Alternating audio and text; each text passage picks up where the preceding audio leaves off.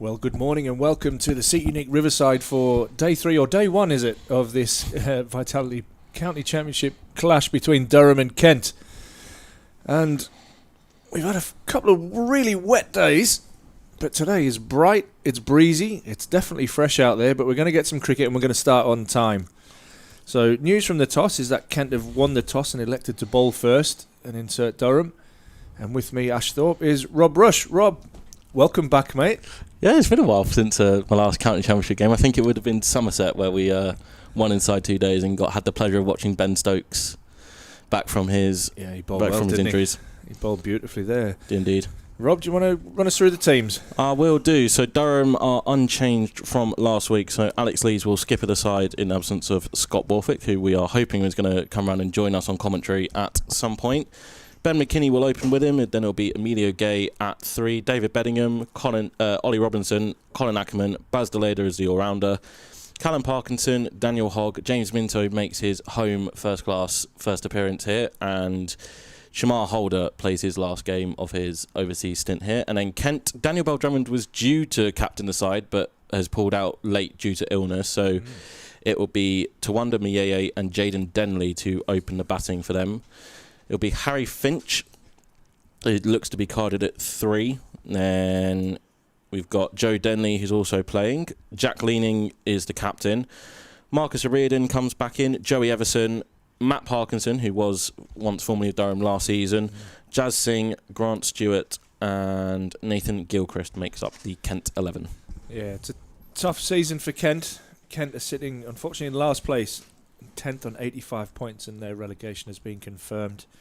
Durham sit in 5th position on 158 points, 7 points clear at the moment of Worcestershire, who are in 6th. So it is important that Durham try and finish as high up the table as they can.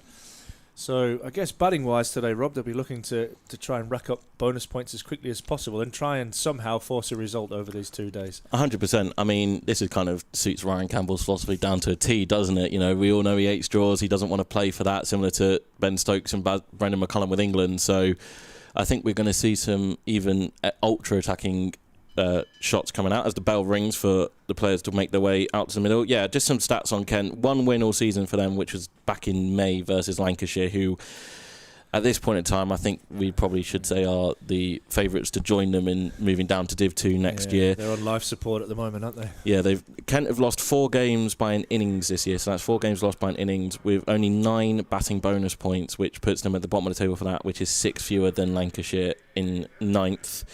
Durham, in their first season back, have racked up 27 batting bonus points, which puts them in 6th. But quite surprisingly, I think in a contrast to last year, at the moment sit on 28 bowling bonus points, which is the fewest, but that is obviously slightly curtailed by the complete washout against Hampshire here, having to bowl first on a road at Edgbaston with an incredibly short boundary. And the Kookaburra ball. Indeed. Durham have won 3 games by an innings this year, all at home against Somerset, Notts and Lancs. As we mentioned, Somerset was an innings and 6 runs, I think. Lancashire, David Bedingham and Colin Ackerman just scored runs for fun to put us in that strong position. And then Notts as well, which saw Daniel Hogg take his maiden first-class fifer. Yeah, it took 7, didn't he, and blew them away late in the day. Durham opening batsman Alex Lees and Ben McKinney make their way out with the Kent fielders. As you can see from our pictures here, it's a beautiful, bright, sunny day. If only the temperature matched the pictures. I think the last time I checked, it was at 9 degrees. So no doubt hand warmers will be the order for the day. So if you see the Kent fielders with hands in pockets, no doubt there'll be hand warmers everywhere today. Last time these two came together was back in the county championship, was back in 2018 when both of them sat in Div 2, and Kent won that one, I think, by 9 wickets, but obviously haven't played for 6 years and probably won't face each other next year in the county championship. Maybe if the One Day Cup group stage throws these two back in a group, then we'll see them as we were this year, but won't be facing each other in the CC next year. So yeah, Grant Stewart's going to open the bowling.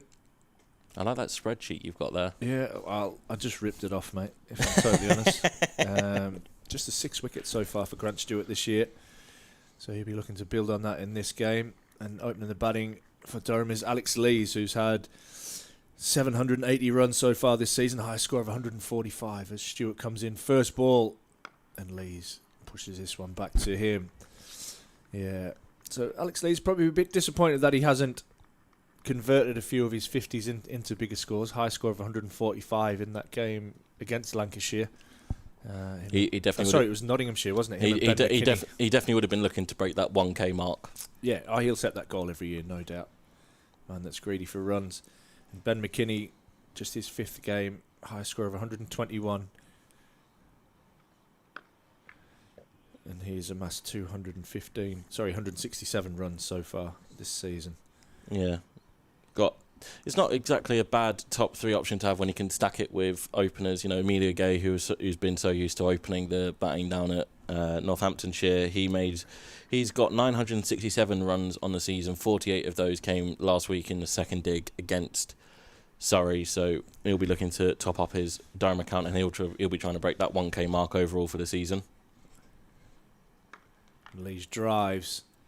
Can't beat the field. Not a lot of timing there for Alex Lees. This pitch is the same one we used for the international here. I can confirm it is absolute belting and rock hard. I do wonder if that may be factored into Jack Leaning's decision, thinking used pitch. It's been undercover. Well, it was undercover from Tuesday evening throughout the entirety of Wednesday and most of Thursday. Probably would have got a little bit of sunshine yesterday during some of the breaks in weather. Yeah, the covers were off yesterday for sure, most of the day. So this pitch looks good. Looks good for batting.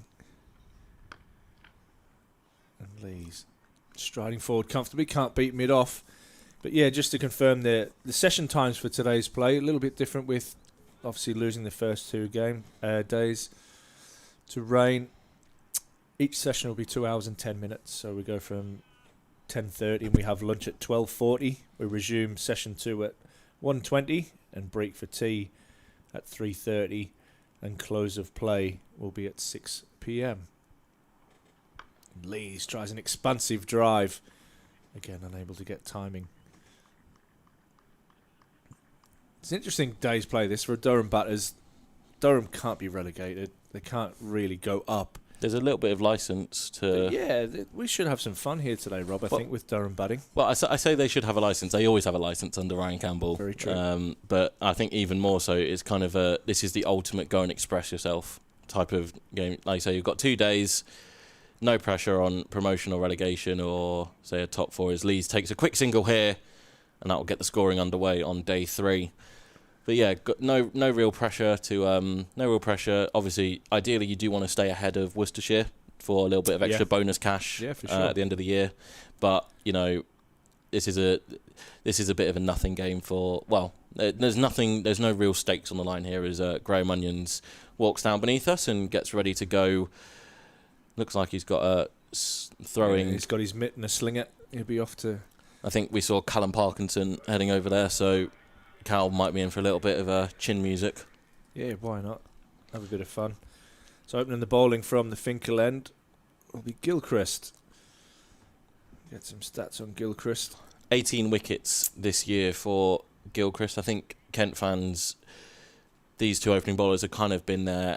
best seam options for them this year. Kind of not really been firing on full cylinders. They've had Byers Swanepoel on a loan. They've had Akeem Jordan as well, who finished his stint last week and has now finished his time. So, yeah, definitely I think these 2 are well regarded with the Kent fans. Yeah, 18 wickets at the best part of 42 best bowling figures this season. 6 for 24. Alex Lees, after taking that single off the final ball of the last over, will kick this one off. It's just dabbled into the offside. If you do want to get in touch with us, streaming at durhamcricket.co.uk is the email. Seeing as it's the end of season, if you've got any questions for us about how Durham have gone, or indeed if you're a Kent fan, how Kent have gone on, what we think of Kent's performance, or anything cricket related, get in touch with us as we wrap up this 2024 County Championship season. As we mentioned earlier, we're hopeful that Durham Red Ball captain Scott Borthwick will head round at some point for a chat, and as always, the lovely Ryan Campbell will no doubt grace us with his appearance. Absolutely. Looks like we need a change of bat for Alex Lees. And this is, you'll see how many bats are going to get run out for him here. He reckons on 12ers. There's a choice of 3, Mitch Killeen, Graham Clark, or... I think it's Mitch, is it? I think that's Clarkey. Clarkey, what a guy.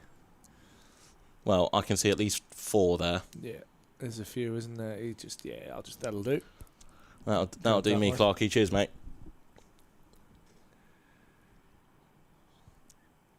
Gilchrist and Matt Parkinson just discussing life at the top of his mark there. It's good to see Parky back. It is, yeah. I spoke to Callum about it this morning, and he just says Callum doesn't want to speak to him. He's like into competition, and he just says it's really awkward because Matt just talks at him. Nothing like brotherly love. Gilchrist in again, and the new bat works for Alex Lees. First boundary of the game. Lovely drive through backward point for 4. Yeah, just a little bit of width, a little bit over pitched. And Lees punishes that one. Lees looking to be positive here this morning. Can see his intent so far. He's played a few big shots yet to get one away until that ball, which he pierced the gap in the offside and picks up his first boundary. And Durham's first boundary of the day. I like Alex Lees in this mode. I think it's his best version. It's the best version of himself, which we saw last year where he tore Div 2 bowling attacks to shreds. He did. He played a beautiful innings the other week against Nottinghamshire when Ben McKinney got to his first class 100. And it just went so under the radar. This one will be played straight up to mid-off. We have got underway at New Road. Brilliant work by the ground staff there. That's important for the final relegation spot still to be decided. Worcestershire currently 122 for 7 off just 27 overs and 4 balls. The Lancs are chasing those final 2 wickets to pick up maximum bowling points. And the order of the day is for Lancs to get runs and get them supremely quickly because they need to try and force a win there. This one's driven through the covers. Won't go all the way, but it will be 1. Then they're going to turn back for 2. Good running. They're underway at Trent Bridge. They're underway at Headingley. Looks like maybe a very rare occasion for this last round of the county championship season. I reckon all games have got on at their scheduled start time. As Will Goodman is the latest coach to head round with a mitt and a slinger. Yeah. Surprised he hasn't got a coffee in his hand as well, Will. Took charge last week down at Surrey while Ryan Campbell tended to personal matters back in Australia. Big appeal, but I think pitching outside leg stump. Yeah, I'm with you on that one. It's always difficult right arm bowlers coming over the wicket to a left-hander. You, of course, are looking for that nip back towards the stumps to try to pin that LBW, but if you just stray slightly off your line, then you're giving the umpire a very easy decision to make. Yeah, I'm not sure that one was swinging back really. I think it's pitched well outside leg stump.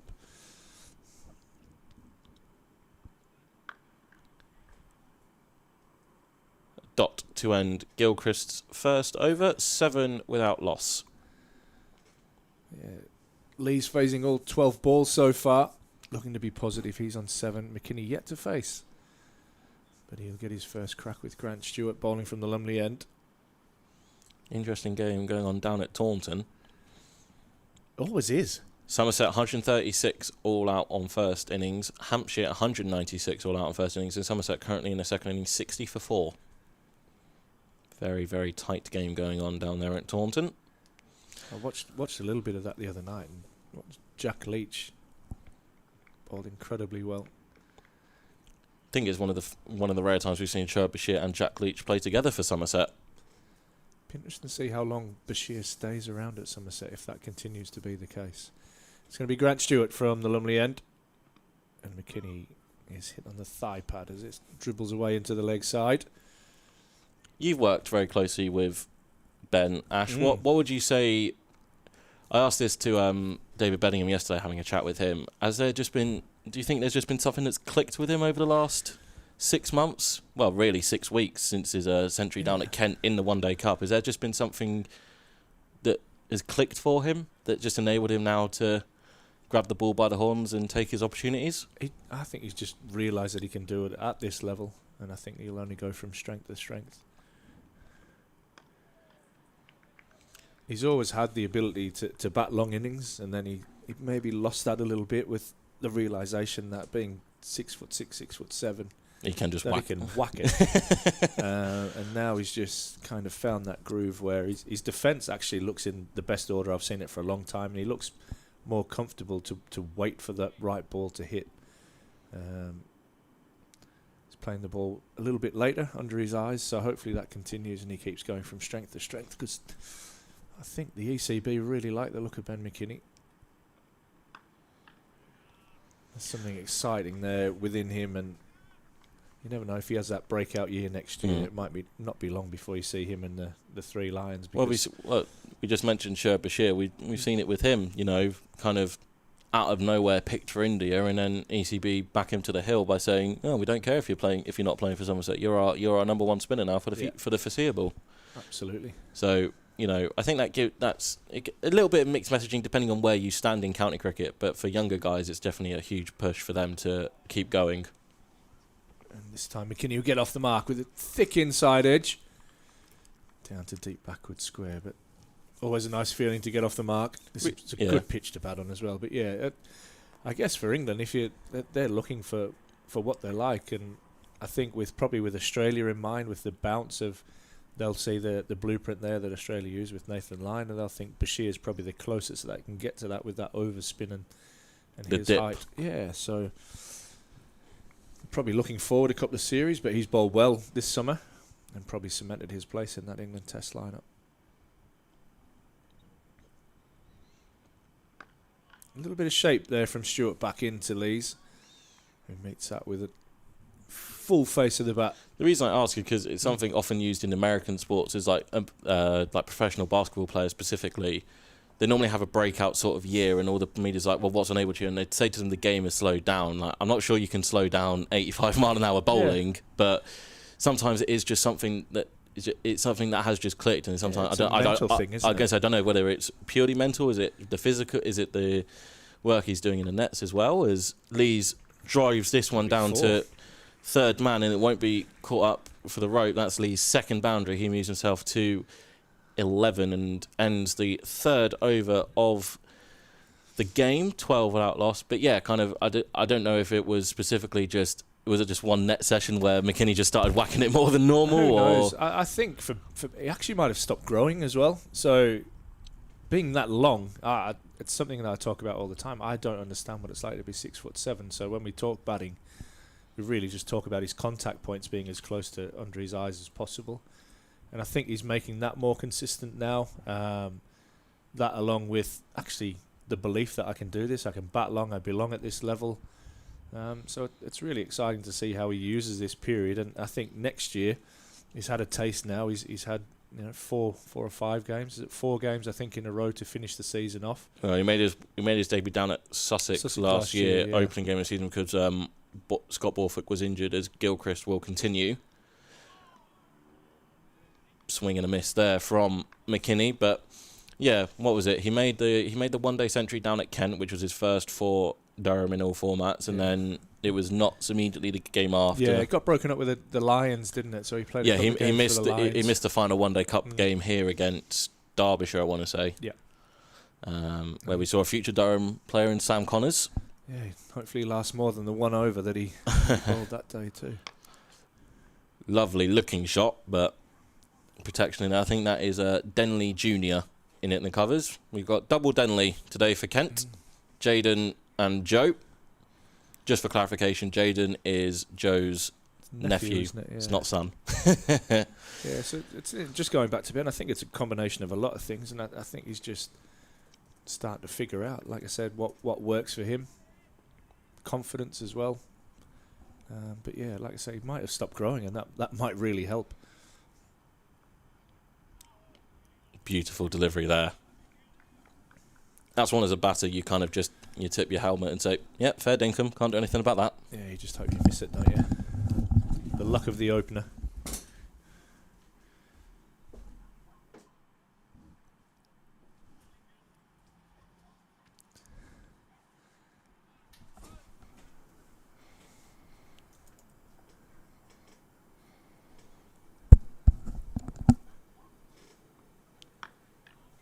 Full face met there out into the covers.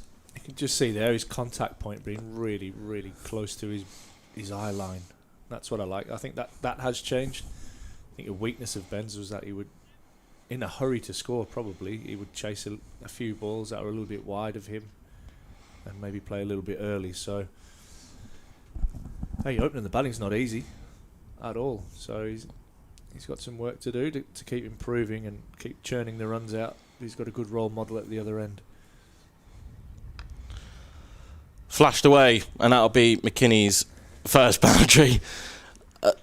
Again, we can assure you guys we don't have a live direct feed to Ben McKinney. He's not hearing us right now, but well, that's exactly what I was talking about. And that if I'm not his batting coach, and I do have the odd hit with him now, but this is one where he will look at and go, yeah, I haven't made that contact point under my eyes. He's a little bit wide and a little bit early, but he's backed himself and he's thrown his hands through it and he's got 4 there. So it's always a nice feeling as well. Getting off the mark and getting that first boundary under your belt is nice.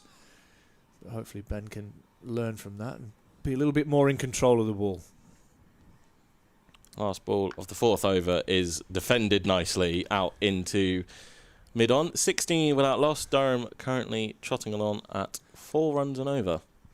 And you can see the difference there in that defensive shot. That was literally right under his eyes. And that's what kind of the message that I would try and get across to my young batters that I work with is that can you be in control of the ball? And the best way to do that is to hit the ball under your eyes. So yeah, Ben, I'm sure he isn't listening and probably doesn't care what I'm saying anymore. He's like, oh, I'm moved on from you, mate. But now, to be fair, he's worked a lot harder. I think his work ethic is as well now. It's probably clicked with him to realise that to make it, he's going to have to work hard. And I know his gym work's improved, and he does like hitting balls. He loves to bat, so that'll never be an issue. I mean, you mentioned the experience there in the other end he's got in Alex Lees. The entire Durham batting lineup isn't exactly short of it. So that one's is that a wide? It is. You don't see many wides in first-class cricket, but that is a wide. I don't know if the guidelines are there, so that might be putting the umpire off as well. You can see the blue lines on the pitch from the international that we had here the other day. You mentioned Alex Lees obviously played Test cricket. Wow. Played Test cricket for England. Scott Borthwick, who's been in that opener spot, been around for so many years, has kind of seen it all at county level. You know, Colin Ackerman, David Bedingham, all internationals. Ollie Robinson, England Lions. You know, it's not exactly as if he's walking. It's not as if he's walking into a team where he's being asked to be the main guy straight up. He's got those guys to kind of lean on. I think Scott was out there in the middle for Ben's maiden century down at Kent. Leesy was out there for his century here. I think that is Michael Jones taking a stroll down beneath us off to Lancashire after this game. Yeah, he is Michael Jones. Had a great couple of seasons here with Durham, breaking through a couple of years ago. I think 7 seasons total. Scotland international while here, and I think he will be missed next season. This one's turned away by Lees down to long leg. Yeah, but you talk about the experience you've got to. I tell you what, you talk about worth it. It's a bit of a running joke already in the change rooms how many balls Emilio Gay likes to hit at practice. So he is hungry. I remember the first day I kind of met Emilio. He was having a net with Stokesy. It was after the Lancashire game, and Vic and the crew put up a net around the pitch in the middle. And having a hit with Ben Stokes must have been pretty cool, but that wasn't enough for him. He went to the indoor school and set up one of the self-feeding bowling machines, and he was in there for an hour. Hard work pays off eventually. And that, yeah, absolutely. What is it? The harder I work, the luckier I get. Kind of philosophy. And yeah. Well, speaking to Will Rhodes, you add that. Will Rhodes as well. You got Will Rhodes to add to this banner. Like speaking to Emilio as well. He's such a. He's going to fit so seamlessly into this dressing room. Yeah, he's pretty humble, isn't he? Yeah, like you can tell that he's a driven individual. He wants to further himself. He wants to, he obviously has international ambitions in his eye line. And I'm not going to be one to say, steady on, mate. Like you can achieve anything you want, and he's going to fit into this dressing room very nicely with everyone else who's, Alex Lees. I spoke to Leesy at the start of the season. He was trying to get back into the international fold. We mentioned Ben. Ben wants to keep himself in the Isle of England selectors. Ollie Robinson, maybe some people would say unfairly not called up by I'll England. say it. Yeah. But we are biased. Kind of missed out there, you know. Former Kent man as well. Yep, David Bedingham now in the South Africa setup. Like, you know, Matthew Potts, Brian Cast, obviously not batters, but they're now kind of in the all three formats for England. That's a very good diving stop. I think that's by that's Matt Parkinson down there. But you know, this is now such a intense competitive environment. You can't help but not want to get better. Yeah, absolutely. And you throw in the all-rounders into that mix as well. You've got the likes of Ben Rain, Buster Lader, and Paul Coughlin, who is a really experienced cricketer, and every time he comes in, he does a great job. So there's some serious competition for places, and if you want to win competitions, that you need that depth and you need that drive to keep thriving and keep your place in the team. As McKinney gets a thick outside edge, and this will be a test for the outfield as this runs down to third man, and it will run, a little bit of footwork, but it has gone all the way for 4 as the ball rests on the rope. So nice soft hands from McKinney as that one runs away down to third man, picking up his second boundary. And Durham move on to 22 without loss. Lee's on 12 and McKinney on 9. We mentioned as well Sam Connors to come in and strengthen this bowling attack. Obviously we are assuming that we won't see Matthew Potts and Bryden Cast at the height of the season, so the strength needs to be there. Yeah. It's obviously great to see Daniel Hogg and James Minto kind of stake their claim, but an extra bowler never hurts. And Luke Robinson's been injured for the majority of this year. It was Stan McAlinden as well has been injured. And it was great to see Luke bowling this morning, and like you say, Dan Hoggs burst onto the scene with that 7 for against. It was nuts, wasn't it? Where he think second dig. Yeah, he did. Yeah, and that, there's depth. There's some nice cricketers coming through the academy. The future is really bright, and there's some good leadership at the top all the way down through. So happy days here at the moment. Gilchrist to continue, and there's definitely something there. We'll see what the umpire signals. I think he's going to signal leg byes here. Yeah, it might be a nice one off the inside thigh for Alex Lees, that one. Is indeed given as 2 leg byes. You just hope that's hit the thigh pad and not got flesh. Well, Leesy's a tough character. I don't think he's going to give anything away. Sometimes he takes when he feels he's really in, he takes his thigh pads off. That's crazy. Carl Hooper and the likes, another former Kent man, used to bat without thigh pads. I'm petrified of the ball. There's no way I'd be doing that.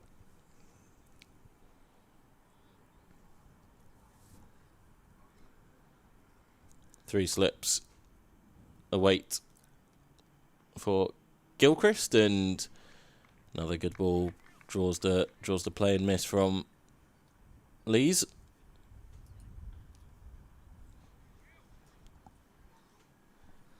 Yeah, it was lovely, that nice angle. He's got a couple of balls to shape into the left-hander. That one just angling across Alex Lees through the keeper. Something as a left-hander you've got to play. You probably don't want to play it, but you have to.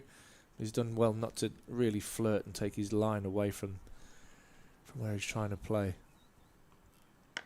Full face there, but won't beat mid-off. As Vic and the team walk down beneath us, we'll bring Vic on for a comms stint at some point over the next 2 days. Yeah, he loves it. Absolutely loves it.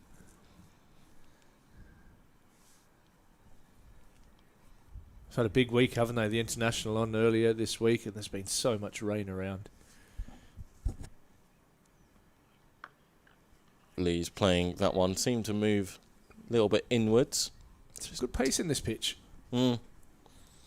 It's always the question when you're coming onto a used wicket is, what is the pace going to be like? Is it, obviously they've got Matt Parkinson in there. Will it take spin at the end of the... Will it take spin when Kent inevitably get to bowl on this pitch? As the man who was in at mid-wicket now heads back to, looks like he's going to square leg back on the fence. Well, he's not quite on the fence. He's a couple steps in. Sleaze slashes that one. Save your legs, everyone involved. That's 4. The outfield's running well, isn't it? And they've just probably brought the boundary in a little bit. Probably can't see on the actual pictures, but we can see the outline of where the international boundaries were, and it's definitely been brought in a little bit. And that might be the fact that they want to try and get as many runs as possible. So there is minimum requirements, and it's not a small boundary by any stretch. But is that something that potentially would have been done ahead of today, or do you have to specify your boundary regulations before the start of day one? That's a great question. Well, I have no idea. Yeah, we'll see if Vic's got any idea. We'll get the guru on. Because I would be interested to know if that's something that both sides had to previously agree to. Is that one, I think as well, flies away off the thigh pad, ends the 6th over, 28 without loss.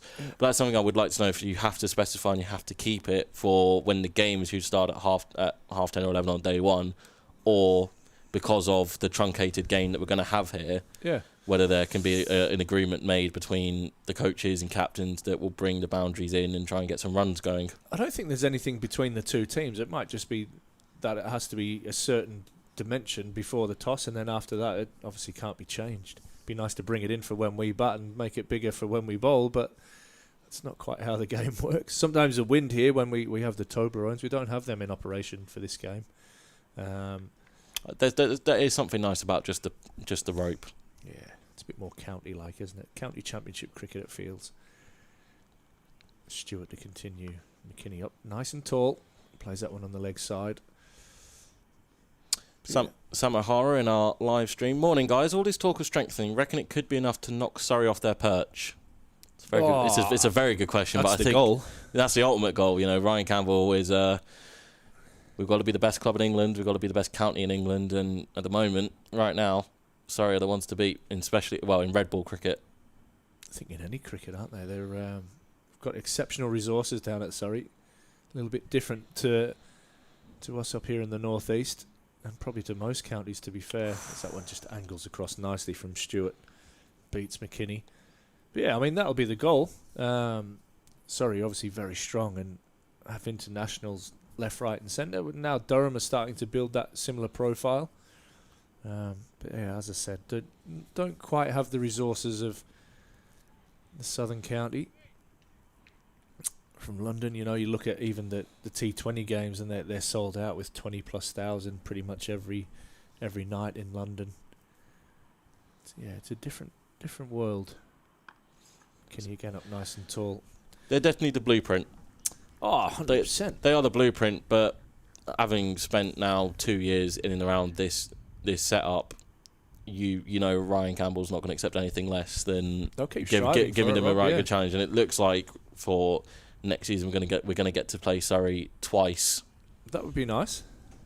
And so hopefully that can be a full strength matchup, and that will be the real kind of marker of where Durham rank to the 3-time in a row county championship winners. Yeah, 3-peat. Oh, and that one again beats the bat. It just found a nice length here, Grant Stewart. Whether McKinney can get forward or back there, and he's just trapped on the crease. Really nice bowling. But yeah, that's your test. You've got some, look, two of the big historical powerhouses of county championship cricket are Lancashire and Kent, and it looks like both of those could potentially be going down. Kent confirmed, and Lancashire, as I said earlier, are pretty much on life support, clinging on, needing maximum. McKinney drives but can't beat cover. Then you have a look, and then you throw to Worcestershire, who, if you'd have told me up till day 3 on this game that we had them here at the Riverside, I would have said there were certainties for relegation. And they turned it around with a remarkable run chase. I don't think we bowled particularly well in that last innings. However, Worcestershire walked away with the points and have gone from strength to strength, and they'll be on probably less resources than what we have. And that one, a little bit of bounce there from Stewart as McKinney takes the bottom hand off the bat. That ends the over. 28 without loss. Lee's on 16 and McKinney on 9. And then you have obviously other powerhouses in Notts and Warwickshire. Yorkshire look like they're coming up. Sussex have had another good season that yo-yoed a little bit. It would be nice to have Sussex back in Division 1 next year. It's a very, very well-run club. Very nice guys down there down on the south coast, and it's a lovely spot to go watch cricket. Probably, I know it's different ends of the country, but quite similar to us, I think, in the way that they try and go about things. And yeah, it's going to be fascinating next year. As like you say, Durham stabilised this year in Division 1. Gilchrist to continue, and he's met with a lovely on drive by Alex Lees. Matt Parkinson gives chase, but gives up as that one trickles over the rope and Durham moved to 32 without loss. You mentioned Worcestershire there. Everything they've gone through this year. Josh Baker, tragic passing. Floods again. And they've been rain affected today at, this game at New Road. Joe Leach retiring at the end of the year. They lost Jack Haynes last off-season to Nottinghamshire, who was their standout batter in that middle order. It's a phenomenal achievement what Worcestershire have done to secure Div 1 status for next year. So well done to everyone involved down there. Yeah, must get to New Road for a game. That's one of the grounds I've yet to experience. I was going to say little ground. I don't mean that in any way, shape or form, in a bad way. It's a beautiful place. Oh, that's beautiful. Alex Lees decides an on-drive's not just enough. How about an off-drive as well? Durham skipper motoring 36 without loss. Lees moves to 24 from as many deliveries. Yeah, the one before was a little bit on the up, and probably, if he was going to be critical of himself, probably close the face a little bit. He let his hands extend right through that ball. That was a gorgeous shot. You see deep backward square now going out, so they might just change the tactics. A little bit floaty there from Gilchrist. And that one punished by Lees. But I tell you what, Rob, this outfield, for all the water it's had on it, it's running really rapid. nicely. It's rapid. There's no real holding up, as you tend to see with some other, as can be seen with other grounds. Bring you a little bit up to speed. So Notts have just picked up their third batting bonus point, which is crucial for them as they look to secure their survival against Warwickshire. Warwickshire have 2 bowling bonus points for them, so it looks like they're going to be moving both towards safety as Lees attempts to go back down the ground, but can't pick up all of it. Northants have just lost their 7th. They're 128 for 7 versus Yorkshire. As we kind of alluded to, Yorkshire look like they are going to end their 2-year Division 2 stint, and looks like they're going to join Sussex in coming up from the second tier next year. Somerset have lost their 5th wicket against Hampshire, which is probably going to end today in a very low scoring affair, as that's a short ball. Lees pulls, I think that's glove, and it runs for 4. It's not hard to tell what a Ryan Campbell side looks like on a normal game, in a normal 4-day game, in a truncated 2-day game. Stick up like a sore thumb in the best way possible. Yeah, it didn't quite get all of that, Lees, but the intent was there. It was quite a good directed short ball there. The line was excellent, but ends up in another boundary.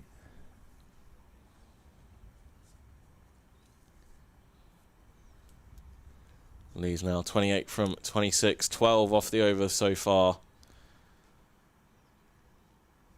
Doing a little bit of research on it. I think the last time that, we're doing some research up in the commentary box, and I think the last time both sides that came up from Division 2 to Division 1 and then stayed there for or avoided relegation next year was around 2018, as Lees dabs that one into Gully, who's been moved around from third slip, as Callum Parkinson has finished his net down beneath us. It's been a very successful season for Cal up here in his new home. Crucial part of the T20 side, asked to open the bowling in many games by Ryan Campbell and the coaching staff, and has been a very nice attacking bowling option in the red ball as well, and we'll probably get to see that at some point over the next 2 days, as Lees just dabs that one into mid-wicket to end the over. He'll retain the strike, 41 without loss after 8. Yeah, 3 boundaries in that over from Lees. A little single to keep the strike, so he's on a bit of a roll at the moment, 29 from 28. McKinney just settling into life out there, 9 from 20, 41 without loss Durham. Cheeky 5 and over to start. If you want to get in touch with us, it's via email, streaming at durhamcricket.co.uk, on the Twitter or X. It's Ashthorpe25 and RobRush02. So get in contact with us if you've got any thoughts or comments on either side. Love to hear from Kent fans as well. We do apologise every time. Well, I do anyway, because I'm probably the most biased Durham commentator that there is. we do try and give a bit of balance, but we're 100%.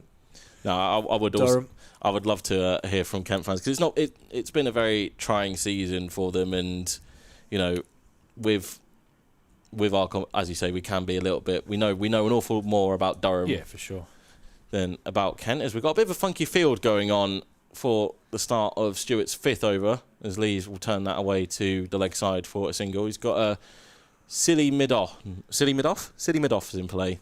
Yeah, he's very short in there, isn't he? About 3/4 of the way down the pitch. I think if the skipper asked me to do anything like that, I would immediately be calling for a helmet.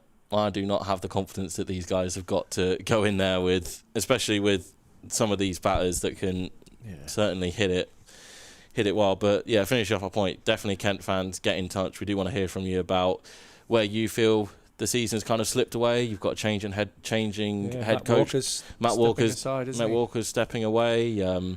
Some recruitment rumours are flying around potentially. Looks like the Cricketer reporting that Chris Benjamin is leaving Warwickshire and heading down. I've heard that rumour. To Kent. I've heard that rumour as well, and that a bit of inside information there from a current Warwickshire player. I'll not name any names, but I have heard that is the case. And if you don't know much about Chris Benjamin, he's an excellent cricketer, batsman, also more than capable keeper. Had a 2-game loan stint up here. Yeah, he got some runs too.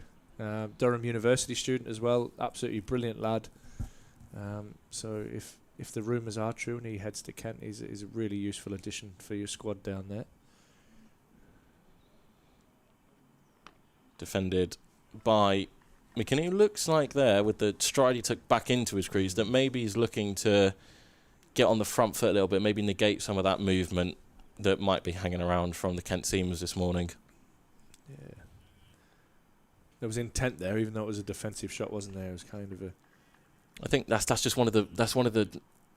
If you're going to ask someone to pick out one of the main things with Ryan Campbell kind of coach side and players, it's not being caught in two minds. Yeah. It's being clear in your train of thought. Is, he openly said, the players are going to make mistakes. I want them to make mistakes, and I want them to make as big mistakes as possible. You need to learn from it, though. You can't then keep making the same mistakes. I think, again, specifically to Ben, he played in the One Day Cup last year. Was asked to bat in the middle order somewhere he's kind of not really used to, and didn't suit him, did it? No, but he then had some time out of the first team in the playing squad. Then was back with the twos, where he's been captain and kind of marshalling that side around. And then he comes back into the first team setup this year. Plays on pre-season to Zimbabwe, and maybe not quite the start of season right, but then gets into the T20 squad. He was going to make his debut away at Notts, but the heavens decided that was for another day, and then took his opportunity when the One Day Cup rocked around and scored some runs, and then has been rewarded with everything else that's kind of been going on, the moving parts. And he's been the beneficiary. Obviously, Michael Jones leaving to go to Lancashire is just the single off the first ball of that over, 42 without loss. The Michael Jones leaving, Emilio Gay probably didn't think he was going to be available, and then kind of jumps around for the last 2 games. We're going to get a bowling change here, but Ben just working, and then being in the right place at the right time, and most importantly, taking advantage of opportunities that are given to him. Yeah, and that's right. And you've got, at the moment, Scott Borthwick, for instance, is injured at the moment with an elbow issue, getting a few injections and things like that, trying to avoid an operation. Hopefully we'll have the Badger in the commentary box a bit later on today. There's always good value, was brilliant in the T20s. But, Scott's a leader of this club, and he would love to be out there playing, no doubt about that, but not quite fit enough. So, as you're right, we're going to have Singh into the attack.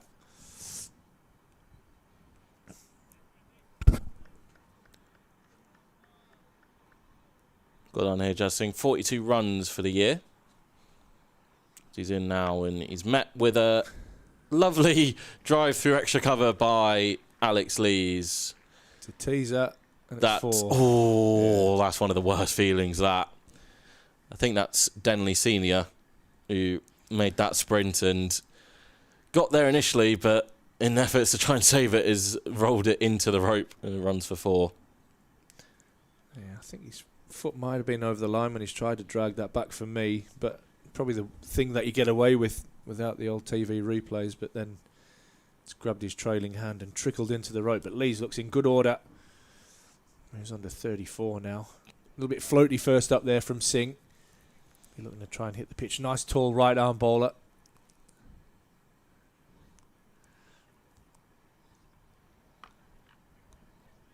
Outside the off stump, and Gully does brilliantly to get round and stop that going for a single. Trying to find out how many wickets Jazz Singh has picked up this season. Do you want to go to my spreadsheet? Oh, please, mate. Oh, here we go. ESPN Cricket Info is not being quick enough this morning. Kent bowling.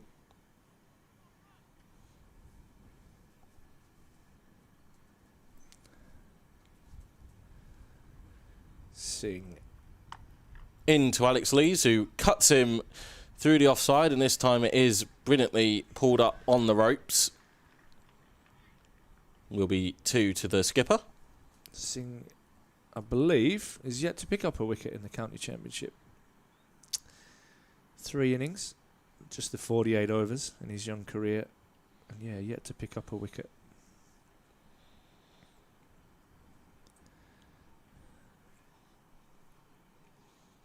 .48 without loss. Durham, McKinney 9 off 25, and Alex Lees standing skipper for these last 2. Will pick up at least 1 here. He's timed that well. It will be 2, and that is the 50 partnership between Durham's openers in squeaky time. 9 overs and 4 deliveries. 40 going, minutes. These two looking to push this game as far on as they can.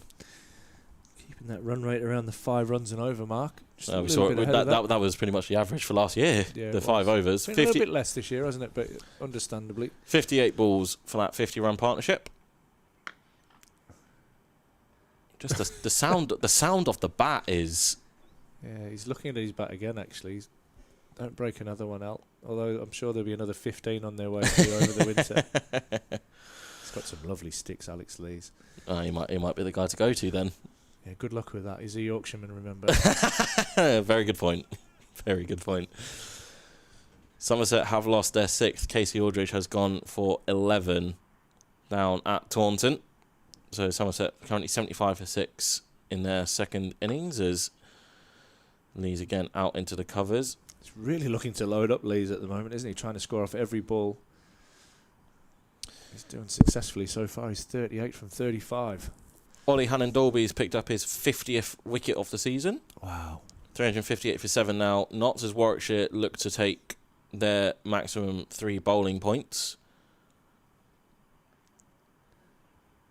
Love that. 50-run partnership in 40 minutes for those two.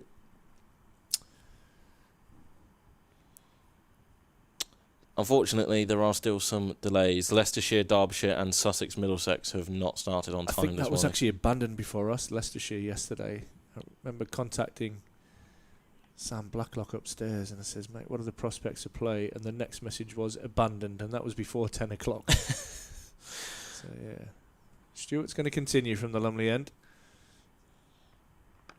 McKinney looks really watchful today so far. Quite happy to watch Alex Lees, skipper at the moment, go about his work. You need that yin and yang in your opening partnership, don't you? Yeah, and I think that was kind of reversed in the Notts game where Alex Lees just let McKinney go about his business when he got into a good battle with Ollie Stone.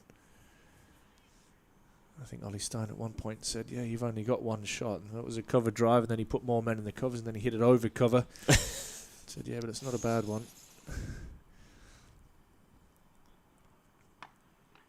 He was eyeing up mid wicket there. I've been waiting for that, you know, because Stewart's hit a decent length there, and he's defended a few of those, and Ben picks up length very well. He'd be disappointed not to put that one away. Has that been always natural to Ben? Something just picking up length, just kind of. I think now he's got his hands. Don't want to get too technical, but his hands are a little bit higher, and he's starting to put that away. And I think at this level, one of the things that you've got to be able to do is play off the back foot. And that is something he's adding to his game for sure. Again, gets up nice and tall and defends this one. Yeah, so just running you through the rest of the scores around the country. Somerset now 80 for 6. They lead Hampshire by 20 runs. Obviously, Durham going well, 50 without loss here. Notts 358 for 7 in their first innings against Warwickshire. Worcestershire 149 for 8 against Lancashire. Essex are 147 for 1 against Surrey, who have, safe to say, rung the changes after they secured the title last time out. Division 2, Glamorgan 327 for 4 against Gloucestershire. As we mentioned, Leicestershire, Derbyshire, Sussex and Middlesex have not started. As that's whipped away lovely by... Beautiful timing there from McKinney. They'll get at least 2, and I think they'll just settle for the 2 there as Denley does the fielding. Yeah, McKinney moves himself into double figures, and then the final game in Division 2, Yorkshire v Northamptonshire at Headingley. Northants are 136 for 8 as Yorkshire look to pick up the points they need. I think before play got underway around the country, they needed a maximum of 10. Yeah, they're well clear of Middlesex. They're currently 201 points, Middlesex on 186. Picked up a lot of bonus points this year, both 5 wins and 2 losses. Lovely looking drive, cut off by Matt Parkinson. Good tumble. Yeah, a bit of a shootout, isn't it, for second place, the Hampshire-Somerset game. Winner takes all. Yeah, Hampshire 195 points, Somerset 193, and then drops away a little bit to Essex. And then a pretty congested middle of the table. Essex on 179, Durham 158, Worcester 151, Warwickshire 146, Notts 141. Who are 15 points clear at the moment of Lancashire, who need everything to go in their favour to avoid relegation. McKinney defends that nicely, and that ends the over from Stewart. Just 2 off it. There's a few hands on heads there after that delivery, but good delivery, quite nicely played by Big Ben, who's now into double figures. He's on 11, and Lee's the dominant partner, sitting on 38, 52 without loss. And we also have some test matches going around. New Zealand reply. Well, first of all, Kamindu Mendes, considering his stunning rise into the forefront. Another century for him in Sri Lanka, racked up 602 for 5 declared.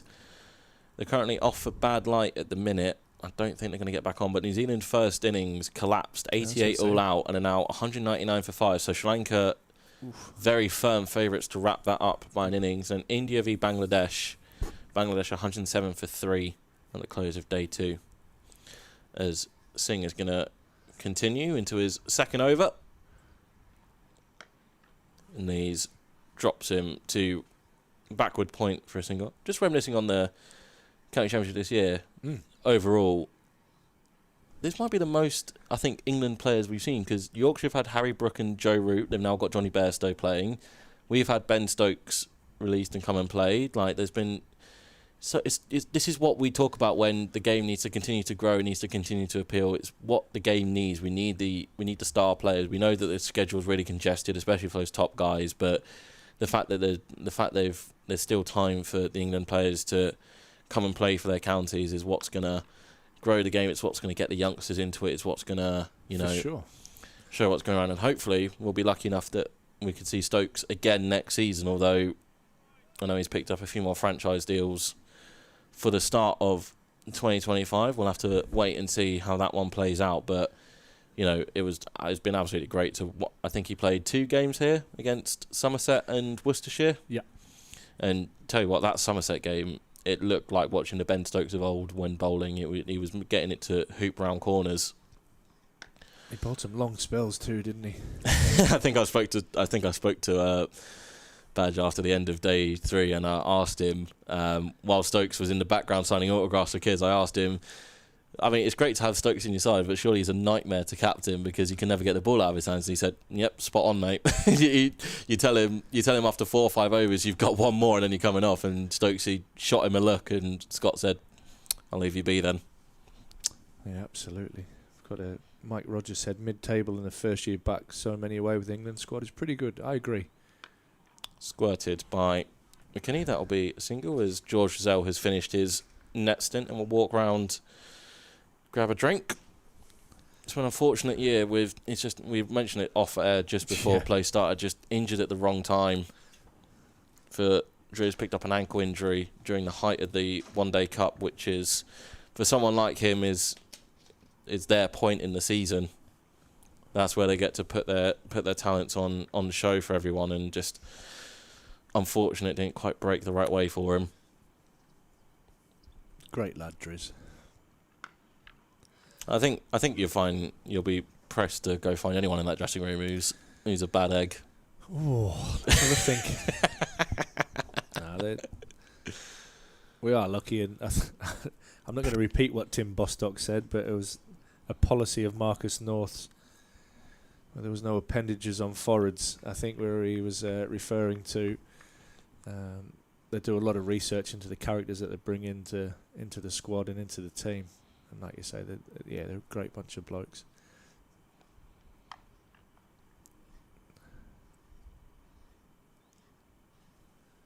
As you can see from somebody like a Graham Clark, who's probably the most experienced man who's not playing, that's in the squad, quite happy to run the drinks out.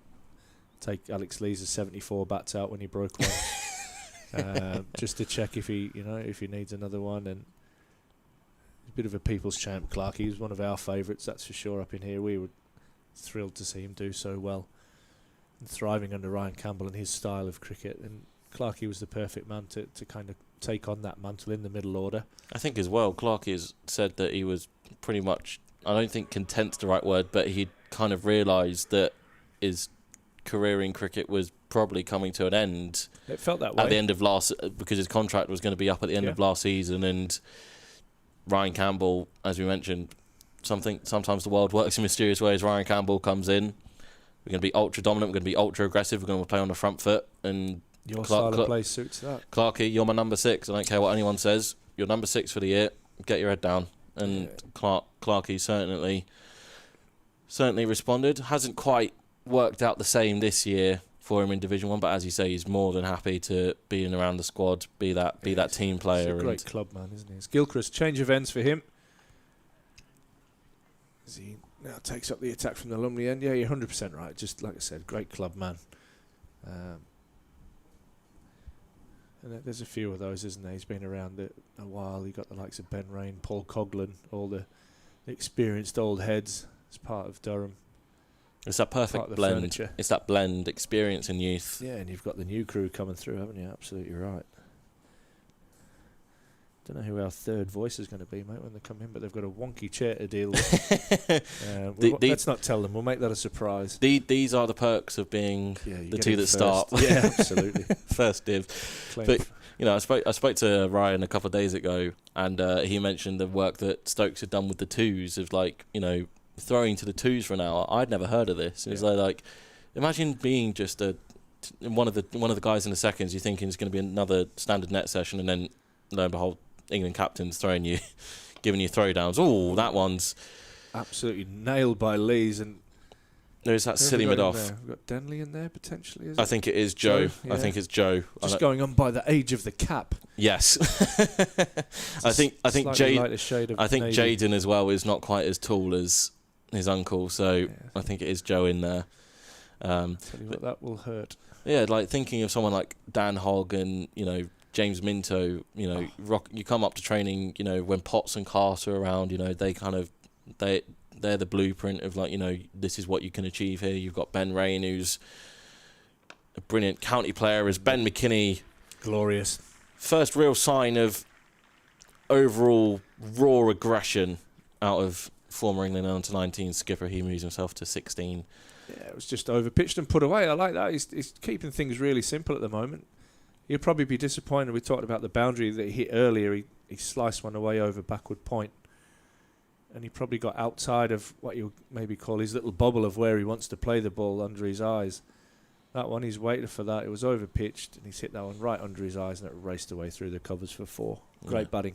Yeah, just finishing off that point, Hogg and Minto coming in and seeing Potts and Carson, Ben Rain, Baz Deleda, all of these senior guys, it's got to be a great experience for them as McKinney is up on the back foot defending. It just constant learning and constant being around. And I think if you speak to Potsy or Carsey, they're open books. They're more than happy to give tips. You're going to get much out of Carsey. He's not Potsy in particular. Definitely. Potsy likes to talk. Carsey likes to crack on with business. But and you add to that, and I hope they're not listening, but what a great coaching staff they've got there. You've got led by Ryan. You've got Bunny, bringing Bunny back. Graham Onions, that beautiful smiley face that has been brought back to Durham, and you know how many wickets. You know, he was the leading wicket taker here until Rushy just pipped him a couple of years ago, and then you've got James Hilditch, who's got a lot of experience on the international circuit. Alan Walker, who is Mr. Durham for me, despite that Emily twang that he still has from down pit in Yorkshire. He was, mate, you should have seen him. He was diving in the nets with his fielding today. It was crazy. And then Will Gidman, who is basically Ben Stokes' right-hand man. If Ben's wanting to do anything with his batting, he'll carry Will anywhere. I know he sometimes jumps on a train and will go down just to sling at Ben for a few hours, and then I think a few of the England lads have cottoned on to that, and Giddo's got a pretty strong shoulder. But yeah, and then, you know, the likes of Cole Pearson, that's been around, a club mate of mine at Chester Street, brilliant little wicket-keeping coach. I think Ollie's spoken at numerous points throughout this season that he feels his keeping has jumped leaps and bounds from where it was to last season and season before that, and he was already a pretty good wicket-keeper before then. And I think Ollie has said he feels more comfortable in his keeping now as Singh trots into Alex Lees, who plays him up to mid-on for no run. That's good. And you've got to credit the man upstairs in Marcus North, who's put a really good team together along with Ryan Campbell. And then, I mean, the obvious one is John Windows and his academy team that just it's just a factory line. Keep producing players, don't they? So it's just a factory line. You know, Potts and Cass and everyone else walks off. Daniel Hogg and James Minto, Luke Robinson. Yeah, and there's more to come too, I promise. Defended into the covers. You look at Minto, his age group there's some fantastic players, like the young Luke Symington and Robbie Bowman, who I've come across a couple of times in the Premier League this year. There's some real exciting talent. And then probably somebody who I haven't really talked about is Hayden Mustard, who's kind of burst onto the scene a little bit this year, taking the gloves when Ollie Robinson's been away on franchise duties. He's definitely bats without any fear, like his dad. Sees ball, hits ball.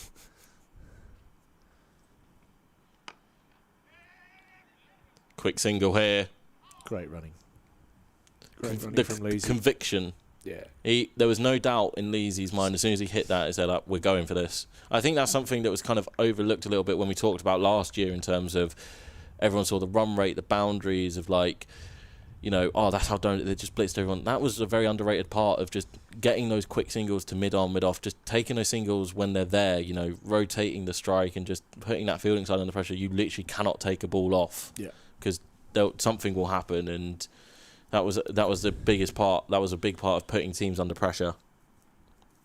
Yorker this time, and McKinney's quick to see that. A big toe drag, hasn't he, Singh? His back foot there. You can see that. If you have a look at where the umpire's left elbow is there's a big white mark across the... Stevie, Ross, you've killed us. Taken away off the screen there. Go back to where the umpire is if you can.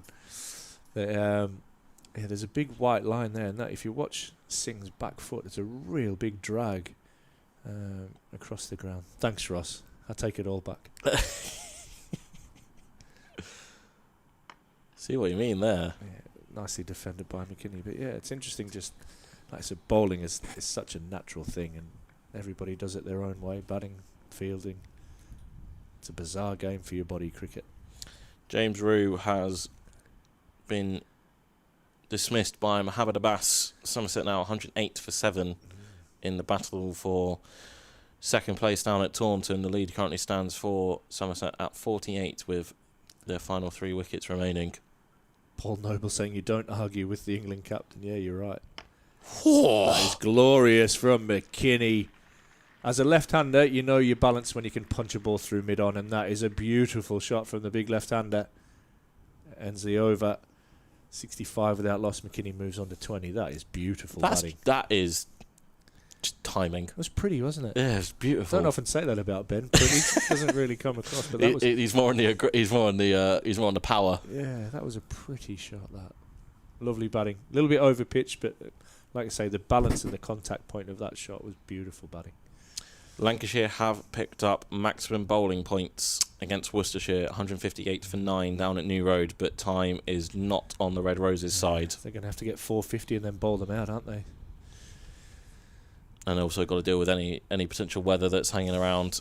Yeah, tough going that. But, hey, you can only do what's in front of you, so that's mission 1 complete. Got the 3 bowling points. I'll now have a look at seeing how many batting points they can get. Jack Leaning is, he's not happy. Having a look at the ball, aren't they? He's not happy. A little bit of... I think some of the Kent players were rather hoping that they'd be the ones out in the middle right now, and might have questioned... Jack Leaning might be... this might be his way of trying to swing things back his way after maybe not reading the pitch correctly. Who have we got umpire-wise, Rob? Rob White... And I can't tell you the second one off the top of my head. I do apologise. They weren't interested in that, were they? Just here. Have a look at the ball, ref. Yep, looks like a cricket ball to me. I want to say it's Russell Warren. I think you're right, actually. Yeah, I think you're right. Have it back. There was a lot of dew actually out there this morning, and in fact there was some ice on the covers. That's how cold it's been. Lees flays that away and races away for 4. Width offered from Gilchrist. Lees jumps all over it. Yeah, this has been... you can see just by the... I mean, as we stated earlier on, this has not been a good season for Kent. I think we can tell by looking at the body language of the guys out there. It's not really what they envisaged, how their final game of the season was going to go, and I think they could be in for a while of big hitting. Yeah, I mean it was just a lovely shot, lovely bit of time. There's a sweeper out there at deep backward point, but he had absolutely no chance of cutting that off. That was murdered. Where McKinney's was beautiful, that was brutally put away, that one from Lees. He's on 46 from 46 deliveries, as Joe Denny does well to stop that one.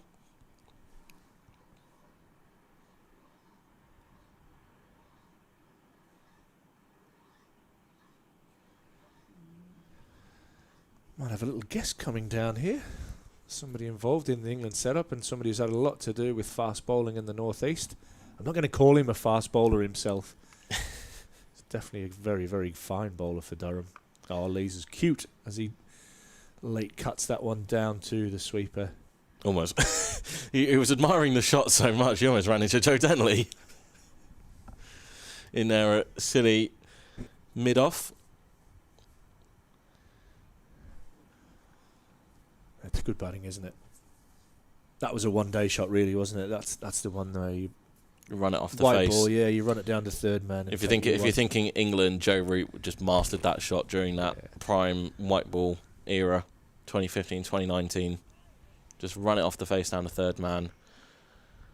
Do you know what I've really enjoyed about this innings is Ben McKinney's defence, and you don't often talk about the way that batters defend, but been really impressed with the way he's played the ball late. As you mentioned, this feels like the roles are reversed from the Notts game.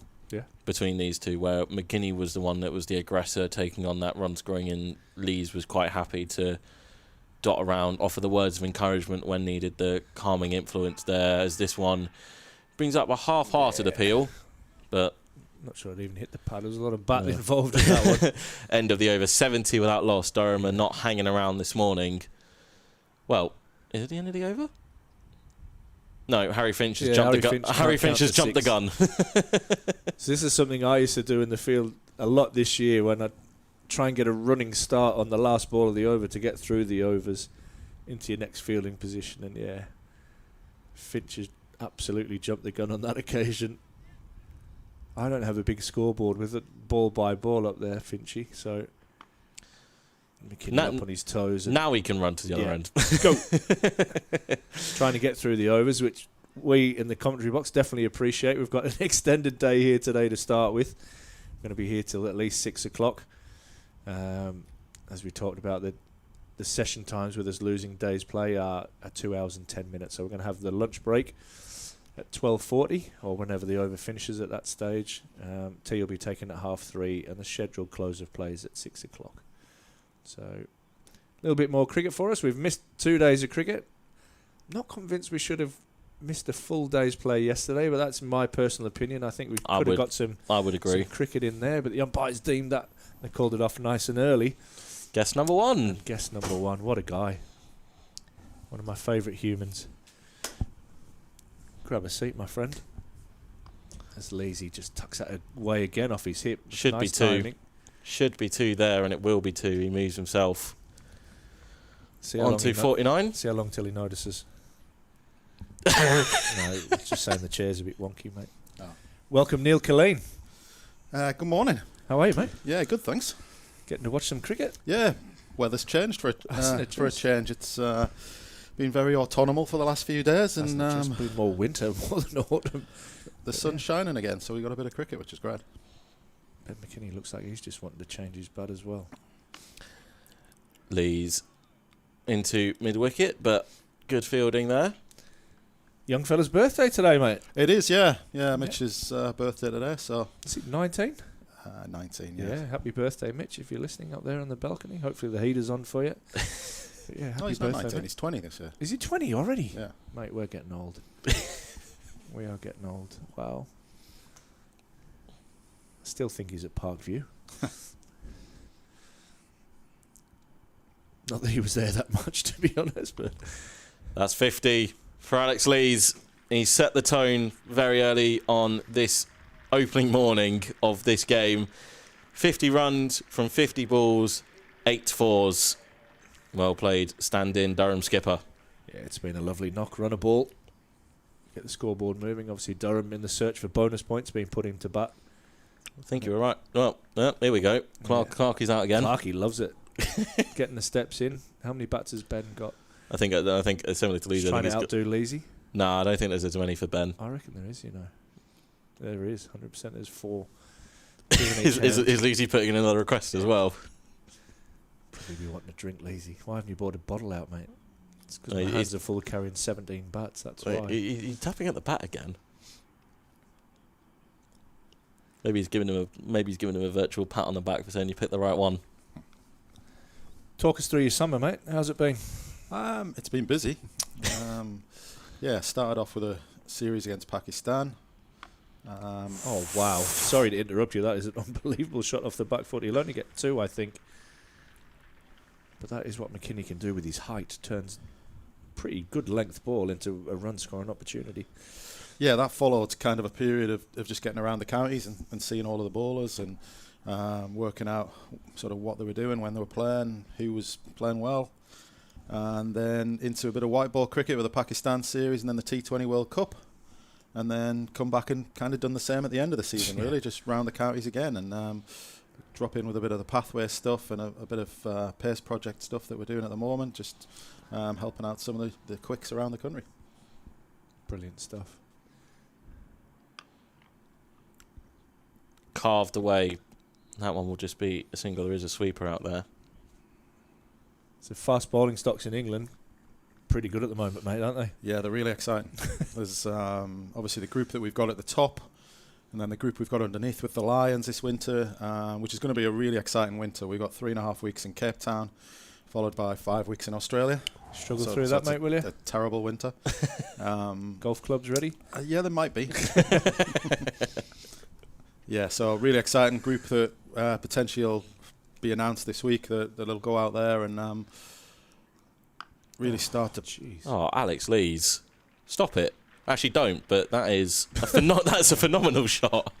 54, that ends the 16th over. Durham now 80 without loss. I think that's just a sign how good this pitch is, actually. That was hit on the up. Absolutely beautifully timed. Some good pace and bounce in this pitch. Yeah, sorry, mate, carry on. Yeah, I was just saying, so in a really exciting winter where we start to build towards really the Ashes next winter. Yeah. So taking some guys out to Cape Town to prepare and work on some of their sort of skills and technical side of the game and really build them and trying to get a group that's really robust ahead of sort of next summer against India. And then the following winter where we've got an Ashes series, which is really, really exciting. Trying to put together a group of 10, 12 seamers that could play at any time. It's not bad couple of winters you got coming up. South Africa, Australia, and then Australia again. It's a nice little tour. It's a decent period this one following. We've had a couple of subcontinent winters, so that's Aerial. Has it carried? I think it has. I think McKinney's on his way. You'd be disappointed. Yeah, that's a soft dismissal. After really working hard and getting a start there, he's gone for 23. Caught in the covers. You can see by the way he's walking off, extremely disappointed. And that's something that Ben needs to do better. Is to, once he gets that start, is to go on like he did in that Nottinghamshire game and get a big score. But Everson takes a comfortable catch in the covers, diving forward, and Gilchrist picks up the first wicket of the day, and Durham at 80 for 1. I think it was interesting to see the way the bowlers went there. Obviously, watching all this morning, it's a pretty good pitch, this. Yeah, it is. And watching the International the other day, it was a very good pitch to bat on. And I think what they've realised early, Kent, here, is that you've got to do things a little bit different. And you looked at the field that they had set there, and they're kind of just trying to set traps, in effect, and set the field and allow the bowlers to bowl their best ball and let the batsmen make mistakes, which is what Ben's just done. Absolutely. Great insight there. Neil Killeen with us, part of the England bowling coaching setup. Is there anything really Matthew Mott obviously has left the setup there. You would have worked quite closely with him over the period of time. Now you've got Brendan McCullum kind of taking on all formats. Will that help you in your role at all? Yeah, look, working with Motty was great as well. I really enjoyed that. But I think Baz taking over the whole lot now just gives us some real clear direction as to the way that we know how he wants to play. Yeah. And from a bowling point of view, I'm looking at building that group of bowlers who can take wickets in any stage of a game. And that's what we're trying to build, really. And having Baz in charge of now white and red ball is really clear. So do you, this is I don't know if it's a loaded question or not, do you have the stereotypical or the prototype bowler that you want, somebody who's kind of like 6 foot ball, bowls 90 mile an hour? Is that what you're always looking for, or do you just go and see what you see around the county circuit? No, and not at all. For me, natural is best. Yeah. We look around the counties, and all of the bowlers that are performing out there are very different. What we're trying to do is look at bowlers who are very robust, able to bowl the paces that they bowl for longer in more periods of the day. Okay. And I think that's the best way to describe it. So you're looking for them to be, if they're a 90 mile an hour bowler, that at 11 o'clock or at 6 o'clock, they're still bowling 90 mile an hour. Exactly the same, yeah. So there's no drop off across a day, no drop off across 4 days. Mina Gay strides out at number 3. His first ball driven into the covers for no run. So you mentioned how you go around the counties and you go and look at all the fast bowlers. Someone like Gus Atkinson, who went to the T20 World Cup and didn't really play, but I listened to when Stokesy talked to Ian Ward for Sky Sports and kind of mentioned that Gus had been pinned to start the home summer. When did Gus kind of first come onto your radar, and how did those conversations go about? You think you've got a really good prospect there to potentially take on the mantle of leading the bowling attack once Jimmy had stepped down? So what we have a group of scouts that go out there and kind of watch. So I manage that group of pace bowling scouts. So we have Ray Baker and Jeff Arnold, along with Glenn Chappell, who does quite a bit as well with us. So we're constantly talking around who's performing around the counties. Each week of the county championship, I'll send them to a different place, and we have a list. Initially at the start of the season, we'll start off with a long list of bowlers who we're going to watch, and then following that, we'll narrow that down to a shorter list ahead of Test series, ahead of white ball series. So whichever format we're looking at, we'll start to narrow down actually what we're looking at. And I think because we do that, we find out who's performing, but not just on who's actually performing and taking wickets. It's also on potential as well. Hence, people that have been picked. Gus Atkinson got picked when actually he was bowling second change at the time for Surrey. Josh Holt as well, when he's not really done a lot in Division 2 for Leicestershire. Yeah, but then on the other hand to that, he played in the Lions game against Sri Lanka at Worcester and performed exceptionally well against Sri Lanka. So I mean, again, there's ways and means of picking people, And I think sometimes you do go on a gut feeling. I think if you spoke to Ryan here, there's times when he goes on gut feeling here and who he picks, and I think you've got to have that prerogative as a head coach. But the bit behind what we're trying to do is provide a list of bowlers that, okay, this is who's bowling well at the moment. This is the paces that they're bowling at. We now use iHawk, which is a brilliant piece of technology, which you can see the umpires wearing there on their chests, which that gives us a lot of information. Got you. So we get all the footage from that. That tells me what the pace is, their medium pace, their top pace, the potential of balls above 85 miles an hour. So that's all tracked up through tracks everything, yeah. Okay. So from that, we gather a live table. Mm-hmm. So at any point of any day of any of the season, I can tell you who's bowling at what pace and when. Wow. It also gives me lines, lengths. It gives me release height, who releases from the highest heights. It gives me deviation off the pitch. It gives me swing in the air. It gives me revolutions on the ball. It's anything else, mate? Cook your dinner for you or anything? No, it's a brilliant piece of Wow. technology, which is still developing all the time. It's changed over the last 2 years. And the guys who invest a lot of time in that, Staff Murray and his team at ECB, they're working really, really hard on making this a very, very good piece of technology. But the information that we get for it helps us forge sort of decisions in a way, but also helps us just put the information out there in front of the coaches. This is who's around. This is what they do. This is what they're capable of. Marcus O'Riordan into the attack, and Lees cuts him off the back foot, but into the ground, and no harm done to the scoreboard. I guess there's nowhere to hide then, is there? If you're all your data's out available every ball that you're bowling. Yeah, absolutely nowhere to hide. Yeah, so pretty much every ball of this is tracked. It's not exactly live. It comes through because kind of the company that does it is based in New Zealand, so that it kind of filters through within sort of sometimes half a day, but generally sort of the next morning I'll have all the data from today's play. It's still good, that. It's incredible, actually. The detail. You don't want to have a day off, do you? Gay is off the mark with a nice drive to backward point. Interesting, gone to spin. Don't see spin often used. I guess it's day 3, but on the first morning. The 18th over. But I think a reflection of how good a surface this is.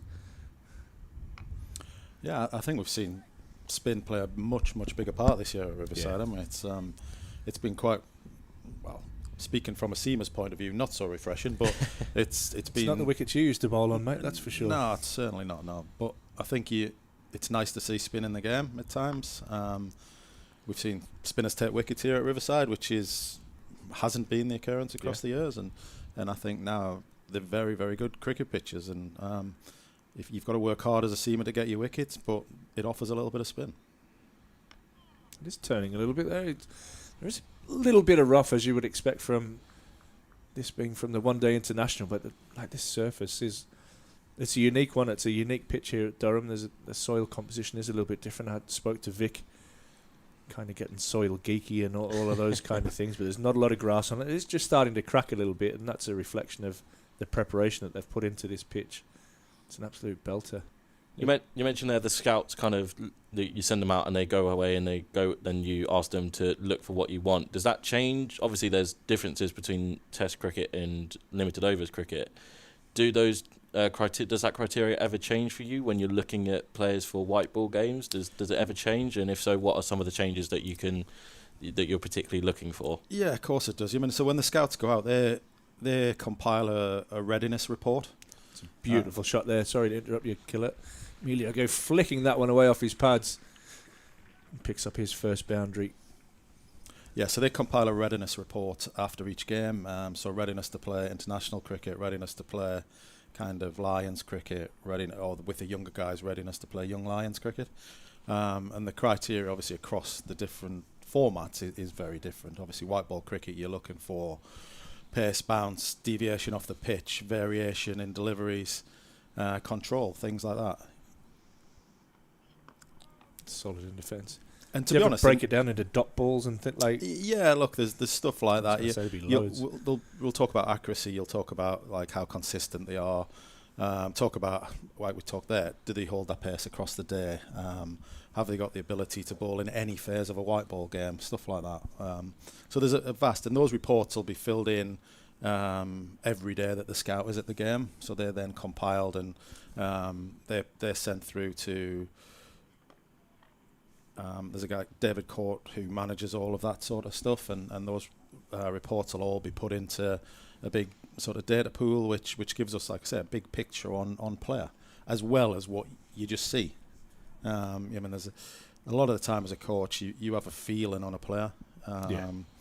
There's a really good... You like what you like, don't you? Of course, yeah. There's a really good book from a guy called Malcolm Gladwell called Blink, which... Your first impact of what you see in that blink moment is generally not far off the mark with a player, and that's so you have to have that human element as well. It's not all about science. It's not all about, for sure. There is a human element in what we see. Hence why we have different people scouting different players all of the time. So, like for honest, today I'm watching Nathan Gilchrist, obviously Dan Hogg and Minty, who are playing for Durham as well. So the three of them are players of interest. Yeah, to me, so I'll probably fill in a report at the end of the day on those three, and that'll happen kind of all over the country with where the scouts are watching and what they're seeing. But then the following week, there'll be another scout comes and does that report as well. So it's not just my opinion. You get the varied look. Yeah, and that happens across not just pace. That happens across spin. That happens across batting and keeping as well. Wow. Detail. And obviously that reflects whatever brand of cricket that England's trying to play at the moment. It's very exciting to watch. Yeah, I'm not sure I'd fancy fielding at that short mid-off position. not for me. Not in the 10 degrees that we have at the moment. 89 for 1 after 19. To bring it sort of back towards Durham, from the outside point of view for some people, Bryden's selection for Pakistan in the Test side would have raised some eyebrows as someone who maybe... Why? Well, from the outside, people would say maybe doesn't have the numbers or maybe doesn't pass the eye test. So can you take us a little bit... Obviously, you know him really well. We know him pretty well. Can you take us into those sorts of... Is it like, say, is it that gut feeling from Brendan McCullum down and you kind of just think through and then everything kind of just gets ticked off? And I think... Is it the height? Is it the pace? Obviously, those are two of his main things. So what can is... bowl 90 and hit it out the ground, I reckon, is a pretty good criteria. But for those who maybe looked at that selection and maybe had a few raised eyebrows, obviously up here we don't have a lot of those raised eyebrows because we know what his talent is. But for those who would look at it and go, I'm not sure about that, what was it about Bryden? Is it everything that we kind of mentioned that kind of made him an ideal candidate? Yeah, look, I think anybody, and look, I've had the pleasure of working with Bryden since he was a 17-year-old kid, and he's been exciting through all of that. I think he's a three-dimensional cricketer who bats, bowls and fields. He bowls high pace. He gets steeple and bounce at times. He makes things happen, which is the exciting thing. But he also bats in a position which England, at this moment in time, don't have a lot of. He can bat in that all-rounders spot at 7 or 8. And look, we've been fortunate enough that we've had Chris Wokes doing that sort of job for a number of years. Yep. But I think Bryden is somebody who can fit into that role if he keeps progressing the way he is. And when we see that in games, just last night, watching that game last night, he didn't have the best of starts. And then brought it back. But came back with 3 vital wickets, which in effect, those wickets probably won the game for England, along with what Potsy did. And it's that sort of thing which excites you about him. And I think anybody that's seen him play for Durham across the years is he makes things happen. And I think if you look at the numbers, then yeah, look, numbers are what they are. What they don't see is sometimes moments in games. Love that. What a shot that is from Emilio Gay, using his wrists, flicking that wide of mid-on. And it's well stopped. Out in the deep.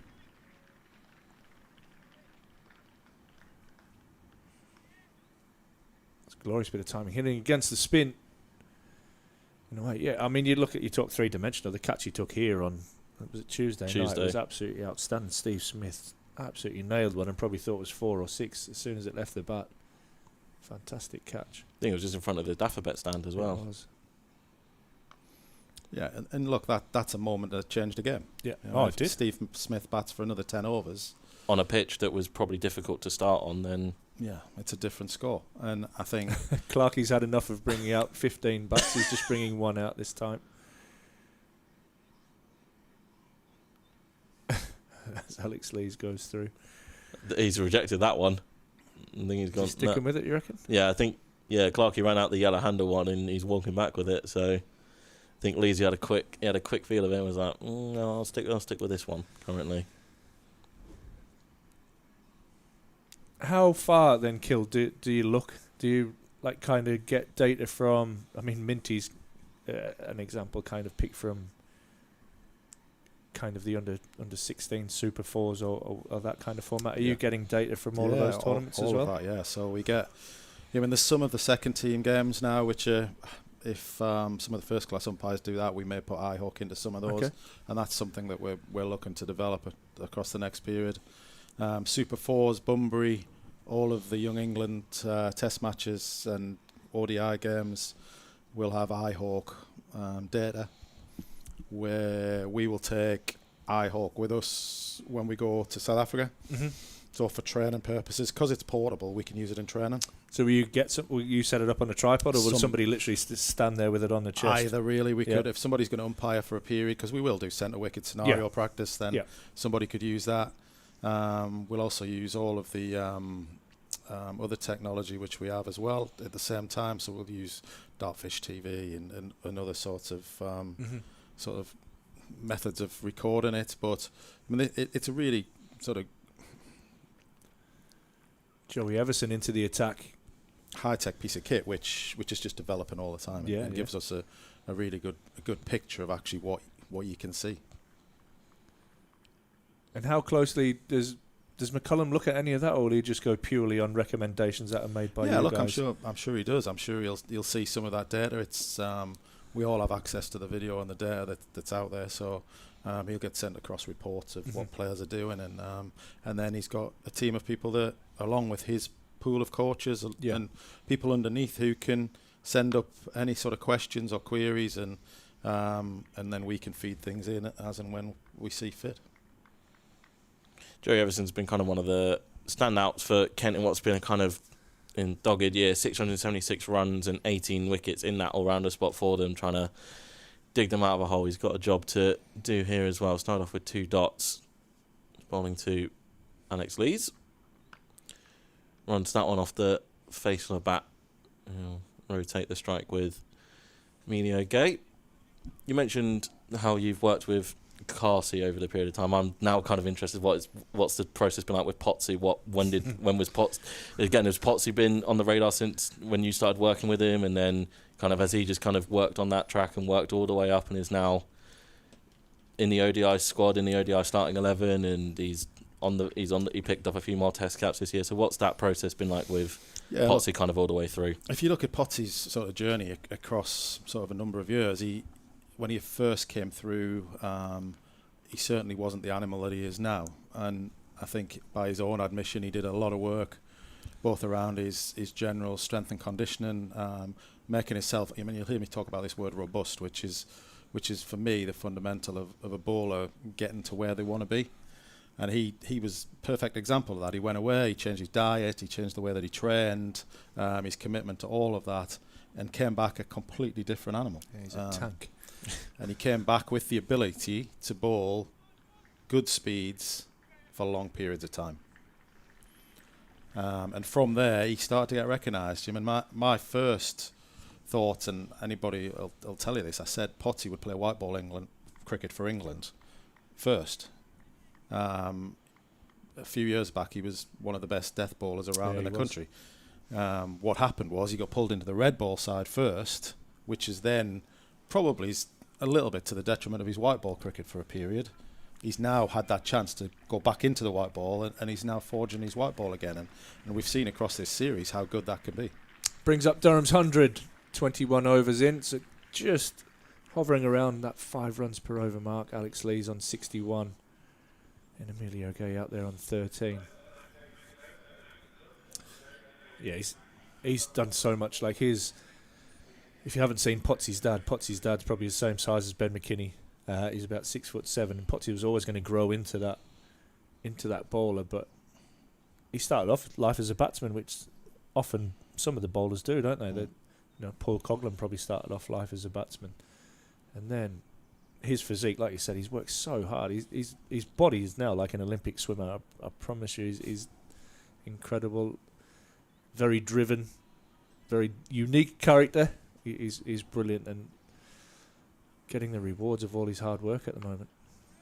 Yeah, without a doubt. I mean, he's done a lot of hard work across the last few years and thoroughly deserves his opportunities. And I think we're just seeing that starting to come to fruition again, where he's going to get more and more opportunities across this next period. Lees rocks off the back foot nicely for 1 out to the sweeper. So I hear quite a lot about the two lads at Gloucester Kill. Can you tell us about the two lads there? Yeah, very exciting. Zaman Akhtar and Ajit Singh Dale. They both bowl good pace. Both have good skill levels. Swing the ball. Have the ability to reverse the ball in the right conditions, and take wickets. I think they both played in the Lions game against Sri Lanka, and certainly you'll see one, if not both, potentially being involved in things this winter. Excellent stuff. What about the likes of it was Tung, wasn't it, that burst onto the scene last year in Test cricket? How's he going with injuries and things? Josh has had a bit of a tough time with injuries.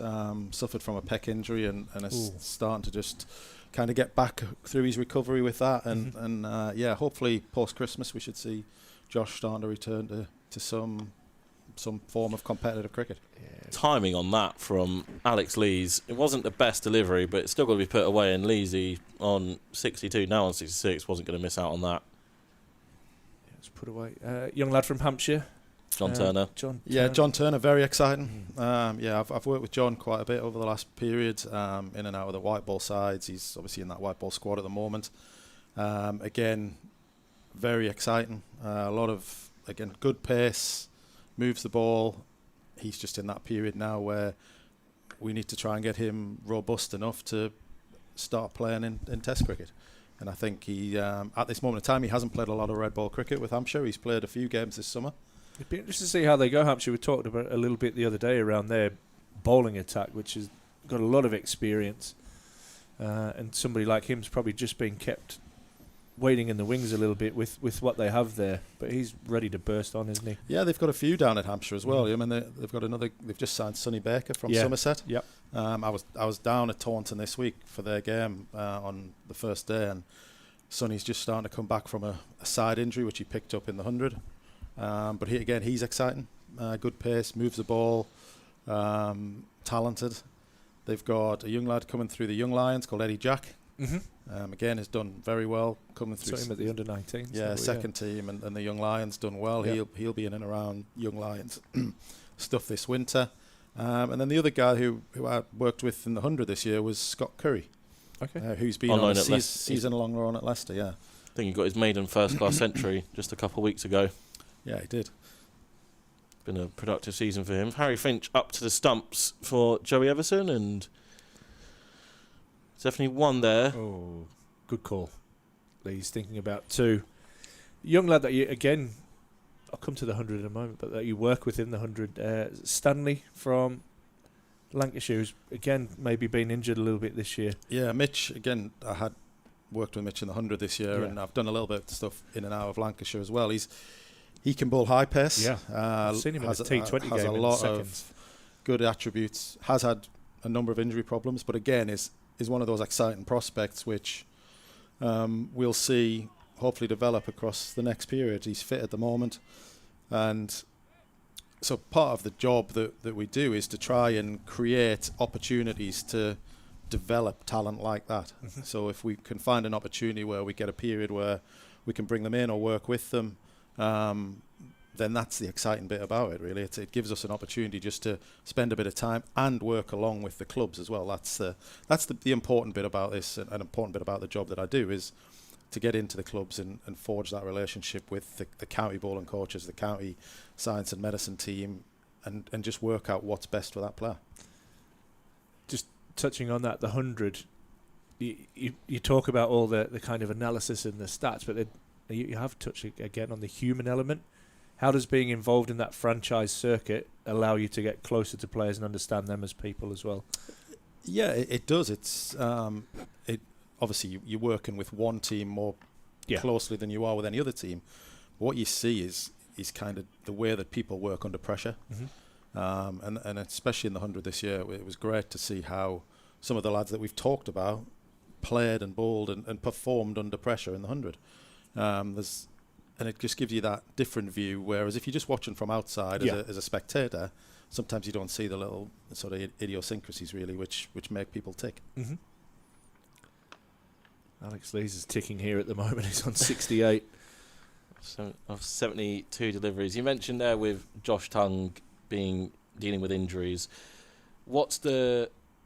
Do you have much of a role in helping players deal with injuries and coming back? So kind of what's been the process, what's kind of your role been with someone like Josh Tongue, who, as you say, burst onto the scene at Lords last year during the Ashes, and then has kind of, not due to any fault of his own, he's a very good bowler, but because of injuries has been pushed, he's kind of not been in the limelight. So what's kind of, when an injury does happen, what's the role of you and the rest of the bowling coaching staff in helping those guys come back? So initially, if they're a ECB contracted player, then initially the ECB medical team will give me a timeline of sort of what the injury entails, when they'll come back from that, when we can start looking to start them bowling again. From there, we'll then develop a plan of what that looks like and where the end point is, and then from there we work backwards. So I mean, for Josh Tongue, ultimately the end point is the Ashes. So we start to put a plan together of how we get him to the Ashes, and then in consultation with obviously his club as well, because they play a huge part in a lot of players in how a lot of this is done. Like, we can't be everywhere. Yeah. So I mean, if they're going to be like Josh Thompson, Notts, Kevin Shine at Notts, along with their medical staff, will play a big part in sort of helping him recover, and hopefully a big part of that is him playing for Notts during next summer as well. So we plan that with whatever player. I mean, at this moment in time, I'm in the process of planning what this next phase looks like. We've got a tent going up at Loughborough first week of October, so we finish obviously the season this weekend. Is there a heater in there, mate? There's a couple of heaters in there, I think. So we'll have a couple of days a week where I have specific days for the bowlers. So at the moment it's a Tuesday and a Friday where I can bring in any of the Lions bowlers, any of the white ball squad bowlers, any of the young Lions bowlers, and then any rehab bowlers that I'm working with can come in pretty much at any point across that, and we'll just now plan those back. So the rehabbers will plan back like that, and then the guys who are playing county cricket will shut down for a couple of weeks, and then the ones who are selected for the Lions, we'll start to build them back up in a couple of weeks' time again in the tent, and a bit of indoor school at their counties as well. They're not going to travel to Loughborough like for every session. Yeah. But ideally we get them on grass for at least one of those sessions a week. And then that'll just build up into the trips wherever they may go.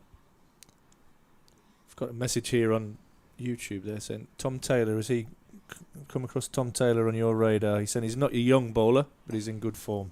Yeah, Tom's bowling very well for Worcester at the moment. And I've spent quite a bit of time with Tom over the years. He was involved in the pace programme at Loughborough when that was running a number of years ago, which I was heavily involved in, and Tom's somebody that we monitor all the time, and I mean, he's certainly been in a lot of people's conversations this year because he's performed. Worcester have done so well. Like I said, I thought they were heading for relegation, and spent the last few weeks in mid-table safety. Single there to end the over 114th one. Another one that I've just had come in. Have you come across Michael Booth at Warwickshire? Is he someone that has been looked at? Or yeah, I've come across Michael Booth a number of times up Durham here uni at lad, first. yeah. He was a Durham uni lad who bowled whenever we played uni games, bowled exceptionally quick, was a little bit sort of reckless at the time, and I think He's been working quite closely with Stuart Barnes, who's a good friend of mine at Warwickshire, and he's refined sort of the way he's bowling. I watched him bowl in a second team game at Burner Field about a month ago against Durham, and he bowled very well that day on a pitch which offered a little bit to the bowlers, but he certainly bowled good pace, and he actually left that after day one because they pulled him into the first team squad. I think he got wickets the following week. He did. Following that. He did, yeah. But he's certainly somebody who we'll keep an eye on because of the attributes he has, his pace. Short and stocky, isn't he? Skiddy. Decent pace. Bats are okay too. Saw quite a lot of him, as you said, at Durham University over the time he was here with Chris Benjamin, who we were talking about earlier, potentially joining Kent over the winter. The other thing that has just come to mind, what's it been like as Everson's in here, and Gay has a little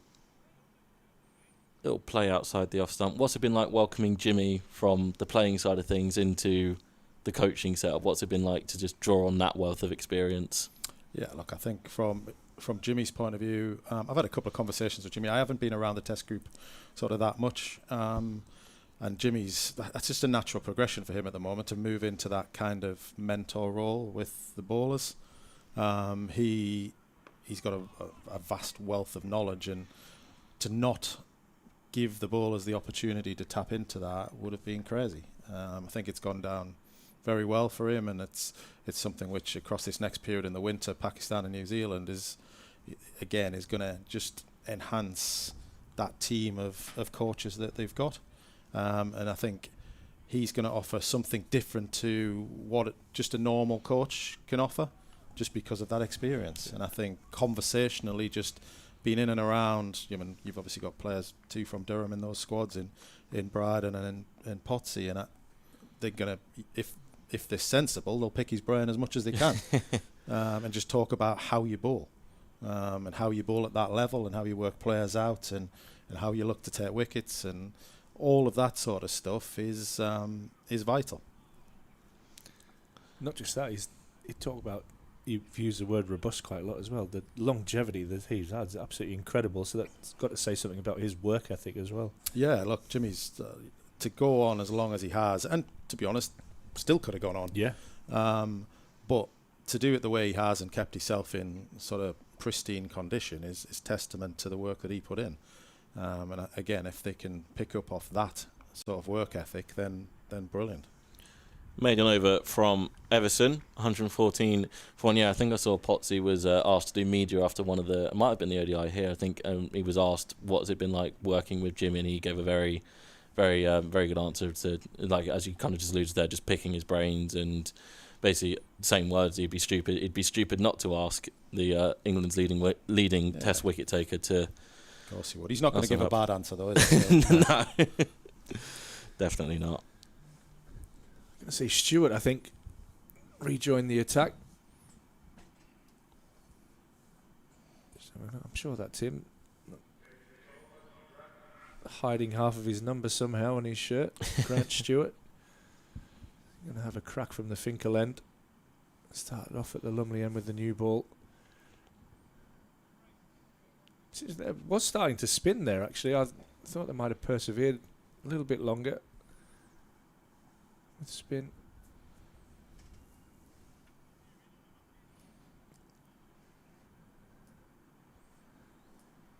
Yeah, Lee's sitting on 69 from 74. Media Gay 19 from 30. Run rate currently sitting at just over 4.5. It certainly hasn't been slow. Hasn't been slow run scoring from the batters this morning. It's going to be interesting to see how they set this game up here, Durham. Obviously batting first on a pretty good surface.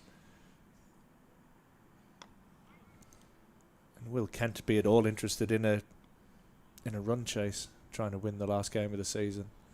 Maybe forfeiting their first innings and having a crack, and then Durham may forfeit their second and make it a kind of a one-day or a one-innings game rather than a one-day game. Yeah, there's always a bit of, obviously Kent haven't in such got anything to play for, yeah. But there's always a bit of prize money to play for across the where you finish in the table, and try and finish as high as you can. A win for Durham would be push them up that table as well. So, oh, First potentially loose shot of the innings, but Lees won't mind. Only one slip in and he'll pick up 4 there. Yeah, and that's a reward for the way that he's batted, really, that there's only one slip in place. You can see, again, Killer talked about traps. You've got a man catching at cover, and then you've got the sweeper out on the offside, trying to get him to drive in the air on this good surface. And he did play that on the up, got the edge, but because he's batted so nicely, there's only one slip in place, and he got the reward of that going away for 4. Yeah, I think you've got to try and be creative on a pitch like this. It is a pretty good batting pitch. Yeah. I think that you've got to create things within the field and create energy within the field. At the moment, it looks a little bit flat, understandably so when you look at the scoreboard. But I think trying to create things all of the time by maybe he's not keeping the field the same for more than a couple of balls, or having catches in unusual positions. Like even here, I'd probably bring the keeper up to this as well, and just change things up a little bit and try and create something which might not normally happen. Yeah, Everson's been tidy, hasn't he? He's come on, bowled 3 pretty tight overs. Maiden in his last one, with Finch standing up to the stumps.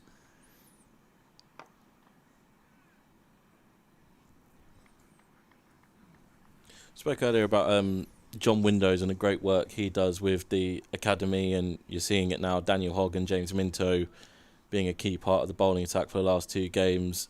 Does that, when you were here and when you were working for Durham, does that make your job pretty simple? When you know you're gonna have some really good quality younger bowlers coming through that you can trust, and the work that John's done to prepare them. You don't have many qualms in putting them in, because I spoke to Ryan about it, and Ryan basically said the same thing. That's lovely timed by Alex Lees. He's going to pick up 4 there. He's racing through this morning. He moves himself to 77. Yeah, just how nice is it when you were here and John's producing all these quality players, in particular fast bowlers? How easy did that make your job? Yeah, it does make your job easy, but it's made easy by the work that you do alongside John. And I think certainly when I did the job, a big part of the way that I looked at that job was to work from bottom up. And I think if you work across those bowlers and you know what's coming through and how they work, how they tick, but on the flip of that, they know how you work, then that allows that transition to be a lot easier. And that's something which Nathan Rimington's done a brilliant job with that. And I think, obviously, with Bunny working alongside sort of him now, between the two of them, you've got that transition from, in effect, pathway to pro. And I think that's the best way of doing it. John does a brilliant job in organising it all. Yeah. He's the puppeteer, isn't he? He puts some good people in place. Pulls the strings. He has. I would never say John makes a job simple. No, that's definitely true. John complicates a lot of things, but he's an absolutely brilliant, integral part of Durham County Cricket Club. 4 off the last ball of the over there. 81 off 80 now for Alex Lees, 126 for 1. And you're right, I think that is the good thing that's continued. Obviously, you were a part of the bowling coaching staff here for a long time, and when you left to the ECB, the likes of Rimo's picked that up, and Bunny coming back this year, and that seems to have gone from strength to strength, and that, I guess, the communication's key as well, and kind of, John has got the right people in the right place. He's got some ex-players with some really good experience, but great communication skills as well. Yeah, and that's the key part of that, and that transition from, and we've just talked about it a little bit within the England setup now as well, where you're talking about the pathway, which then, so this winter, for example, we've got a coalition with the Young Lions, and Lions are in exactly the same place in Cape Town for 3.5 weeks, so we've got some crossover. So the likes of some of the bowlers, young Harry Moore, who's been at Derby, still qualifies for the Young Lions, but may do some crossover work with the Lions this winter. So what qualifies you for Young Lions versus Lions? Is it like an under-19s? Young Lions is it just what an that age? is called now? Yeah. Okay. Yeah, so under-19s is I would refer to as Young Lions. Right, got you. But like I said, they're preparing for a series in South Africa after Christmas, so they're going to be based in Stellenbosch, and we'll do a bit of crossover work. And that's kind of the same here at Durham, where trying to expose these lads to practicing with the pros and with the senior players as much as possible is what gives them that little bit of an edge when it comes to their performances. And we're seeing that now with the young lads coming into the first team and being in and around first team squads. Great stuff. Some amazing insight here from Neil Colleen, part of the England coaching setup. Talking about fast bowling. Alongside Rob Rush and myself, taking you through day 3 here at Seat Unique Riverside. Emilio Gay and Alex Lees going about their business. Gay on 19, not out. Alex Lees. Again, one of those innings where you just look at the scoreboard and he's another 20 from the last time you looked. He's on 81 now. Durham on 126 for 1. So anything planned nice tonight for Mitch's birthday, mate? No, I don't think we've got anything. He's here doing 12th man, so he's, so he should. He's going to he'll be sat up on the balcony there till whatever time that is. And yeah, I don't know what he's got planned. I think he does not involve you. No, probably not. No, well, it was also Claire's birthday this week, so we've had that. We went out last night for that, and we've then. I think the lads have got something planned tomorrow night after the game. He was saying it's a couple of quiet ones, I think. Yeah, so I'm sure that'll turn into a bit of a birthday celebration as well. And so yeah, nothing particularly planned.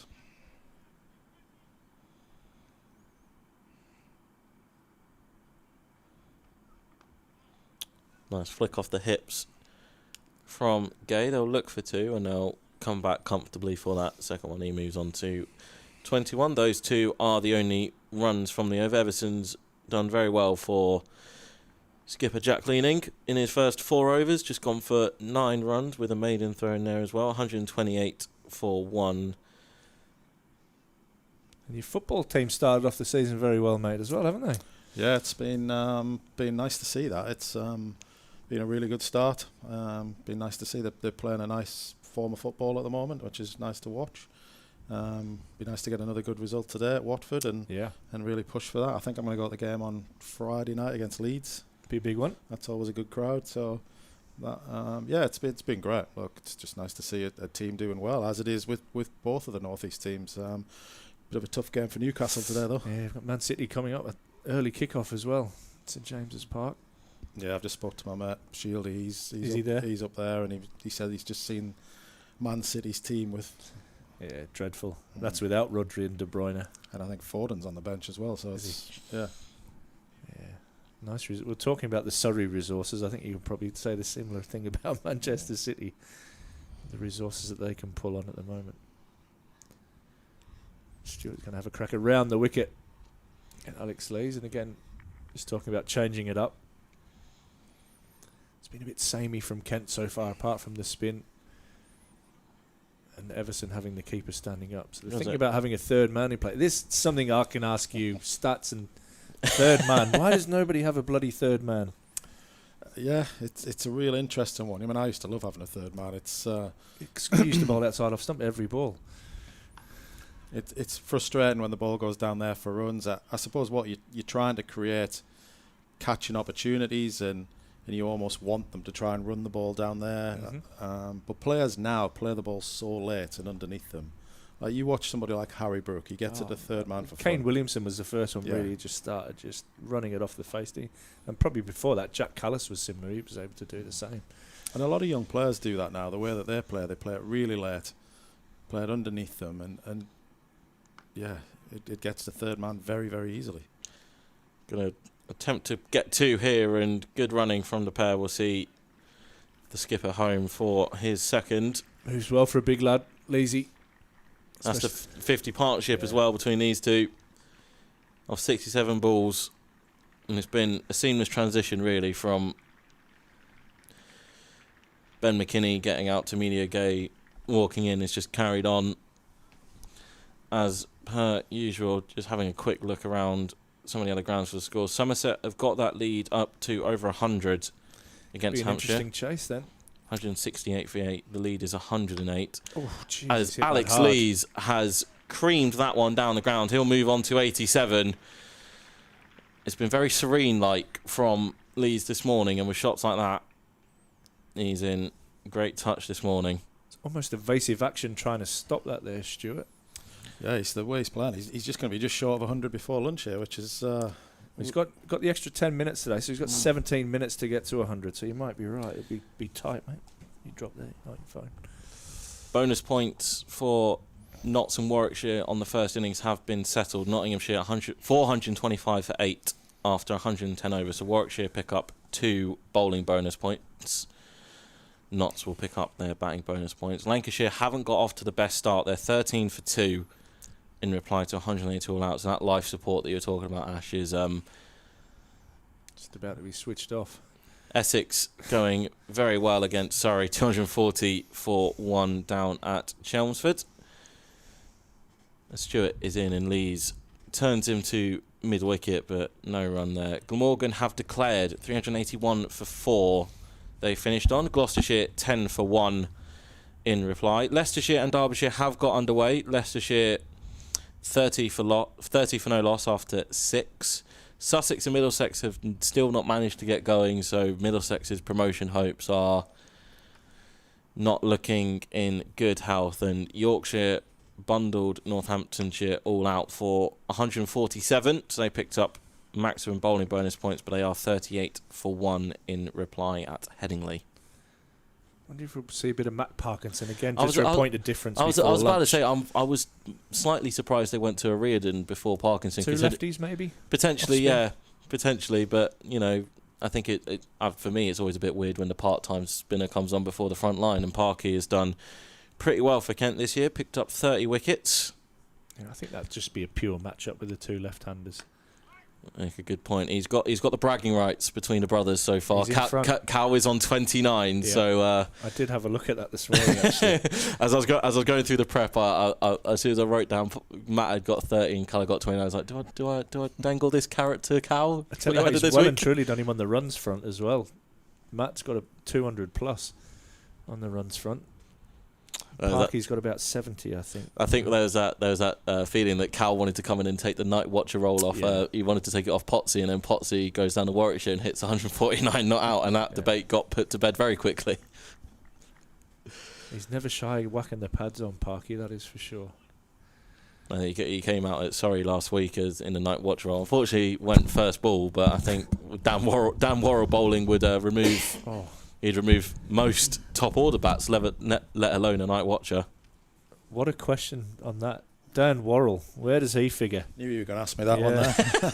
Have I set something off here now? Look, I think with quality like that, he's always going to come into conversation. So who knows where that might lead? It's a conversation which I think he's available from March or April next year, right. I think it's something like that. So, but again, you're putting him into a group of a lot of other very, very good bowlers who haven't played for England yet. Sam Cooke, people like that. Yeah.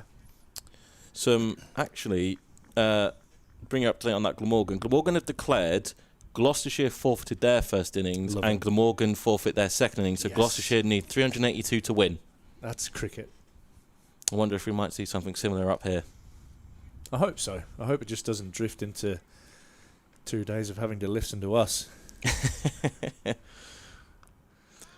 It looks potentially for a drop and run, but it's not there. It's an interesting test match in Sri Lanka there. Yeah, Kamindu Mendis has kind of ascended into stardom very quickly for Sri Lanka. I tell you what, the confidence they would have got from that last test match in England to going home to their own conditions would have been huge. Exactly. It's Everson's in and Gay. Lovely wrist movement there. It's half stopped mid-wicket. They're going to look for 2 and they're going to come back and get it. That was a glorious looking shot from Gay. Person I feel sorry for in that Sri Lanka first innings is I think it's Nisanka who was opening. Got 1 off 3. Karuna Ratner got 46, Shandaval 116, Matthews 88, Mendes 182 not out, Dhananjaya De Silva 44. I'd be more unhappy if I was the man who got 46. I think as an opener you can get out early, but if you got 46 on that kind of surface, that's when you're going to kick yourself. He was run out. Oh, hopefully backing up. And then New Zealand's first innings, no one scored above 29, which was Mitchell Santner. Having a bit of fun at the tail end there, and unsurprisingly asked to follow on. A bit better resistance in this innings. Tom Blundell and I think that's Glenn Phillips who's donning the whites for New Zealand. That one gets a nice bit of bounce from Everton off the surface. That will end the over 136 for 1, as Ash mentioned. We've got the extra 10 minutes added on to this session because of the 2 days that we've lost. Next, Durham one-timer Piri, Rachi Ravindra gone for 12. Second dig. Yeah, struggled here, didn't he? Yeah, what a one game that was. Just a 250. Mate, incredible. We are going to see some leg spin, I think. It is indeed. Yeah, you can't mistake that walk, can you, from Matt Parkinson. See some leg spin into the attack from the Finkel end. Probably get a couple of overs in before the lunch break. It'll be interesting to see how much purchase he gets out of this surface. He bowl a bit slower. Because I was wondering if Alex Lees is eyeing up mid-wicket, because there's no one deep on the boundary. I think it might have a look at Parky to start with, but I wouldn't be surprised if. It's interesting here. They've pretty much got everybody in on the leg side, which Yeah, is I don't mind it. Let him is go over the top. bit of a tempter. You cursed it. You cursed it, killer. Yeah, Parky's bowled it. Deep backward square has now gone out to the fence. Hope he's got some hand warmers in there. We're up to the giddy heights of 11 degrees. He's just sending long on back a few steps as well. So conversation, obviously your expertise or your area of expertise is fast bowling. Do you ever get into the spin bowling conversations as well? Not in a huge amount of detail, but I think as we're getting around the grounds and you're seeing people bowl, and you're always going to pass on comment to the guys who are actually looking at the spinners a little bit more closely. Mm-hmm. You can't not have conversations around spin when you're working with Graham Swan a little bit in the winter. I'm sure he'd tell you that spin is pivotal to everything. Of course it is. It's very loopy and slow from Parkinson. One of the criticisms you hear about Matt Parkinson is the pace that he bowls at. But not ideal conditions for bowling leg spin. At least the sun's out, which is pretty cold out there.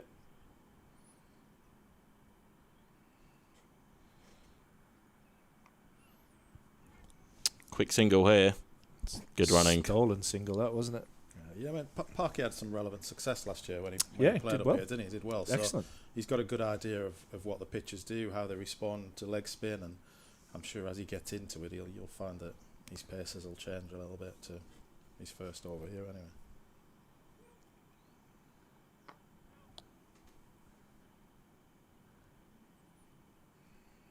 So who heads up who does your role? Is Swanee the man who has your role in the spin department?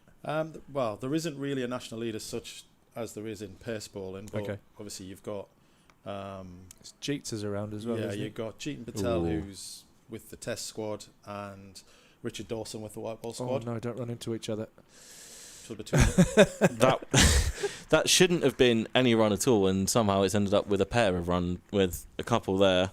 That will end Parkinson's first over 141 for 1 off 30 overs.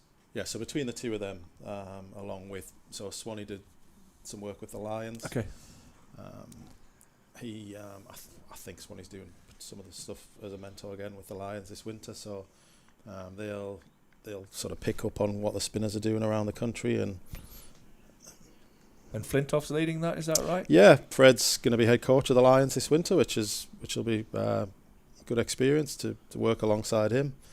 And it's going to be really good to have his experience fronting up that team and that program is going to be exciting.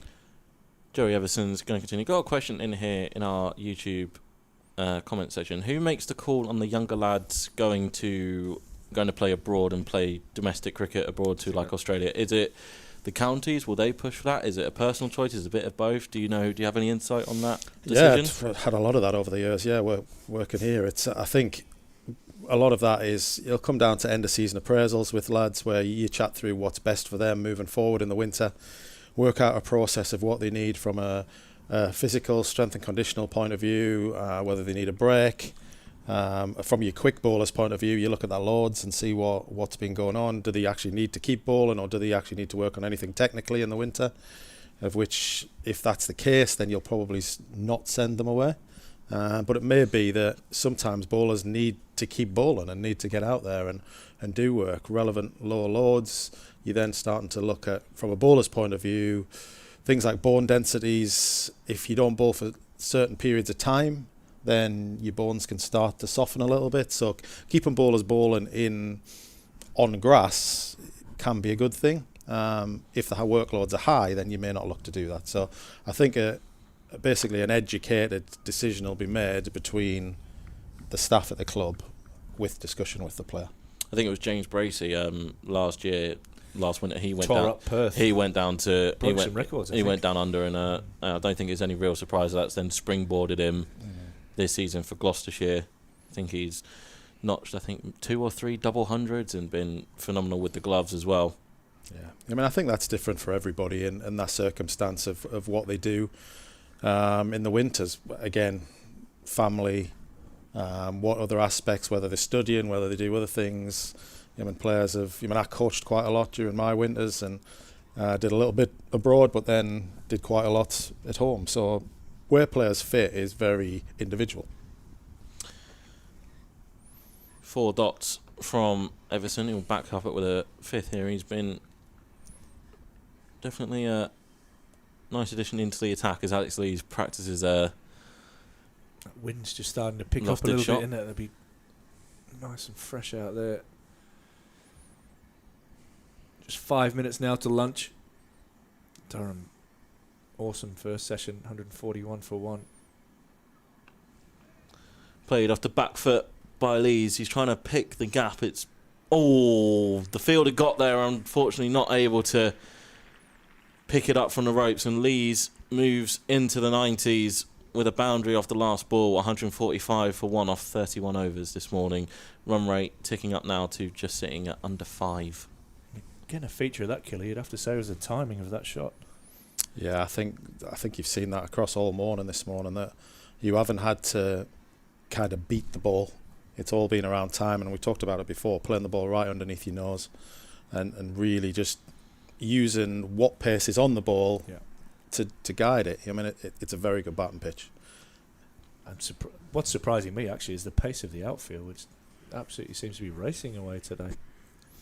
And our credit to the guys after the water that we've had the last couple of days as well. Vic and the team done brilliantly. Maybe get one more over in after this. Parky rushes through this one. Yeah, we could see another one from Everson. Or maybe even a change there. A random token over. Maybe get a Reardon back on for another one. Or Denley bowls a little bit of spin. Yeah, both of them. Keep forgetting there's 2.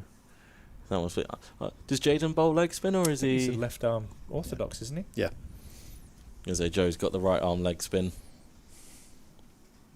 So again, they've got a few different options there. Some of the fielders now go back for the Durham captain. Down the track, and we'll pick up the single down to long on. I would have brought Midon up there and just give him the lure of getting to his 100 before lunch. Well, I certainly would now if he's back on strike, because he's within 1 hit. Yeah, for sure. Just sending back the sweeper at deep backward square and getting rid of Point. Putting him across. He's going to have to stand in front of square. No, there's only one behind at the moment, so he's got a little bit of flexibility there. Saw that in international. I think Bryden had 3 behind. He had 3 behind square on the leg side, and it was a free hit. Lovely wrist movement there from Gay. Moves that through mid wicket. He just picked the gap. Yeah, back that up, lads. Well, Lees is now back on strike, and I think it is Denley Jr. who's been given the role down at long on. He's not been brought up yet. I do wonder if he's just floating in that no man's land. He's coming back up. Good captaincy from Jack Leading. There we go. Give him that incentive. If you want to get to your 100. This is going to be the googly. Oh, now he's dropping him. No, he's bringing him in, dropping him back. It is too. Good call. It's so tempting as well, isn't it? The pace that Parkinson bowls at. Now he is bringing him a little bit tighter. He was floating kind of 3/4. Now you would say right on the edge of, if there was a circle there. This one cut away. Lees will be on strike for the final over before lunch. He'll move to 95. Durham 149 for 1. Ben McKinney, the only wicket to fall this morning. Media Gay on 28, starting the non-strikers end for this final over, with the extended sessions due to losing the entirety of Thursday and Friday to the weather. 3 2-hour, 10-minute sessions. 40 minutes for lunch. Was it? Spaghetti and meatballs, I believe, on the menu. I've not got a Did you get a free Scooby. feed as well, mate, or what? You booked in? No, I'm not booked in today. Well, it's going to be Marcus O'Riordan for this. Yeah, I don't mind this either. Little change Final up. over. See if there's any spin bowling from the Lumley end as well. McKinney departing for 23 from 46. Joey Everson, a good diving catch in the covers. Lees will be thinking, if I can get a 4 away here, then I just need a 1. But if I get a 1, then I might not get strike for the rest of the over. Just a balancing act. It's good areas, that.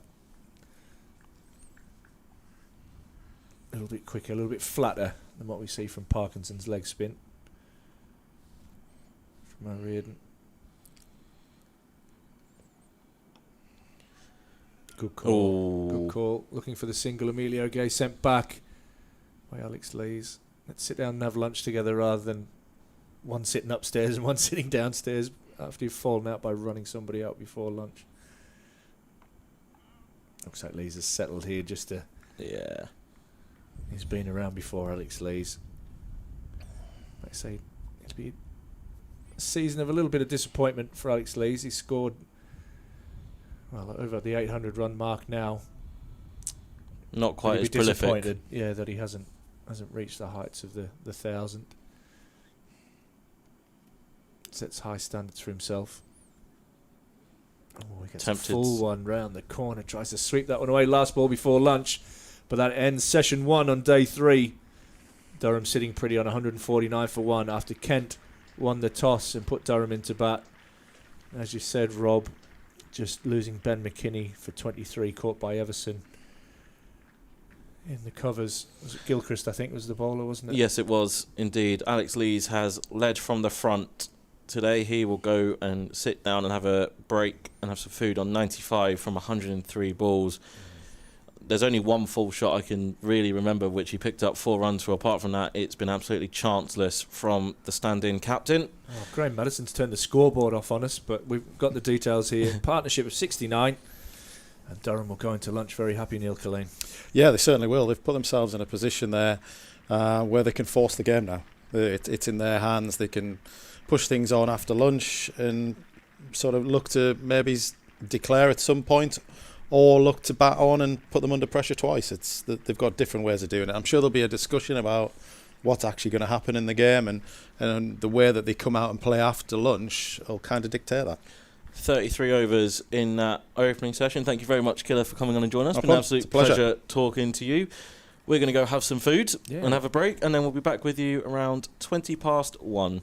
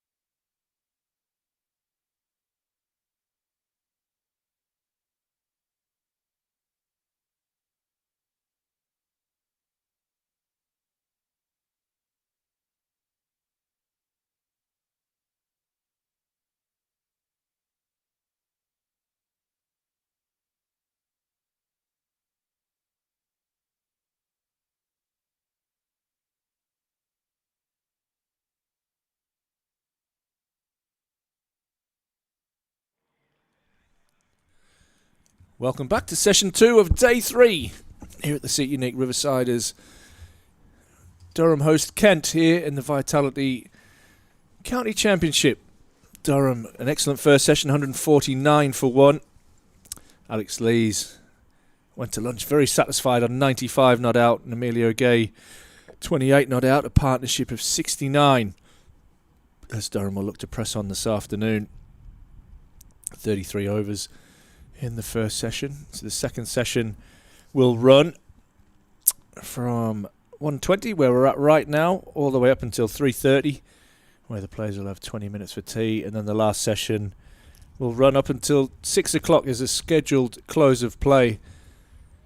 Yeah, it'll be interesting to see. This afternoon session could really, really move forward quickly as Durham will look to set a total and possibly push for a declaration after tea, Rob.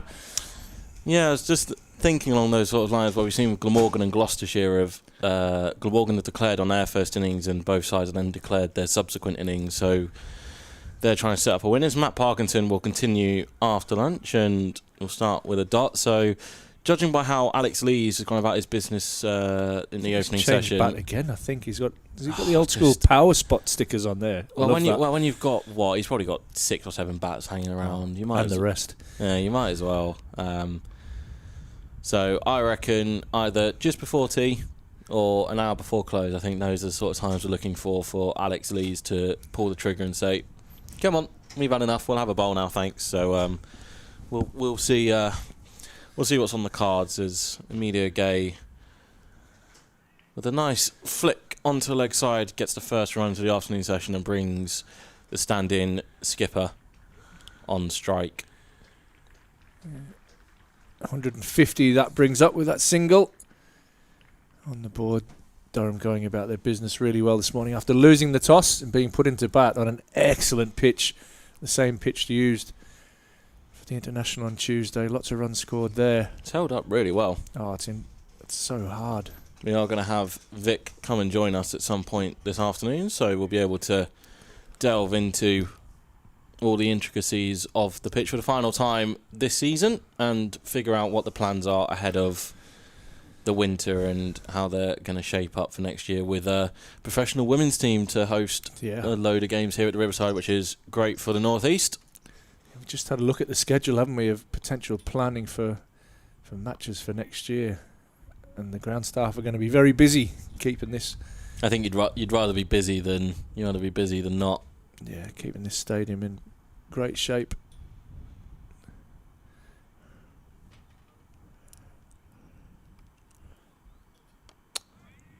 Lees will be on strike for the start of the next over. 2 singles to start for Matt Parkinson, 151 for 1. Yeah, not seeing much turn yet from the leg spinner. And I think we're going to see Seam continue from the Lumley end. I think that's going to be Nathan It'll Gilchrist. be Gilchrist, won't it? I think you're right. Bang on. The jumpers of Kent don't have numbers on their back, so it's quite difficult to tell at times, especially with us not seeing Kent play every week. But it will be Gilchrist. He's going to start around the wicket to the skipper. Alex Lees on 96, not out. It's come so far from just 105 balls with 15 boundaries. He's just set the tone. Just set the tone for how Durham are going to go about their business today and how this game is potentially going to end up. We'll see if Kent want to play ball with potentially some forfeited innings. Obviously, they have nothing to play for. They're just, at this point, after the first 2 days wiped out, they're just thinking about that bus journey home tomorrow. But there is still a game of cricket to be played. Yeah, absolutely. There's lots to play for from their point of view. Looks like Pride is the main one. Yeah, 100%. Nobody wants to be relegated, that is for sure. It's not a nice feeling. You want to finish this poor season on the highest note possible.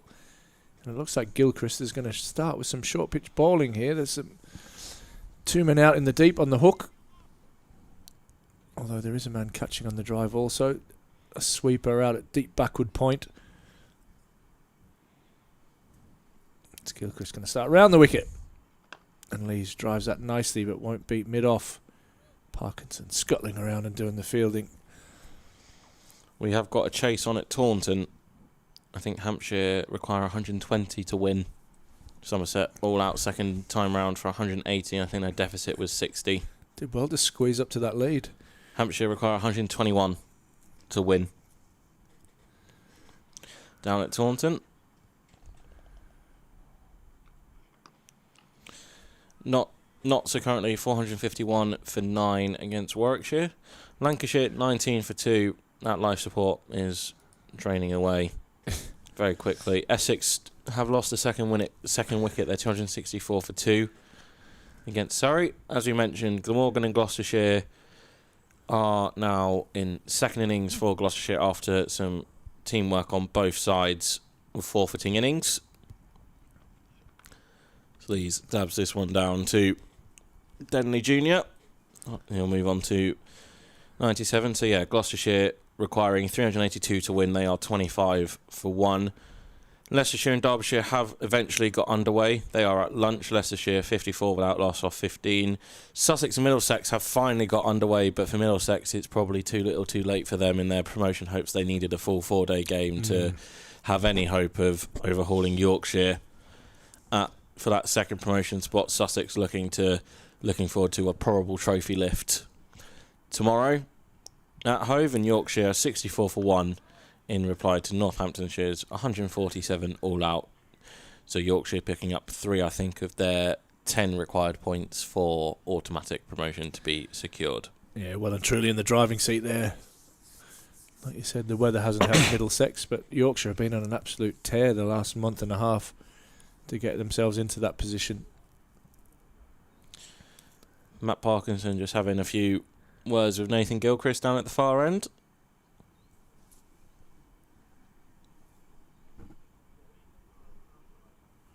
Not exactly in any rush to get going here this afternoon.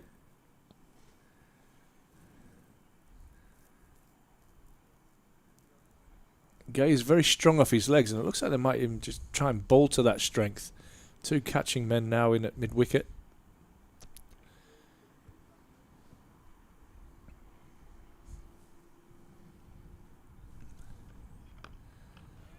Nicely defended by Gay back down the pitch.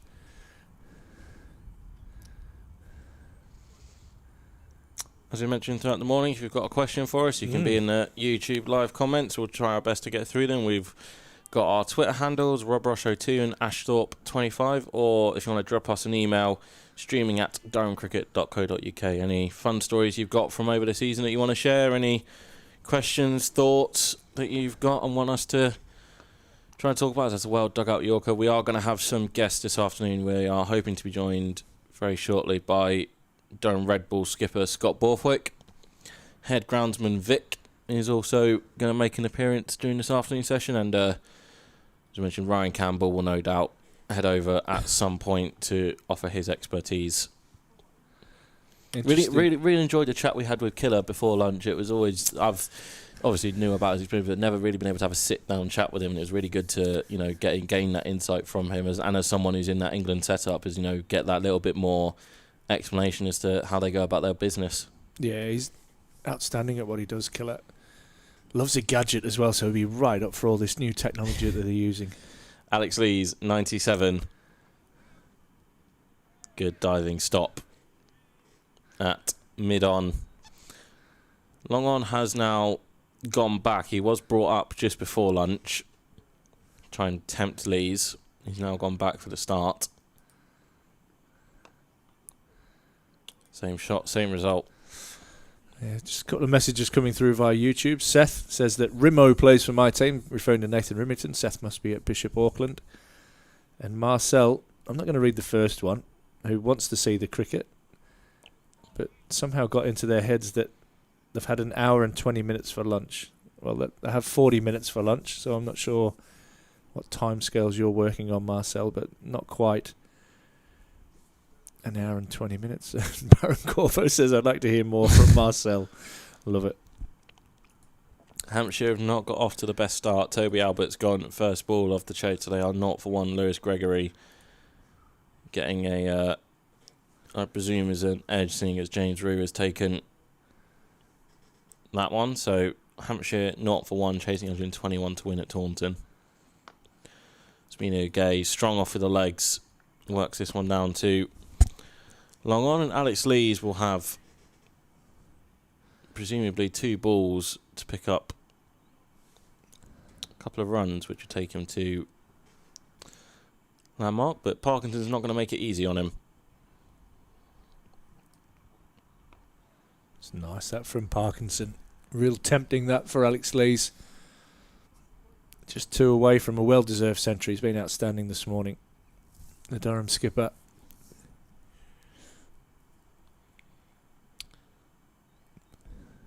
Parkinson to finish the over, and Lees just plays him out to mid-wicket. 154 for 1.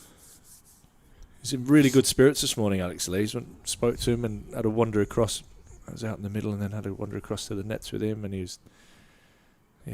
seemed very happy with his lot this morning. I think he was also happy that the season was kind of drawing to a close. It's been a long one for him, being involved in all formats for Durham. He's been all go. He has. Especially as well, the white ball captaincy as well, kind of one of those guys doesn't get picked up by the franchises, so he's a good figure for the younger guys. He's a good man to lead that younger, more inexperienced white ball group that had seen, Hayden Mustard has come into that ODI, not ODI, the One Day Cup side. Gay flicks this one off the fine, hip. And 4. That's going to be first boundary this afternoon. 2 straight from Gilchrist, and Emilio Gay with that boundary, I believe has passed 1k runs for the championship this year. Most of those, of course, coming from Northamptonshire in Div 2.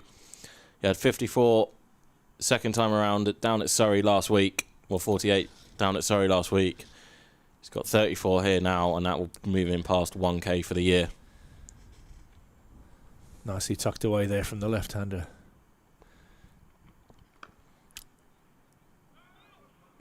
Interesting grip for Emilio. So I've watched him bat a couple of times now, and it's probably quite hard to pick up on the stream, but his hands are quite far apart on the grip, on his bat handle. There's a few players that do it that way. Faf du Plessis, probably the most prominent one that springs to mind. I think Joss Butler is in that mould as well. It's just that about the strong bottom hand coming through, and there's that gap in between, as you can see there from the pictures. Finding that punch. Finds that punch through the covers, but will be cut off for a single. And just to finish up on Lee's, T20 captain. He's now had the white ball captaincy for 2 years now. I think it was one of Ryan Campbell's first moves was to make Lees the new white ball captain. And as you mentioned, he starts off the season playing red ball, then he jumps over to the white ball, and he's back and forth. But he's got a wealth of experience that you'd almost, as Killer mentioned with Jimmy Anderson, you'd be stupid not to lean on him for all those young guys. He's been so instrumental for Ben McKinney as he's made his way through this year. Just 2 away now from a century as he... There's one of them. Tucks that one away down to third man, and we'll pick up another one, as you said there, moving to 99 now. Alex Lees. Emilio Gay on 35. This partnership up to 81. Lewis Gregory is on a hat-trick. That's a start there for you. Nick Gubbins gone first ball as well. Andy Umeed poaching that one. That's without the spinners being involved yet. Wouldn't be surprised if Leach opens a bowling from the other end. Gilchrist to finish off the over, and he's met with a cover drive by Emilio Gay. Will be pulled up just inside. They're going to come back for 3. Lovely timing there from Gay. He will retain the strike for the start of the next over. Is 163 for 1. There's still 1 ball left, Rob. Oh, is there? Oh, I jumped the gun again. 1 ball left. As much as it's nice to switch to our beautiful faces, there's still 1 ball left in the game. Stevie, come on, mate, switch on. I did a Harry Finch. I did a Harry Finch. I jumped too early. Stevie avoiding the roof there. The sun's gone in, Stevie. You've done well. Alex Lees, 99. Quick single will take Alex Lees to a century. It's been well batted from the Durham skipper throughout the day. He set the mark early on how this team was going to play. And a well-deserved century. A bat raise and look to the sky. 15 boundaries, all 4s off 115 deliveries. Well played, Alex Lees. Yeah, outstanding knock from the skipper. A real quick single there. Great backing up from Emilio Go. Good awareness, knowing that Alex Lees was just looking for one. Dropped nice soft hands, which has probably been in contrast to the way that he's played today. He's timed the ball beautifully and been looked to be really aggressive. Like you say, just 115 balls for that century for the skipper. Now on strike 2, Parkinson. Clubbed down the ground for a single. Let's just see if he changes gears here, the skipper. That's what I was thinking potentially. He's got the landmark out of the way. I mean, he's going at the best part of a runner ball to start with. Because he's not exactly he's been no slouch.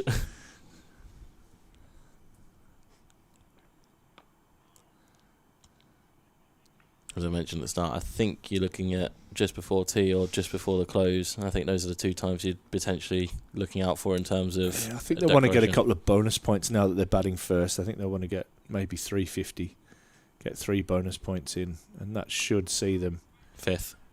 Stay where they are on the table. And like we talked about earlier with the prize money and things like that are up for grabs.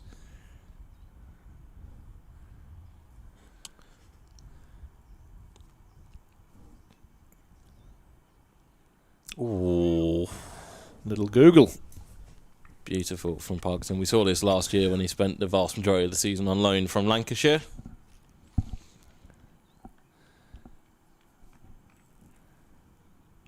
Credits Durham a lot for helping kickstart his career, as it looked like it wasn't the happiest of endings for him at Lancashire, and seemed to go into a little bit of neutral, bit of stall, and Durham helped him kick back into gear and got the move to Kent. Yeah, I think it was best for everybody, really. Seemed to be out of favour at Lancashire, and Durham in need of a spinner. Well, he went through about 4 or 5 of them last year. Just a single off the first one. I'm trying to remember who he went through. So initially signed Todd Murphy from after the Ashes, but they sent over Matt Kuhneman to start. Ajaz Patel was also in there. Trying to think. And then he also had Liam Travaskis at the time. Interesting one. We'll have to go back and check. It's the birthday boy. Walks down beneath us. Mitch is going for a net alongside Luke Robinson. Jimmy Hilditch going to work his magic. Them two. You know Luke reasonably well. It's been a pretty frustrating season with injuries for him, hasn't it? Yeah, it has. He just played the couple of games at the very start of the season. He's just had a knee injury that every time he's looked to come back, it's kind of resurfaced. So I'll tell you what he has done, though. He's got himself as fit as he possibly can. He's looking very, very well at the moment. Drilled through the covers, but stopped well. He's hit the gym hard.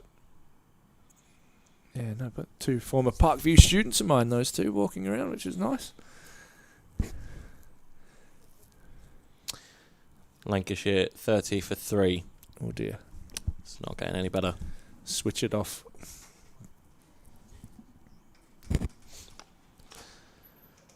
Pushed through the covers, but for no run. And it's not going to be Scott Borthwick as our first guest of the afternoon session. But we do have the man who's seen Durham safely first season back in Division 1. It's head coach Ryan Campbell. Hello, lads. How you doing? No, mate. How are you? Oh, not too bad. A bit cold, but you know. She's fresh. Have you took that beanie off yet today? Nah. Stayed on since he went out to referee the football game. I've gone into winter hibernation now. Yeah. Plenty of layers, mate. Yeah, I've got to say, I hate to say it, but I haven't been as cold as this for a while in the last couple of days. I think it's just hit me. Yeah. But it is what it is. Umpires just checking the ball again. I think it's the second time they've had a look at this ball. I think they're going to have a look and see if it gets through the gauge. Alex Lee's watching on intently there like a hawk. He's locked onto it. He's not going to change bats again, is he? Surely not. No, he wants to drink in a towel. It must be warmer out there than we think it is, mate. He hasn't even got a jumper on. Umpires are happy to continue with that ball. On a personal note, mate, a little trip back home, unfortunately. Everything go to plan? Yeah, as good as can be expected. Unfortunately, my father passed away. Look, 94 years of age. Bloody hell, he had a good run. One of 5, all lived into their 90s. Good genes. I'm hoping. You've already tested that, haven't you?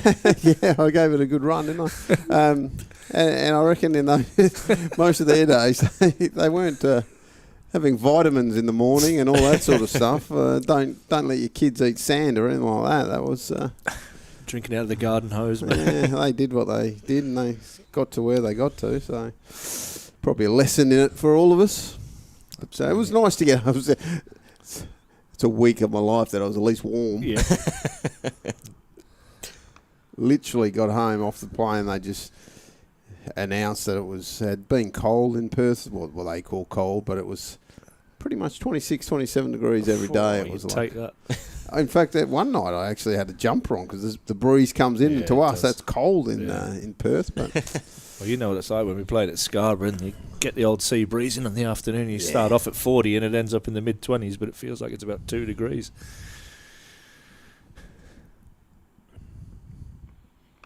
Lee's showing the intent that he may be trying to overhit a little bit there. Mate, what's the plan here? What's the go?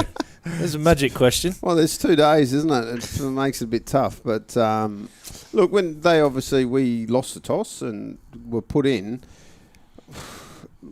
our conversations this morning was probably around the fact that the outfield was so wet that we felt the ball would get probably too wet and wreck that.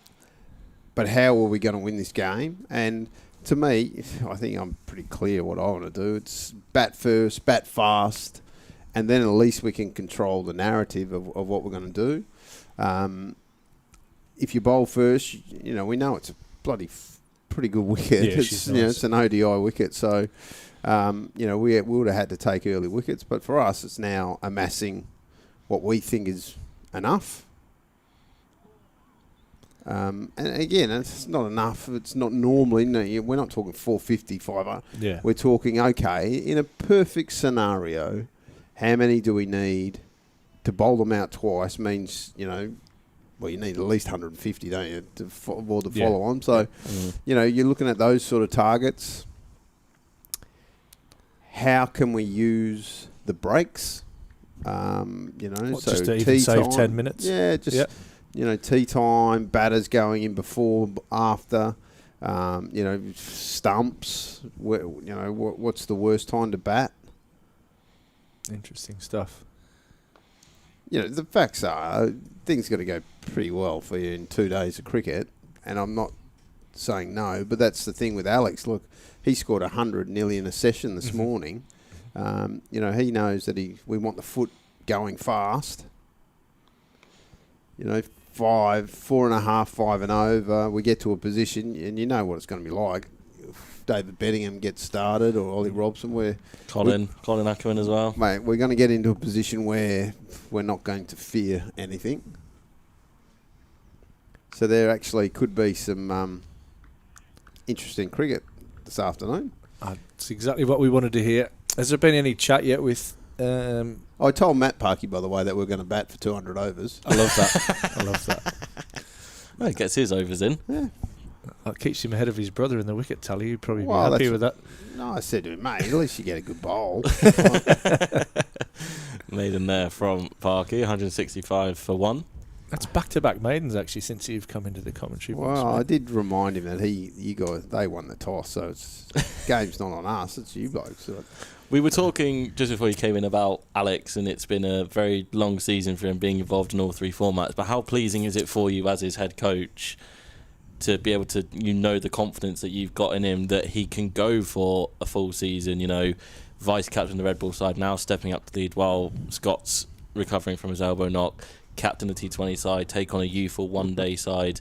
How much confidence does that relationship work both ways for you to kind of just say, mate, go? Yeah, look, at the end of the day, we're wringing out every penny. We pay him to make sure we get our bang for our buck. Get your flesh. But look, Alex is a wonderful competitor and loves the game. I think his white ball captaincy this year was fantastic. His batting hasn't been as consistent as what he would have liked this year, I reckon. And again, I'll throw in no disrespect. I don't want to get bloody reported, but he's had a few questionable LBs. I would say he would definitely say he that. would definitely say it. So look, at the end of the year, it obviously hasn't been the literally prolific run scoring that we know Alex has generally been in the past. But again, that's also a good thing because, to me, if the game gets too easy, then you're either doing something unbelievably right or you're not testing yourself to the levels. And I think Alex has been tested this year, which is great. I tell you what, he's approaching 900 runs.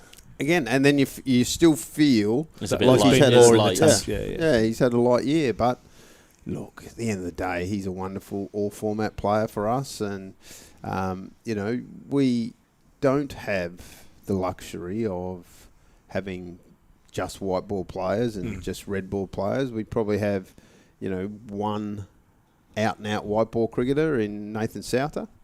Obviously, your two overseas that you play in the white ball stuff, the T20 stuff, but generally we sign players because we think the all-round package, and then it's my job and the coach's job, our wonderful staff here, it's their job to go, okay, if we got some shortcomings in the white ball, how can this boy fit in? What can we do to make sure he's a all-round cricketer? And look, if it doesn't work and it fails, then that's okay too. You might be, you get to a 26, 27, maybe even 28, 29 years of age, you go, you know what, I reckon he's just a red ball player or he's just a white ball player or whatever. But until that point comes, we will continue to try and make our players all format cricketers. And, again, I hate to say it, but, we don't have an endless bucket of cash where we can just splash around. So we have to make sure that our youngsters coming through the system can play all formats. And I will say that's an area of concern for me at the moment. I look at our youngsters and in the northeast in general, so I'm sorry if people think I'm talking rubbish, but I think as a generalisation, our youngsters don't play T20 well enough yet. Okay. So the priority for me in the off season will be, how do I get McKinney, Minto, Hogg, Robinson, Emilio Gay, for instance, is another one who's a youngster who wants to develop. But and he's not a northeast boy, but can I get those blokes playing in our white ball team? Because that's the key to success. We want to play quarterfinals all the time, and I look at the teams that made the quarterfinals. Well, look at the teams who've won the competitions this year. How many of them are there homegrowns who can play that format? How many white ball only players have they got? So there's all these sort of things that go to it, the matrix, so to speak, of a good team, and there's always exceptions to it. But we have to find a way that we are going to be successful every year in the T20. We are going to be successful in red ball cricket. We're not going to, I reckon I'm pretty safe in saying. Emilio brings out the reverse sweep, and that'll be 4. Lovely shot from the Durham's number 3. I wonder if he saw Alex Lees practicing that shot. Did you see that, Jules? I saw that. Oh, hey, Leesy, this is how you play it, buddy. No worries. Just watch this. So look, I don't think I'm wrong in saying that Durham have always been a red ball team. Red ball comes that's where first. the success has, yeah. And I accepted that when I came, that red ball start, but I said very clearly that we have to also improve our white ball cricket and our white ball skills, and I don't want us just to make the quarterfinals once. I want us to be a consistent diet of finals cricket, and that's where T20 can take us. So we got lots of things to work on. We know that. Are we the finished product? No. In any form of the game? No. But there's a lot of excitement there. Oh, isn't there? We were talking about it earlier, actually, with Killer, who was in And you look at what you have here, plus who's also coming in. You've got the experience of a Will Rhodes, and you've got this young fella here, which I'll come on to in a moment, who looks just thirsty to bat. What can you tell us about Emilio Gain, the short time that you've had him up here? Short time. Everyone who watches him bat says, "Oh my God." That's their first reaction is, geez, this boy can play. He reminds me a bit of Herb Elliott, Matthew Elliott from Australia back in the 90s and 2000s. Not the runner. No, not the runner. That's probably missed on many. Really good kid who he will ask questions. Like, he'll want to ask and talk cricket. He's, let's be honest, he's a cricket nuffy. Yeah. So he's going to, talk and ask, want to face a lot of balls. So I think that is exciting. I can see he's already got the greedy reputation of somebody who wants to bat, and he's going to test the slingers. Oh, yeah, and let me tell you, he's not going to be testing me. I'm too old to be throwing balls all day. But I think the most important question is, how does he fit in on the football field in training? Yeah, well, he's one that has gone into the youngies side and thinks he's good. Everyone in that young team think they're good, which is brilliant. Look, he'll fit in, no doubt. But like I say, obviously, I think his red ball pedigree speaks for itself. But again, I think there's going to be great questions to be asked about his white ball stuff. Can he slot into that team? Where could he slot into the team? What magic can he bring to our T20 stuff? Gilchrist is in, and Lee's just defends. And that's exciting for me, is to find out about that. Like I say, Ben McKinney is a kid that we obviously talk highly of, and we saw it this year with Michael Jones, which put him into a different position, which the amount of bloody tweets or X's or whatever I'd get saying, what are you doing with Jones? But we don't need another top order batter in this team at the moment. Oh, that one. We lacked power hitting. Yeah. That's how I felt that our team structured up. We really struggled to finish innings and clear the rope. So Jonesy took on that challenge, and I thought at times was absolutely brilliant at it. Well, that game at Surrey, the quarter-final in particular, yeah. Fantastic. Here against Worcestershire as well. He's only just started doing it, and he's going to, unfortunately for us, be against us next year. So he's... You got to look at someone, and just, for me, is just don't accept the norm.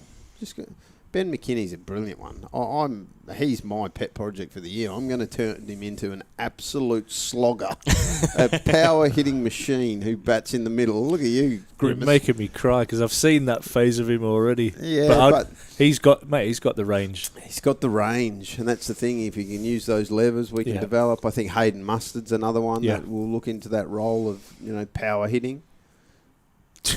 Making me laugh here. Do you know what impressed me really about Ben's today was his defence, how tight he was, putting it under his eyes. But that's how I want him to play. In red ball cricket, if he opens the batting or he bats through, wherever he ends up batting, of course, that's a different game. It's that problem solving that you keep coming back to, isn't it? But then, if I put him in with four overs to go where he's going to face 12 balls, I want him to hit 4 sixes. Yeah. And if he does that, let me tell you, he's suddenly going around the world and earning $1 million. Well, you say that, and I talked to Tim David a couple of years ago around the change in him. I saw his physique change from a skinny lad, Ben's not skinny, but Tim David go to an absolute tank, and he was like, mate, my job now is I might face 10 balls and I need to hit 6 sixes in those 10 balls. Yep. And look at exactly what you said there. It's very Show simple. Me the money now. Yeah. Well, you saw Liam Livingston do it on last night against Australia. That's certainly something to watch out for, as Gay defends this one to end the over 174 for 1. How did this move for Emilio come about? Obviously, because we announced it was coming at the end of the year, and then suddenly it's brought forward. Is there just some goodwill between Northants? How does that come about? Would you say goodwill? I don't know. You might use a different term for it, but No. Look, at the end of the day, they decided that they weren't going to play him, and I don't think they even wanted him at training at one point. And that's up to them, because obviously he'd made that decision he was going to leave. And how people react to that, that's all to themselves. I'm never going to tell them what they should do or what they shouldn't do. But to me, I hate the system here. I'll be honest. I hate the trading system where from June 1 you're open slathered, and you're that's out of contract, during season, which it's unsettling. I still don't get it. I still don't understand it. But well, you got it when you got Parkinson and Ackerman last year, mate. well, yes, I know that. But again, I hadn't been on the receiving end when Jonesy told me he was leaving. That's true. But it is a weird system. And again, I'm not dishing the English way of doing things, but it kind of is a bit weird. But yeah, at the end of the day, that's what happens. So if that's the system, don't get upset with the system if something goes against you. Yeah, so that's up to you. That's up to you as a person. So I'm very proud of the way we've looked after Jonesy. He hasn't got into the team mainly because he's injured. I've seen him just here going for a net, mate, for he's example. Still of course, he's part of it. He's bloody Durham through and through. Oh, we love him to bits. So I'm really disappointed he's leaving, but that's not going to change me as a person. Yeah. And Emilio got to a point where he just asked us, would I be able to come up and train with you? It's like, mate, okay, you're our player next year. Why don't you come and see the sites, look where you're going to live and all that sort of stuff. And so as it turned out, Scott then got injured. And, with Emilio here, we then went into the loan sort of deals or whatever you have to do. And suddenly he's playing for us. Tim Bostock told everybody. He's worse than you. That's good. It's just honest. We got no things to hide. It's just... So, in the end of the day, he ends up playing for us, which it's almost like a try before you buy sort of situation, which is already cool. bought him, mate. Don't worry, Northie reminds me of that all the time. So, look, we think that he's going to be a very, very special player. That's why we've, gone out and signed him. We think he's got good character, which is, again, when it comes to Marcus and I talking about players, it's a skill set that we're looking, but most importantly, what is the character of the person? Is he going to fit into our dressing room and, either make it better, or if he isn't quite at the character that we think we need, can he grow into it? Can our dressing room change him into what we want him to be? And, generally we're going to say yes. Like, I think our dressing room can... Your culture, yeah. Our culture, whatever you want to call it, is, a pretty cool one to be around. And I think Emilio's has... And again, I'm just saying this, but from all his reaction is, mate, he's loved his time here so far. Mate, he's only got a T-shirt on, just a shirt on there as well. He must be trying to acclimatise. He's settling in for the winter nets and winter conditioning tests he'll be doing. Tell you what, it gets cold in that indoor centre, mate, in the winter. Don't you worry about that. But yeah, so look, at the end of the day, I think we're getting there. But like always, I say the squad will never stay the same. We'll always try to add to it. That also means that a few doors will close on some players, which is obviously the hardest part of our job. Yeah. I can guarantee for people listening, we will always be trying to push for the Northeast kids to make sure there's a spot for them, there's a place for them, our pathway. And I heard you earlier talk about Steamy Windows, who we love dearly. He's 100 partnership up there, Cambo. Fantastic. He's continued to produce players for us, and we'll continue, to keep spots open for those sort of young kids to come through. But every now and again, you got to keep getting someone from outside to A, help a skill set that you need, and B, make sure you're not just becoming a bit sort of insular.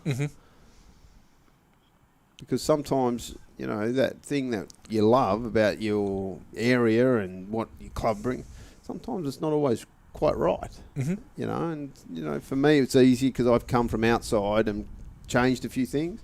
But seeing other players come from outside and seeing what's good, what's cool, and maybe what's not so cool. You must see a lot of similarities in probably the Western Australian psyche as with Durham as well. Yeah, 100%. You know, it's very much in WA. It's us versus the rest. Yeah. And I think that's a fair assumption to say that most northeasters think that it's northeast versus the rest as well. So, mate, I was lucky enough to be here for the international match. And, obviously as a coach, I don't get to hang out and watch a cricket game very often, especially on an international. Just to watch cricket rather than analyse it. I was lucky enough. I did the BBC, I did the radio and stuff, but had time just to sort of walk around and, watching 14,000, 15,000 people have a great time watching cricket up here, eating, drinking, socialising, talking about the game. Mate, that's just so cool. Like, I know you could say it's not the perfect time of the year and all that, for sure, but it shows to me that this place, it's there and it's bubbling and it's such a good sporting culture in this whole of the northeast. Mm-hmm. But they love their cricket, they love Durham. We are here to provide them with entertainment, and hopefully our team continues to grow and win and bring excitement. Because I know that we're going to get the backing from them as well. So, yeah, how much it means. I mean, his son is playing, so I've got a message off Neil McKinney saying he's on holiday in Crete and watching cricket under a towel and mumbling about weight transfer, trying to convince Karen, his wife, that he was talking about how much he's eaten this week. Well, you can tell him, I just had the same conversation with Ben over lunch about weight transferring and all that sort of stuff. I have no doubt. Another new addition we're going to have next year, Will Rhodes. Yeah. Someone who's been around in and around the county game, arguably coming into the peak of his pomp at 29, he can bowl a bit as well, as Emilio brings out the reverse sweep again. I think he did see Alex Lees play those shots. Like, Alex, if you want a tutorial, I can bring them out for you if you want. But Will Rhodes, just when Marcus comes to you and goes, Will Rhodes is available, is it a simple yes? No, it's not, because the one thing that Northie is not so good at with me, I reckon I'd love to play poker with him, because I think I'm starting to tell his tales now. Because when I get called into his office, sometimes he's got this smile or a glint in his eye that I think, oh, something good's coming here. Or, I'm starting to read when there's not something good coming. Ignore that message. Look, when a player becomes available and we start our conversations, it's the same thing. Does his skill set, do we really need him in our what we have so far? But not only just for what we have now, but let's say in the next 2 or 3 years. Does his skill set help us? Obviously, that's a tick of the box. What sort of character is he, as I spoke about? Is he going to be the right person, the leadership, all that sort of stuff that he brings? And the fact that he did become available, it was like I couldn't get it out of my mouth fast enough. It was like, yes. But in saying that, we actually had to take a breath. As Emilio Gay goes to his maiden Durham first-class 50. It's been a chance this innings. A few beautiful reverse sweeps as well. Well batted Emilio as he gets acquainted to the northeast. Hopefully first of many. Really exciting. I get the feeling that will be the case, Ryan. So, the honest truth was, when Rhodes came available... Can we strip that back? So right, so the 1st of June, does Northie get a list of basically players that are now available that you can speak to? Pretty much. The guys that haven't been, not so much as an official list, but out of the managers and the agents start. Right, he's available. He doesn't have a contract for the next season. Yeah. And to be fair, Northie is all over that stuff anyway. Yes. So, that's what makes him so good at his job. It's knowing the stuff that you need to know. Yep. But like I say, it's an easy one for me to go, okay, yes, to Will Rhodes. But Northie then goes, yeah, but well, Emilio Gay. Oh, yeah, yes I'll to have that them as well. But then my question fired back, which Northie had already I know he's going to ask me that question, but he will say, what about Ben McKinney? Mm-hmm. He's the future of our club. Is he going to fit in your team? Yep. So I have to then answer that. I have to work out, okay, does it work that these players can play? I believe it can. Mm-hmm. But then you have to show that. And it's not just us. Tim Bostock, as the CEO, obviously he runs our business. Yeah. But he also runs our cricket. He wants to have an opinion too. And it's like Tim is sitting there going, okay, Marcus, you want money from me, but justify Ben that. McKinney, tell me through how Ben McKinney's going to play. Mm-hmm. So we go through all that. We do all our due diligence, and at the end of the day, we make a decision, and we, as together, and we say yay or nay. And so this time it was for both of them. Yes, I think it can make our batting extremely exciting. Mm-hmm.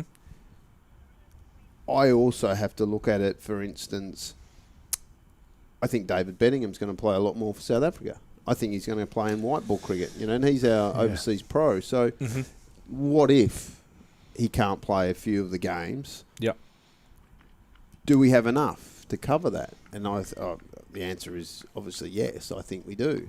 So we have to keep looking as a squad to try and cover all sorts of situations. And you're finding that out now, really, with your bowling reserves. Yeah, 100%. It's funny because, the first thing I asked Graham Onions and the rest of the crew in a meeting before the season start was, do we have enough?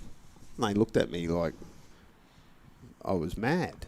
It was like, we had a board in front of us, there had names everywhere. And I said, do you have enough? And he said, oh, yeah, we're fine. I said, no, think about it. Do we have enough? Yeah. And, as it turns out, we probably didn't have enough.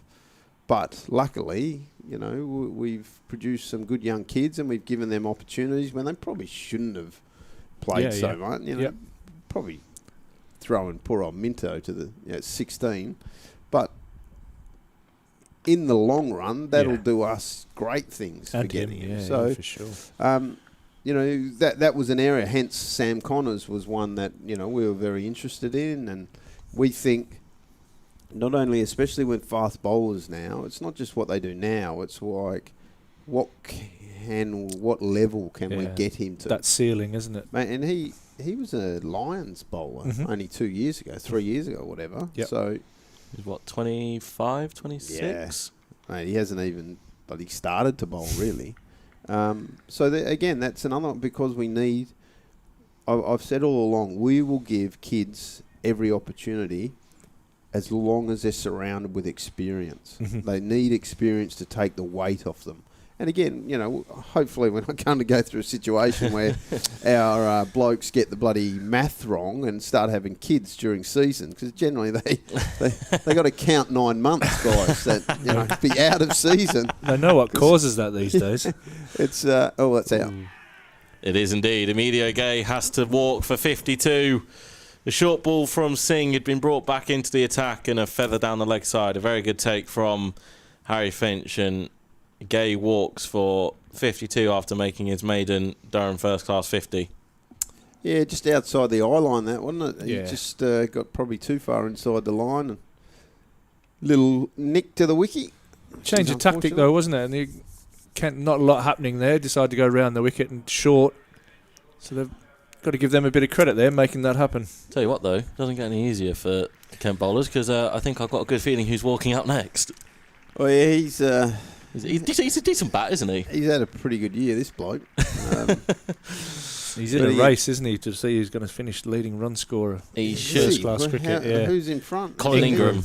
Colin Ingram, Dan Glamorgan. Ingram's in front of him. Bedders will most likely, as you can see on the screen, Bedders walks out at number 4. He will most likely finish as leading run scorer in Div 1. Before this round started, he was 2 runs behind Colin Ingram for the overall, and Colin Ingram, I think, has hit Made 90, didn't he? Yeah. Or something.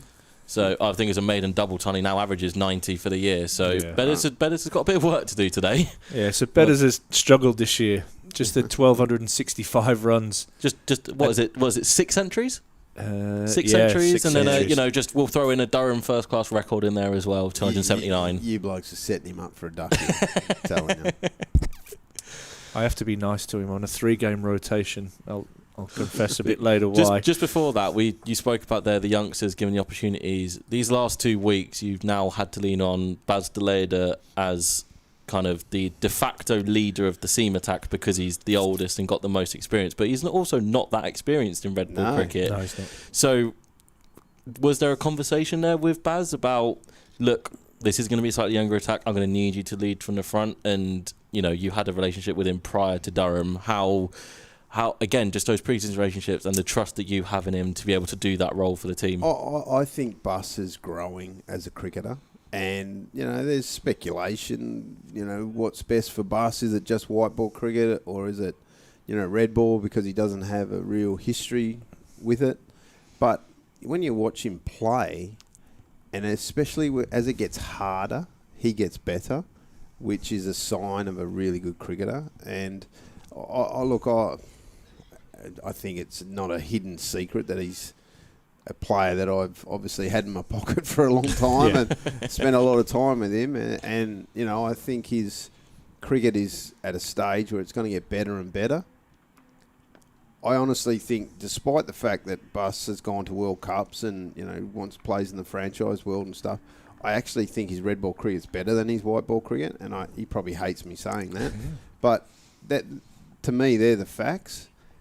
But again, I'm not saying he won't develop into an unbelievable white ball cricketer, because he will. But at the moment, I just think he fits in here nicely. He's been given a great opportunity to really take that number 7 spot as his own. And yes, he's had to lead the attack. But even that, every time he bowls with a red ball, he's learning something new about himself. He's learning something new about his body, of how many overs he can get through, and days after days. And he strikes me as a guy that he wants to play every game, and sometimes when he's for casters here or Potts and all that, and he's sort of the guy that comes in and out, I think he gets a bit bored probably. He wants to play. So yeah, look, he's another one that he's had 2 years now under the Durham banner, and I think he's really enjoyed those 2 years. How old's Bus? 25? 25. Yeah. We'll always, I think we've shown it pretty clear that we'll give him as much chance to play for the Dutch as we can. Every now and again we say no, but generally we try and, because we know how much he bleeds orange, really. Although I did ask him a question about, what happens when England pick you as Ben Stokes' replacement? That kind of frazzled his brain a bit. Because you think about it, there's not too many bloody fast bowling all rounders out there. Well, we got another of them here in Bryden. Yeah, but I think Bryden will never be seen as a Ben Stokes, because I don't think anyone will believe that he can bat 6 in Test cricket, whereas I think Bus can bat at 6 at Test cricket, even if it's a 7. Like, again, I think Bryden could bat at 7 as well, but we believe things differently to everyone else, the powers that be. Yeah, it's going to be interesting. Again, I think Bryden, he probably hate me saying this too. I think he's such a test match cricketer at the moment than a white ball player. But, watching him bowl at Lords, don't get me wrong, he's going to take wickets and stuff. But I think in the test arena, he's going to be really, really suited. And I really hope he does well in Pakistan and shows that. Off the mark, Bedingham, second ball.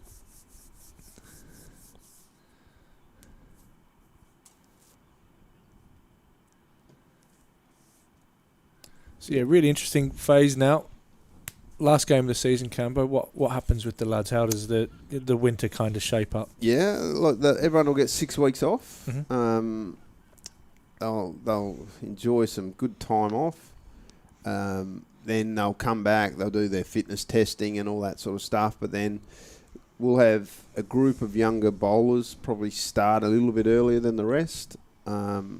Mainly just on technical stuff that we need to get into them. Like someone like a Lukey Robinson hasn't bowled a ball this year, and he's now fit and healthy, and ready to go. So he's champing at the bit. But we'll have to, obviously make sure he has his 6 weeks to chill and not bowl a ball. But so we'll go through a period of time, and then obviously the S&C staff will come in and be the main players in that lead up to Christmas.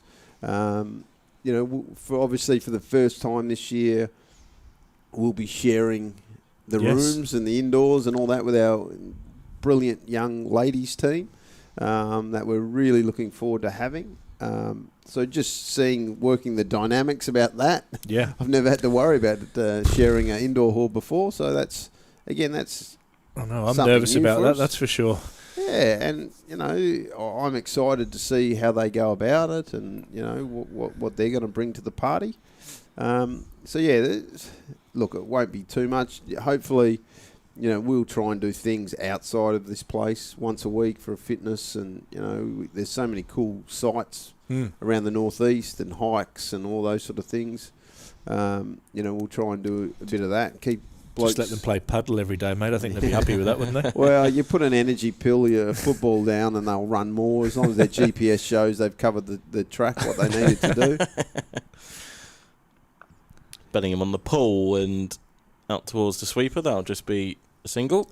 Yeah, I don't think you can reinvent the wheel in the off season. Yeah. It is what it is indoors, isn't it? Yeah, it's fitness. It's getting strong, fit, and healthy.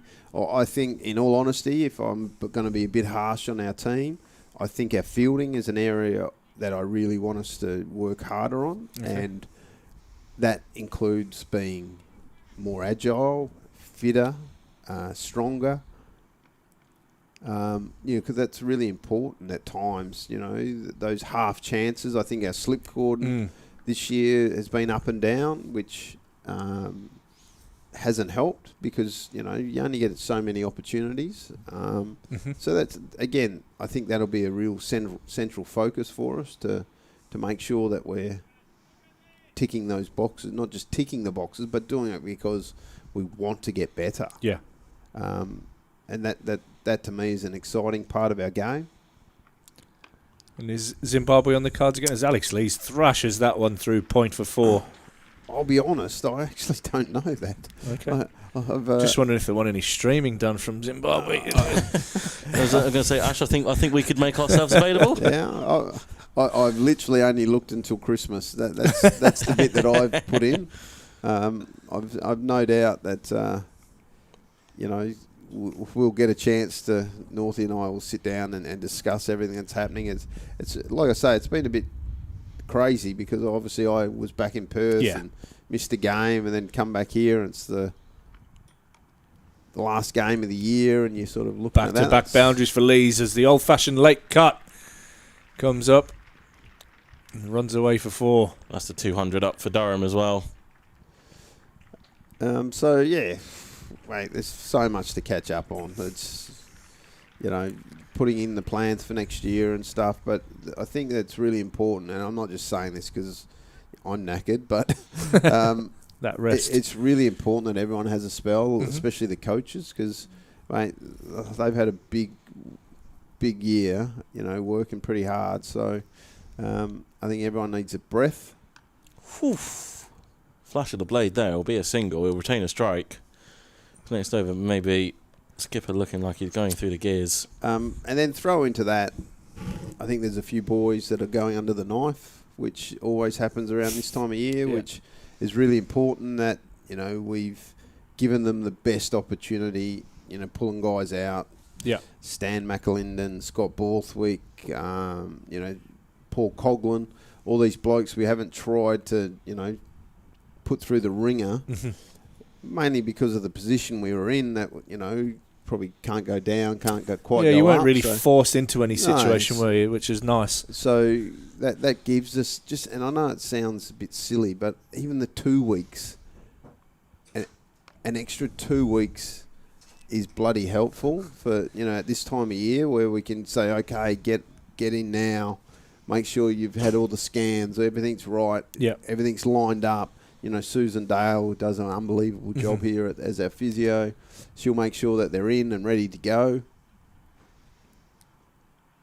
And then they won't miss as much pre-season as, that we first thought. So, really important what goes on then. And then you got the other side of the story. Ben Rain's a father for the first time. Yeah, so congratulations to Ben. Mate, he's going through that situation. Colin Ackerman's dealing with twins and a third. So there's all little things that these guys... The human side of it, yeah, absolutely. For the next 6 or so weeks that they need just to chill and enjoy that stuff as well. It's that switch-off period. It's a wonderful period, let me tell you. Not switching off with twins, I wouldn't reckon. We spoke. Sorry, mate, go on. No worries. We spoke with Killer just before lunch, and we asked him about. I think there was a comment in our YouTube section about players going abroad over the winter to go play cricket, and obviously Killer with his role with the bowlers. It's all about their loads and maybe what do they need? Do they need to just go and bowl and keep bowling for a full year? Have you had any, chats with, maybe not with our guys, but in the past, have you had chats with people about whether they need to go abroad and go play some cricket? And from a head coaching perspective, is it very much tailored to each individual? Oh, it's very much every individual, because I think you have to weigh up. So, for instance, if you said to me, Ben McKinney, let's send him overseas, theoretically that'd be a great thing. But Ben hasn't done a pre-season. Like, he literally hasn't done a pre-season. I don't remember when his last one was. He's been abroad, because hasn't he? Under 19s. Yeah. He's been under 19 situation. All this stuff, so they're always away. So, we also need time with those kids and players, to go, okay, technically, do they need something? Fitness-wise, do they need something? Gym-wise, do they need something? So, it's... The old days of just going, everyone should go overseas and play cricket. It's probably not. We're not quite there now. We have to look. Fast bowlers definitely are probably no chance. In saying that, like a Stan McAlinden, for instance, would help him beyond belief. Getting out there and bowling every week, but then we have to take into account like his body and is he going to have the right coverage? Is he going to be looked after by the right people? And that then impacts to our pre-season going into March and April. Yeah, so, we try and weigh it all up as much as possible. Last year we had, I think, 5 or 6 blokes on Lions tours. So that took a big chunk of our guys out and we could just spend more time with our youngsters. But, I'm not sure how many will go this year. It's that's going to be a different situation as well. So... It's one of those things we all want to avoid winter and all the hard work of running up hills, but unfortunately that is also part of our game, and we got to get a bit of that into the youngsters as well. I think Bedders has got that one down to a T with all of his South Africa commitments. Yeah, well he won't be seen running up a hill, that's for sure. Might be under the heat lamp out the back and Vic's nets. Yeah.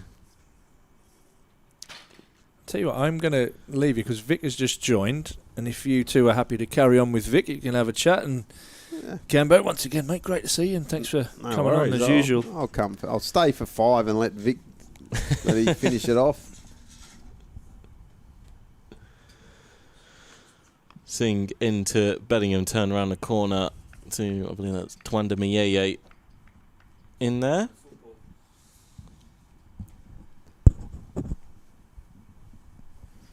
Easy, just having a chat with the standing umpire at the far end, and we can welcome head groundsman into our broadcast for one of the final times this year. I hope you've enjoyed it. I hope you enjoyed it as we have, Vic. Yeah, good afternoon, guys. It's been an interesting time, hasn't it? He's a regular now on the radio. I've noticed you blokes are always talking to Vic. I'm after your job, Campbell. I heard you the other night on the international there. I thought, Christ, you must be raking in the money. Jose Cambo, you talk about competition for places in the playing 11. We're talking about competition for places in the commentary box. Mate, I was here for the bloody Tommy Seymour was all over me. I had to do corporate boxes to make sure they got their pound of flesh and love of the game. Leeds 127, Bingham on 4. Leeds will move on to 128.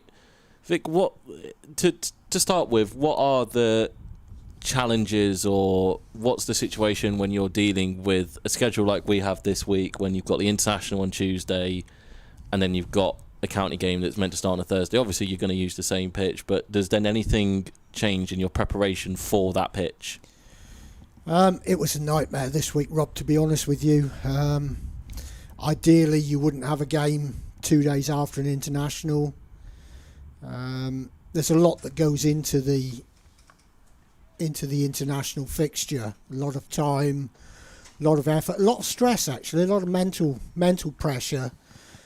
And there's always a big climb down after that sort of game.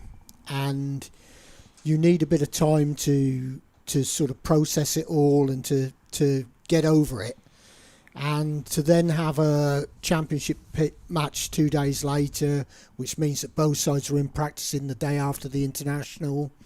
The games, you're probably not getting away till 9 o'clock at night, and the teams are in the next day. Throw in the weather that we had in those 2 days as well, and it's been very difficult. Give me Matt Parkinson to continue here to Alex Lees. I tell you, just to add to that, and I know Vic goes through all the stress of it, but this is the beauty of Durham, I reckon. I reckon I stressed as much for Vic as he did, because I know how important the international is for this as a club. Like, we want to put on a good show. We want, people here having a good time. We want a good wicket, because, that says, oh, yeah, it's always going to be great at Durham. But, like, with all that rain we had, mate, I was sitting there going, oh, my God. So I don't know how he was dealing with it. Here's the coach who has nothing to do with the ground, absolutely packing it. And, yeah. Yeah, the day before the international wasn't ideal by a long way. The beauty was that 2 weeks before the international, we had a couple of really good weeks of weather. So the pitch was ready. The pitch was done. The pitch was ready. I was very happy with that. But then for it to sit 24 hours under covers is never good. It's always going to sweat up. There's moisture around. The day was pretty horrible. So you're thinking, how much is this going to favour the bowlers? And it was. There's absolutely no doubt it was a bat first pitch. It looked a great bat first pitch, but the weather conditions just meant that whoever won the toss was going to bowl. Was going to have a bowl, and rightly so. Well, it certainly looked like a good batting deck here, as Lees will move on to 130. You mentioned there the 24 hours before the game wasn't ideal. Is the ideal scenario the day before the game to have nothing on the pitch until late at night, just before the night kicks in? Is that the ideal scenario, to have it under the sun and natural? It depends what sort of state you're in. Obviously, there's a bit of a balance. You don't want it to get too dry. Say if we were back a couple of years ago when we had the international on the 40-degree day, you wouldn't want it baking under 40 degrees for the whole day. You'd have to cover it with something then. But yeah, you don't really want the moisture around. Ideally, yes, you would have it open, and particularly at this time of year, because the sun's not going to be that hot at this time of year. So you would like it to be open to the elements. But hey, we always want what's perfect, and we never get perfect.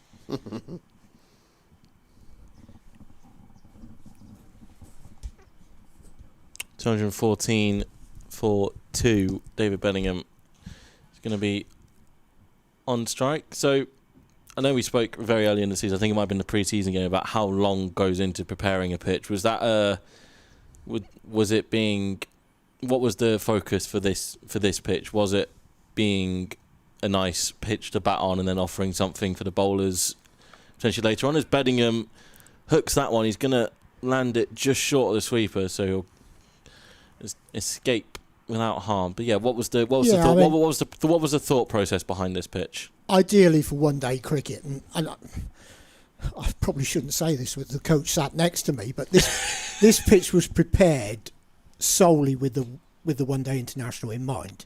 We were always going to play the 4-day game on it, but it was prepared with the one-day international in mind. And for any one-day game, you want the pitch as flat and as hard and as batsman friendly as you can get it. So Alex Lees carves that one away through the offside. He'll move on to 134.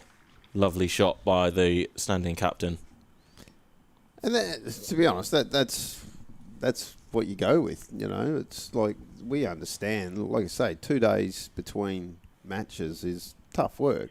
But again, we will devise a plan how we're going to win this game of cricket. So, as we've seen, I think over the last 2 years, we like a good batting surface because we want to score fast and give us as much time as we can to then bowl the opposition out. So I think last year was the prime example of the good batting pitches, the amount of runs we chalked up. Well, and that's the thing.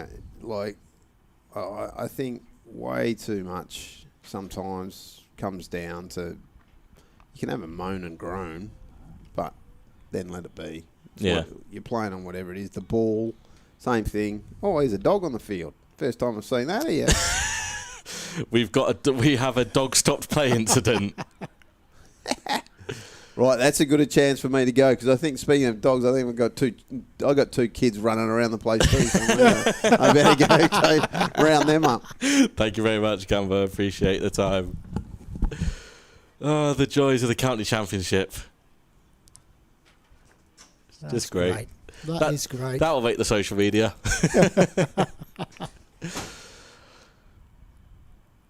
At least he hasn't pinched the ball. Normality resumed halfway through the 53rd over of the game. David Bedingham has decided he's decided enough's enough. Hooks that one. It's the first maximum of the day. No doubt in his mind where that was going. Again, I think we might have spoken to this earlier in the season as the crowd member trying to fetch the ball back for us. There we go. Your relationship with Cambo in terms of, I think we spoke to this earlier in the year, that it's been one of your better relationships with head coaches because he just wants the best cricket wicket possible. Again, you mentioned that mental stress. How easy is it then? Well, how much easier does it make it when you know you're preparing for, we'll put it in context, a 4-day game, you haven't got internationals and everything. How much easier does that make it when you know that you and your team can just go out and produce the best pitch possible rather than having to plan for everything else around it? Oh, it's massive. As David Bedingham So's that. goes massive. Consecutive sixes. The South African is on the charge. Yeah, it's very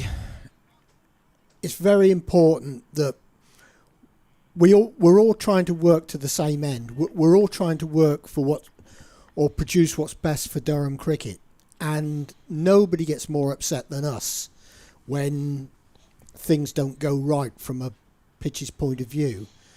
And so it is hugely important to us. But the last thing you want is added criticism, added pressure, people tutting and shaking their heads. That's not helpful at all. We don't always get it right. We try to do the best we can. We don't always get it right. But then I think that's probably the same of any career. Sometimes the players don't get it right. I won't say the coaches don't get it right. They always get it right.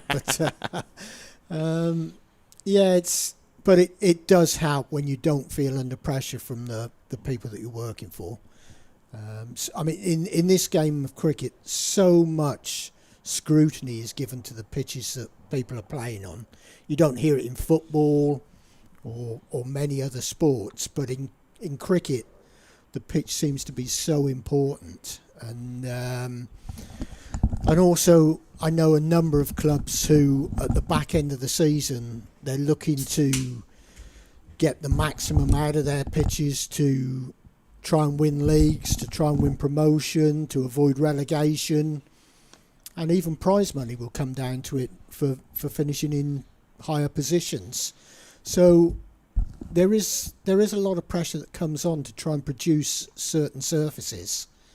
And that's fine. I mean, nobody is against home advantage. But when things occasionally do go wrong, you still need that bit of support. And that's the thing that Cambo always gives you. Lee's gentle tap and run into the offside.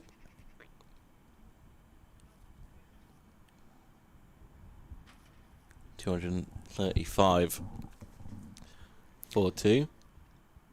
One thing I am interested to ask you, what is the regeneration process like over the winter for you and the team with, obviously this is the last wicket that will be used for the season as an under edge just shies past the stumps and Bingham will take a single from it. So yeah, what's the regeneration process for the winter for the square here? Yeah, so we start on Monday, weather permitting. We start Monday. There'll be quite a lot of water that will need to go into this pitch and the 2 practice pitches that are out there. Then we'll shave a lot of the grass off, probably down to a similar sort of length that this match pitch is. Then we'll want to get some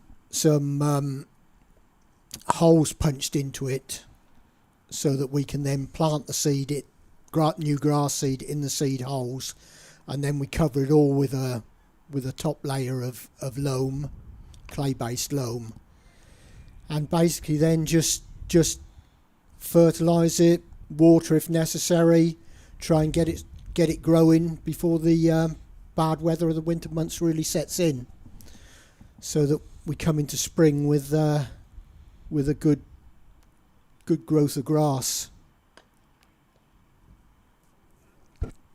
Dot ball to end the over, 236 for 2. Lee's 136 from 166 and Bingham the 2 massive sixes in the previous over from Singh, 22 from 16. Run rate currently sitting 4.5 or just under.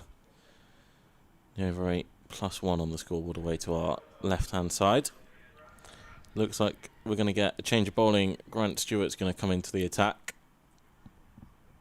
from the Lumley end. Looking pretty miserable now, isn't it? Yeah, it's not looking grey and overcast, and I'm surprised the lights aren't in use. No, we might not be too far away from the flick being switched. From the switch being flicked on, I should say. Back to the international. Again, I think you might have mentioned this to me earlier in the season. What was, when you're dealing with international teams coming over, what's the communication like? Is there pretty much no communication until they rock up on the day before and are looking to practice? Is there, reach out a couple of weeks before saying, what's the pitch looking like? Can you give us an update? What's that chain of communication when you're preparing for an international and the opposition want to gauge your feeling on the pitch? Yeah, there's quite a lot of communication, probably mainly with the England setup. They will communicate their requirements to all of the clubs that they're going to be playing at, what they need in terms of training, the facilities, catering, net bowlers, that sort of thing. So there's quite a lot of communication there, and that comes in fairly early. Then as you get closer to the game, again, there's quite a level of emails come in, just to make sure that they've got everything that they want, and can they come in and range hit? When do you allow them to range hit? Which is probably more to do with the match manager than us. You have to bear in mind that there's a lot that goes into the ground with advertising boards, with people out there all the time doing various things. and so a safety issue comes in around the practice facilities. Not so much about the pitch, actually. I guess if Australia wanted to find anything out about the pitch, they'd probably give Marcus a call rather than ask us. Oh, David Bellingham was eyeing up Bannatyne's Health Club there for a range hit, but it's going to be an under edge down to long leg.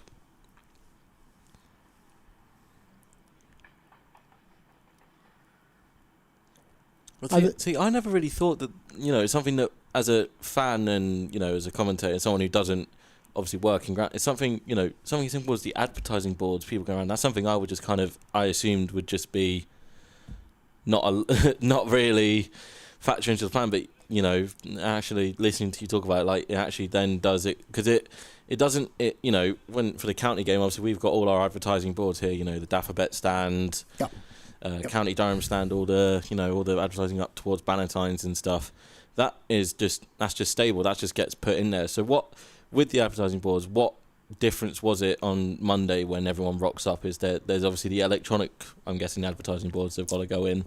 Yeah, it's a massive organisation which people probably don't realise. Our game was on Tuesday, so I think the Friday previous to the game, we start off with all of the Sky cables come in. The whole ground has to have cabling put around it for all of the cameras, for all of the media stuff that goes in. So those guys are taking probably a day to do their work. So that's another boundary for David Bellingham. He's come to the middle with one thought in mind. He wants to up the ante. And then we'll get scaffold companies come in because they have to build a tower as the lights come on. They have to build a tower for the cameras behind the bowler's arm at the Lumley end. And so they're also doing mid-wicket scaffolds for Hawkeye cameras. Hawkeye themselves come in and they'll take an hour and a half to set up. Carpets will take an hour and a half or so to set up, but the LEDs is a massive operation. They come in on Sunday. David Bellingham, that last boundary brought up the 50 partnership, and he's just cleared Matt Parkinson at mid-on. He's raced on to 31. Yeah, sorry to cut across you there. No, fine. LEDs, they take about a day to put in, so a massive lorry comes in, they're offloaded off the lorry. Air tractor is then used to drive them all the way around the field, and each one is probably about 4 or 5 feet in length, and each one goes in, then all the cabling goes to that, the testing. It's a massive organisation, and a lot of this is going on whilst the players are out there practicing. So people have got to have their wits around them. I was going to say there's definitely been around someone like Bedders when he's out in the nets. You're definitely watching your back when he's out there. As Parkinson's going to continue here, as you mentioned, that lights have now just been switched on. Yeah, that's it. Again, and all of that sort of impacts upon air time that we're able to get out onto the ground. The guys want to get the outfield cut, and they can't do it because people are out there. We want to get on the pitch with the roller or whatever. You can't do that. We can't do it because Hawkeye have got all of their things out there, and it's probably not safe to do it anyway because balls are raining around all over the place. Yeah. Alex Lee is currently sitting on 137. It's been a fabulous knock by the stand-in skipper. He'll add one more to that tally here. As Durham move towards a first batting bonus point. 247 for 2. Bonus point starting from 250. As Parky wants some field adjustments. And then the weather. What was it like Monday, the day before the international? Just rained all day. So that's the worst scenario for you guys? Yeah, absolutely rained all day. No let up at all. We were forecast 3 hours of rain. Bellingham comes down the track. It's aerial. He's cleared it. It's 6, and that is Durham's first batting bonus point. 253 for 2. David Bellingham moves on to 37. Might have to dig out what Durham's fastest first-class 50 is. I don't think he's going to reach there. Ollie Robinson's up there for fastest first-class 50s for Durham, but the 250's up in 55 overs and 4 balls. They're not hanging around, are they? No. You get the feeling that something's going to happen in this game. Well, something's happening there, Vic, and it's David Bellingham clobbering another boundary by the looks of it. It will do as well. He moves into the 40s. This has been an exhibition in how to speed up a game from Durham. Me and Ash did briefly mention it at the start of the session. We were thinking, well, I think I was anticipating maybe before tea, potentially a declaration was going to come around, or maybe before the close if we get towards that sort of period where, as Cambo alluded to, what's the worst time for the batters to get out to the middle? Is it peak bowling conditions and everything? So my view is that this will probably be a 1 innings game. We'll get a couple of forfeitures, and whatever Durham get today is going to be what the target is. What the target will be. Well, we'll see if Kent will play ball as David Bellingham launches that one. That's another one. That's another boundary. Has it gone all the way? Yeah, that's 6.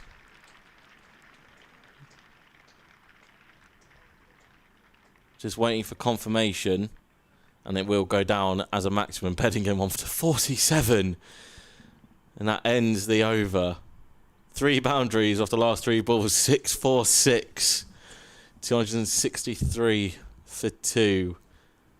Bellingham 47, Lees 138. So, with it raining all day before the international, what can you guys do basically? Is it absolutely nothing, or is it literally just the bare minimum? It's absolutely nothing.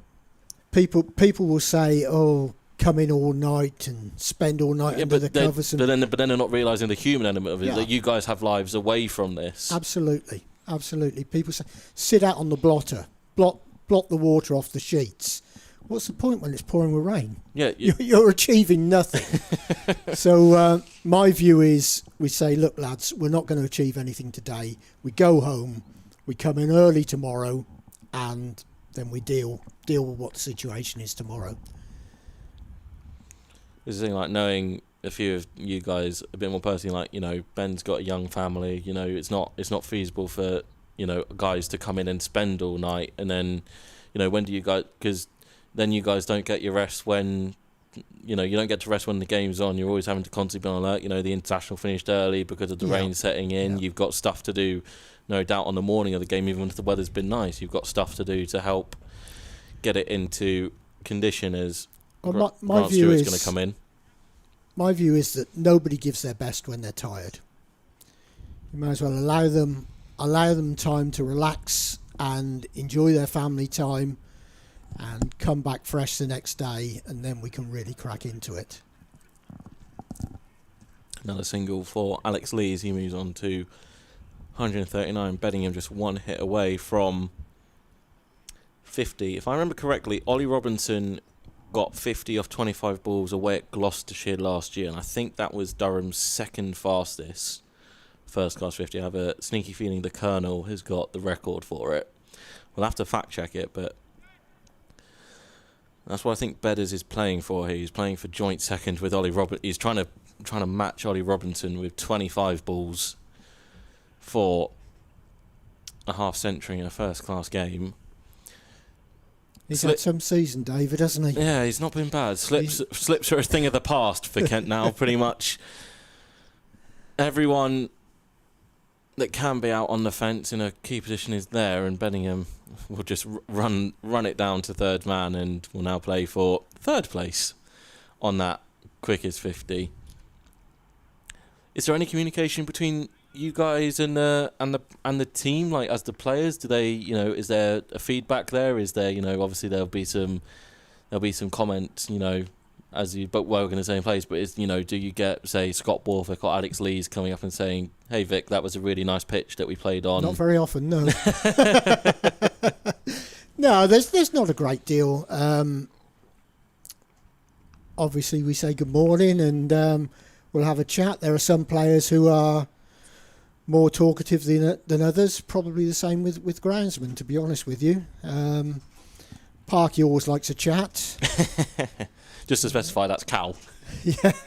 What was Matt like last year? Was Matt similar? Or? Very similar. Yeah. Good lads. They like a chat, and they like to know if it's going to spin or not. But they're all good lads. They're all good lads.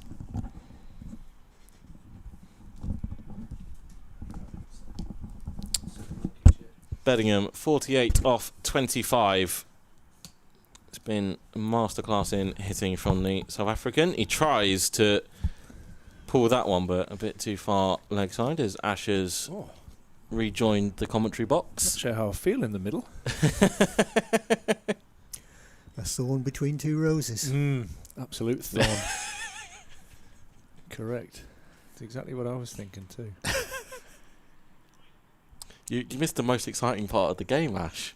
We had a dog run on the field. I saw it. I've been sat along with Graham Madison there, and I've just had a lovely piece of cake courtesy of the players, actually, which was very nice. Full toss. Bedingham pushes it down to long on for 49. Watch Bedingham being nice and boring. How is Graham? Is he happy? When's he been happy? Graham's always happy. Oh, I was about to say, Ash, that's a very... No, Graham's always happy. Lovely. He should be a groundsman. I think he was in a previous life. No, he's good value. He's been watching... timed it perfectly, your arrival. I watched the end of the Newcastle game, mate. Was it a 1-1? It was, indeed. It was. Must be nice just to sit and watch some cricket after this week, mate. Oh, just a bit. Just a bit. Hectic week for you and the boys. Yeah, desperate week. Just a couple of days to go, mate. Just the one. 268 for 2. Durham picking up their first batting bonus point. We were talking earlier this morning, weren't we, about some of the renovation work that you have normally booked in for this time of year, but you're ahead of the game and you've been kind of doing that on the fly, haven't you, with each game? Yeah, I've been trying to do it as we go along. We had a desperate winter last winter and early spring this time, so I didn't want to be in the position next season that I was at the start of this season, so I've been trying to do it as I go along to keep a bit of grass on there.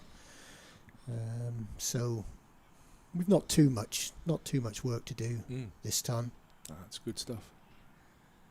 And how fast the outfield today? I can't believe it. Yes, it's unbelievable because the other night it was slow. Mm-hmm.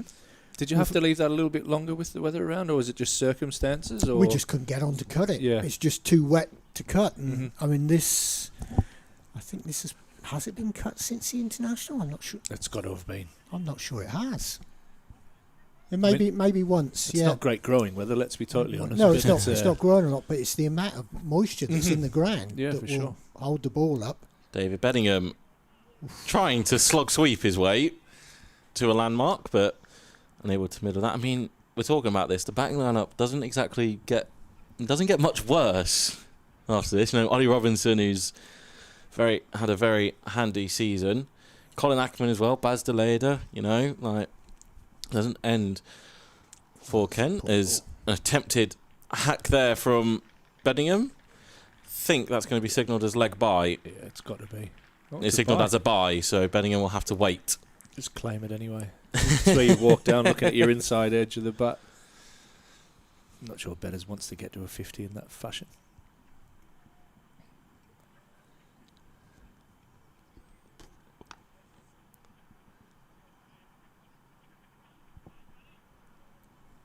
Just watching Parkinson there as he dived. Wasn't sure if his head hit the floor. He seems okay. The floor seems okay also. And Lees is just going serenely along, isn't he? He's just booked himself in at one end. You bat around me, lads. I'll keep it going.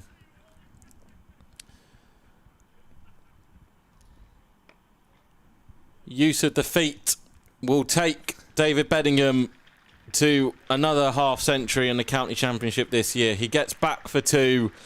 This has been an innings of powerful destruction from the South African. 51 from 30 balls, 3 fours and 4 sixes. We mentioned when Ryan Campbell was on with us, he's not exactly had a bad season, and this isn't a bad way to finish it either for Durham. Look and get his white ball practice in here. Well, my goodness. Flip here now, that will help. Oh, look out. Oh. Wasn't the most agile attempt to catch that one in the crowd. It wasn't the best delivery from Parkinson, but by no means was it a half tracker waiting to be pulled, and Bingham has just absolutely launched it into the stand. It's been an innings of intent. 279 for 2. I'm going to take a couple overs. What? I'll leave you in Ash's capable hands. Well earned, mate. Well done. Very good. It's interesting. You're talking about the speed of the outfield, and actually, I thought it was going to be slow today. Yeah, so me too. So I actually brought the rope in. So that was on you? That was on me. Yep. Yeah, the rope has been brought in from and where it's it was for the international, and it's round. But it wouldn't have mattered much with that last shot. No, it was in the stand. Some really exciting batting here from Durham. Pretty dark out there and gloomy. Although we do have the tints on here, I do always say that. But that one's missed the thigh pad, I think, from Lees, and gone into the quad. Would be a leg bye. Yeah, it was one of the first shots of the day, and it just raced away across the outfield. And obviously, I spent a bit of time with you out there yesterday, and she was very wet, especially around the square. Yeah. Durham powering on 280 for 2. Be a declaration coming up. It'll just be when, I guess, Durham decide that enough bonus points is enough for them, and be pretty good conditions to bowl with a new ball out there. Although this, again, I keep giving you praise here. This is a beautiful pitch. That's a slab. I think we're looking at a one innings game here. Yeah, it'd be nice if that was discussed.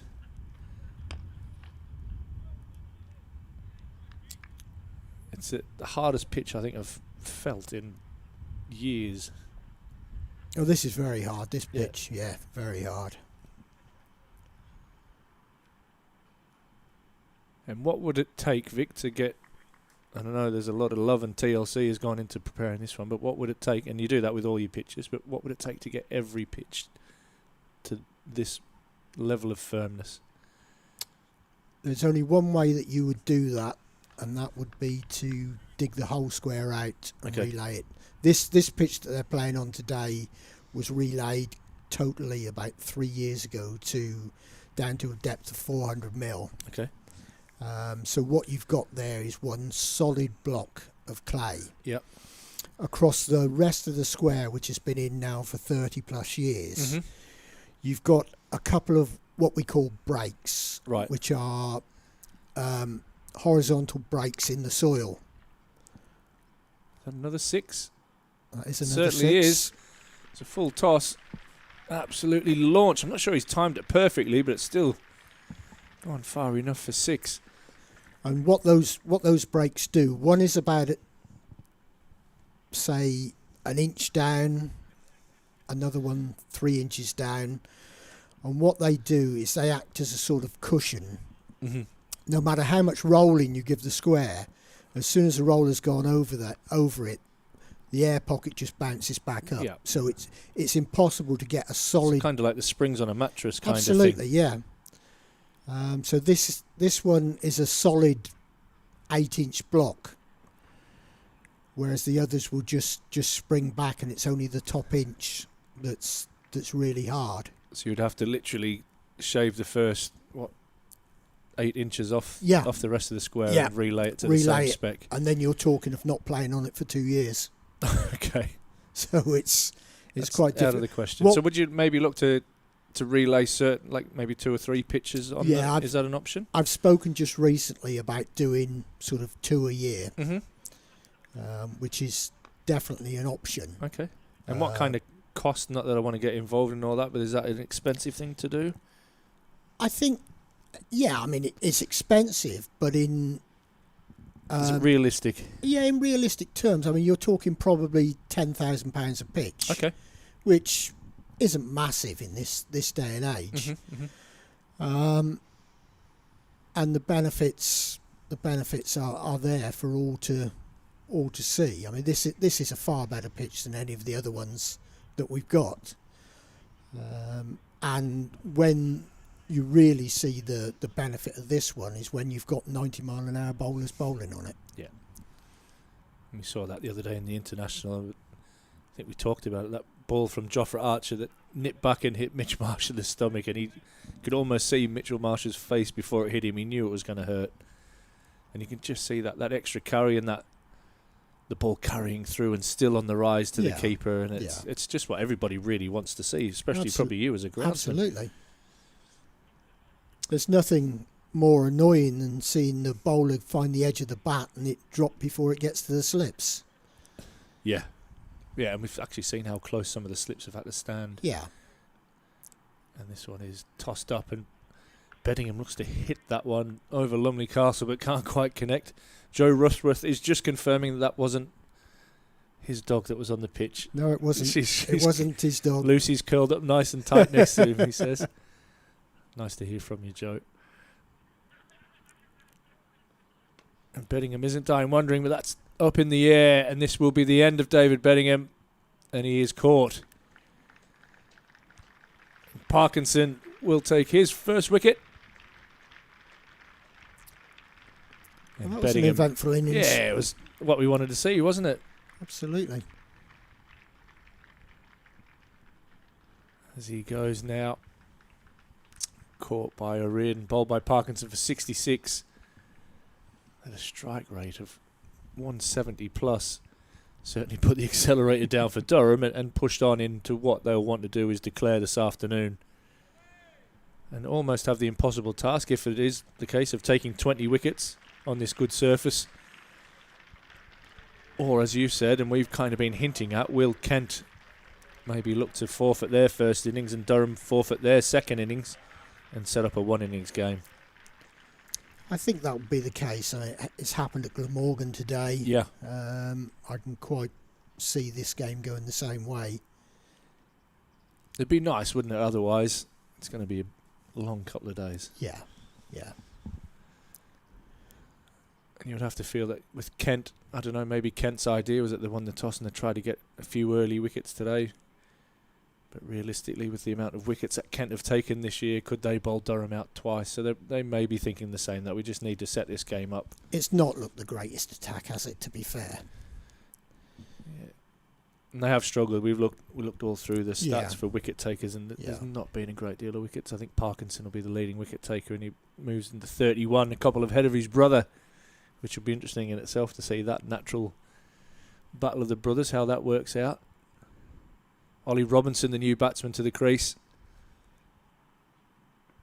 Former Kent man. Had a great season. Where's he got? 866 runs at 51. Highest score of 198 for the season. Probably tailed off a little bit. Yeah, it'd be nice to see him get runs in this game because he has tailed off a little bit the last couple. And he doesn't generally hang around either. Yeah, he's normally up around the 80 with his strike rate as well. Alex Lee's just moving on. What's he? 143, 176 deliveries.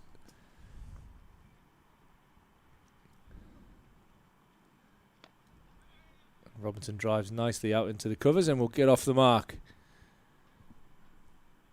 Yeah, even I guess he'd probably have a point to prove against his ex-county, the one that allowed him to leave and make the move to the northeast. We thought he was on the verge of a test call-up, and maybe the disappointment of that has maybe had an impact on him as well.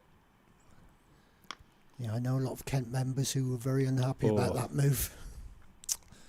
Yeah, I spoke to a guy from the ACB actually the other day. He does all the ground announcing when we were down at the Oval.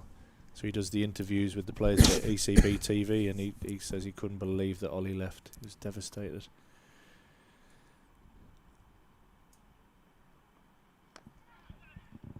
It's tossed up, it's in the air, but timed beautifully and splits the gap and will run away for 4. I'm sure it was a heart in mouth even moment for a while.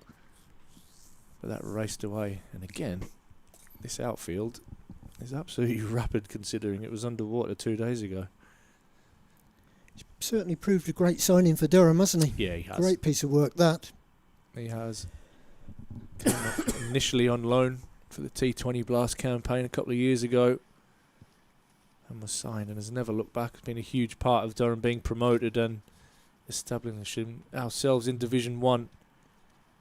And I'm sure that all the fans from Kent would be wishing that he still was down in Canterbury. But he's well and truly settled up here. Recently engaged and seems happy and settled in the northeast. Alex Lee's back on strike now, 144 to his name. And he said serene is probably the word. His highest score this season is 145, which he made, I think, in the last home game against Notts. And I could see the smile on his face. I had a good chat to him this morning and he looked at this surface and I bet he's thinking I'm making runs on this. Which, to be fair to Alex, he doesn't always think that.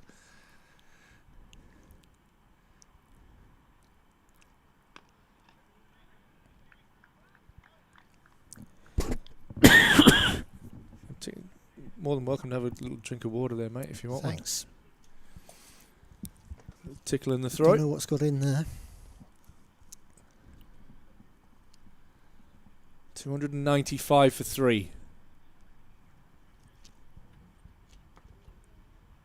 And a bit of sunshine again. Yeah, it's trying, isn't it? And Lees pulls away. Ooh. And he's caught at mid-wicket. Tumbling catch, he is filthy with himself. Alex Lee Singh takes the catch, tumbling away. And it's taken a little bit for the crowd to realise actually that he was out. And Lees to be disappointed that he hasn't gone on. But a superb innings of 144 from the Durham captain. Grant Stewart picks up his first wicket of the day. Nice low catch from Singh. Played really well there, didn't he? Set the tone early. Just his body language and everything today. He was in the mood to make runs and make them quickly. Absolutely brilliant innings. It doesn't get any easier here for Kent as Colin Ackerman strides out to the crease. Yeah, I think he might quite fancy batting out here as well. Yeah. Superb knock from Alex Lees. Well played. Gone for 144.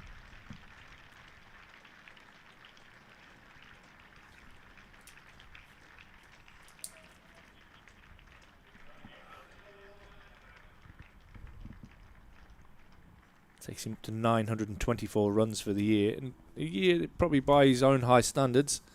Probably hasn't hit the goals that he would have wanted.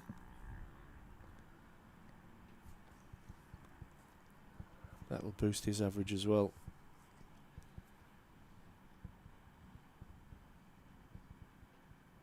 Snood on there for umpire Warren by the look of it. I saw Damascena call for gloves the other day. It's not often you see that. The old umpire put the arms in the air and was he was calling for gloves. Yeah, I don't blame him actually. It got fresh, didn't it? That's for sure. I think at one stage I had a t-shirt, a quarter zip, a hoodie, my coat on, and a beanie, of course, hiding my bald head. And your shorts. No, definitely. Well, that's for you. You're braver than me. Jake McKinney. To be fair, the full crew pretty much had shorts on.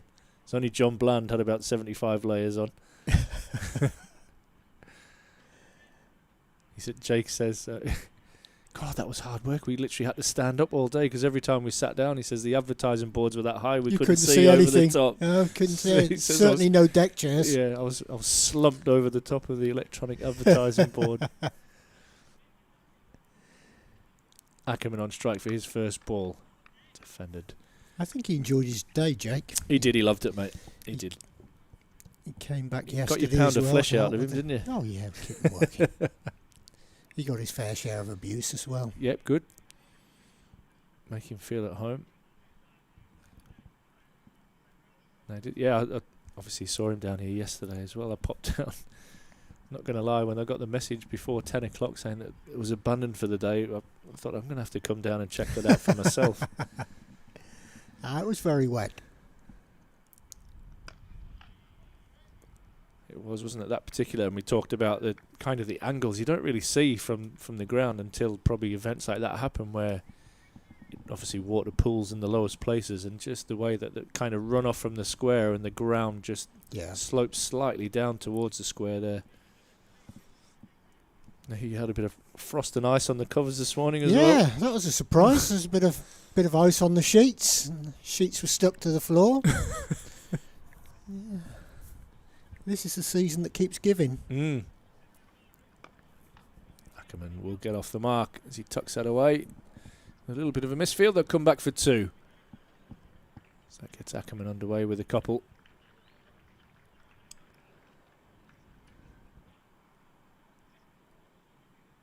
So I'm assuming a busy week or 2, just getting everything kind of buckled up for the winter, and then a couple of weeks off for you and the crew. Yeah, be busy. I would say about 2 weeks is right. We've got to get everything away. We've got to get the work done on the square. So yeah, a couple of weeks. It won't take long, and then it's off to the south of France for 6 months. Yeah, that's what happens every year, isn't it? Every Just year. Disappear. Every year. Yeah, I'm thinking about going Tuesday actually. Yeah, leave the boys to it. We've got breakfast planned for Monday, so I think I might come in Monday and show my face, and then we'll disappear on Tuesday morning. It's a long ride for you for work, isn't it? It's Robinson down the wicket, dear God, and he'll be gone. Durham obviously in the pursuit of quick runs, and Parkinson picks up his second as Denley takes the catch at mid-off, and Robinson will go for a couple. Sorry, he got 5, didn't he? He hit a boundary in the last over. Sacrificing himself for the team there in the pursuit of quick runs. Callum's got a few to pick up now. Yeah. It's an extra one for Callum. Maybe looking at that too. He's probably writing these down. You guys caught Denley, bowled Parkinson for 5, and Durham now 297 for 4. So it'll be interesting here where that declaration will come. We've got tea, remember. Tea will be taken at 3:30. So where are we now? We've got 20 minutes till tea, so maybe Durham will declare at tea. I think probably will be the plan. Ryan was talking around, I mean, the details that go into it, even how to save 10 minutes was if they declare during a break. Oh, yeah. Yeah. So it might be tea time that Durham pulled the pin, trying to get to 300 to get that second bonus point, and then anything after that will be a bonus. But Pasteleda, the new batsman, to the crease. So it's 297 for 5 now, of course, without fall a wicket for Robinson. Deleda coming in at number 7.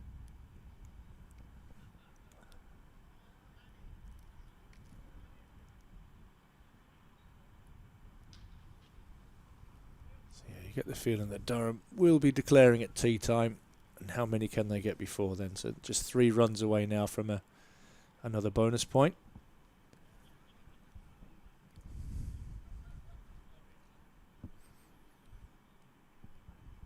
Where are the lads, mate? Are they in the scoreboard, keeping warm? A couple of them are at the back doing some work on the nets, doing some renovation work on the nets. I think Mark's over the nursery ground doing the same sort of thing.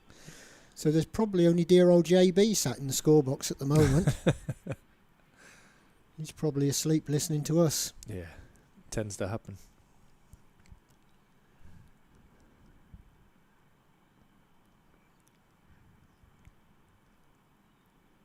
Couple of drops of rain just hitting our window there in front of us as well.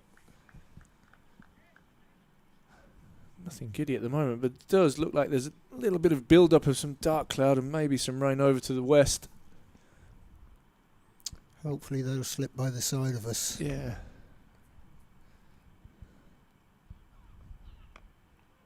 Delay defends. Might just be catching the tail end of something. Yeah, as you're right. Might be sliding. Wind coming a little bit from the south and the west, sliding that bank of cloud up towards the north. Delay striking that one well, but can't get off the mark. Yeah, I bet the last thing you and the boys fancy doing is whacking the covers on again. Yeah, we're not looking forward to that. Delayed drives again, but can't beat cover.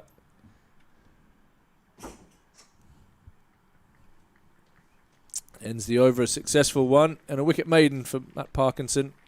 2 for 78 for him from his 17. Ollie Robinson sacrificing himself there in the pursuit of quick runs here for Durham. 297 for 5 after 62 overs. Rob Rush with a can of Monster. We can't need a can of Monster after watching David Bingham, but that's caffeine right there for a cricket fan.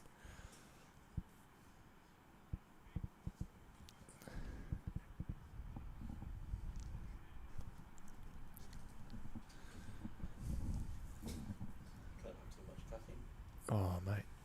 I'll never sleep. I need to sleep. Ackerman flicks that away nice and fine. He'll get at least one. He turns quickly and comes back for 2. It's excellent running from him. He might need caffeine with the twins on the go. Young Michaela is only 3, I believe, as well. I think she's just turned 3 a few weeks ago. I think Collins and his wife have got some R&R planned in South Africa. Oh, nice. For the winter. Obviously, I think it'll be a nice treat after the conditioning test and all that. Right, lads, I'm off. Yeah, absolutely. Get a bit of sun on your back.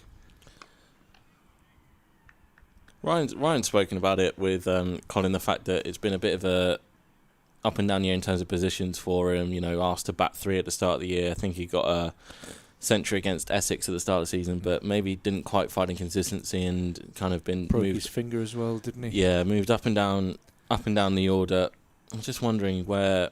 This is a nice problem to have. If you're asking the question, where's Colin Ackerman, like in terms of number, where is he going to bat next year? You know, with the likes of Will Rhodes being added, you know, the top 3, how's that going to settle in? I think right now probably I'd see number 5 for Colin next year.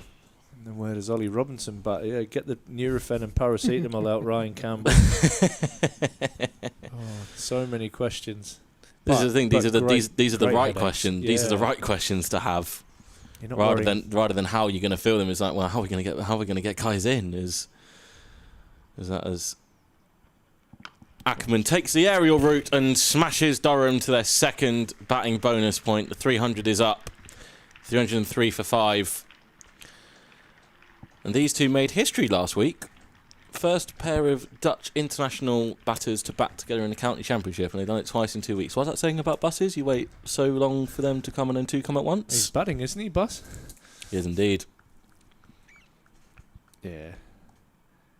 St. Akers' stats this year before this inning started: 710 runs at 47. That monster 186 in conjunction with David Bedingham, setting all sorts of records. We have a result at Taunton.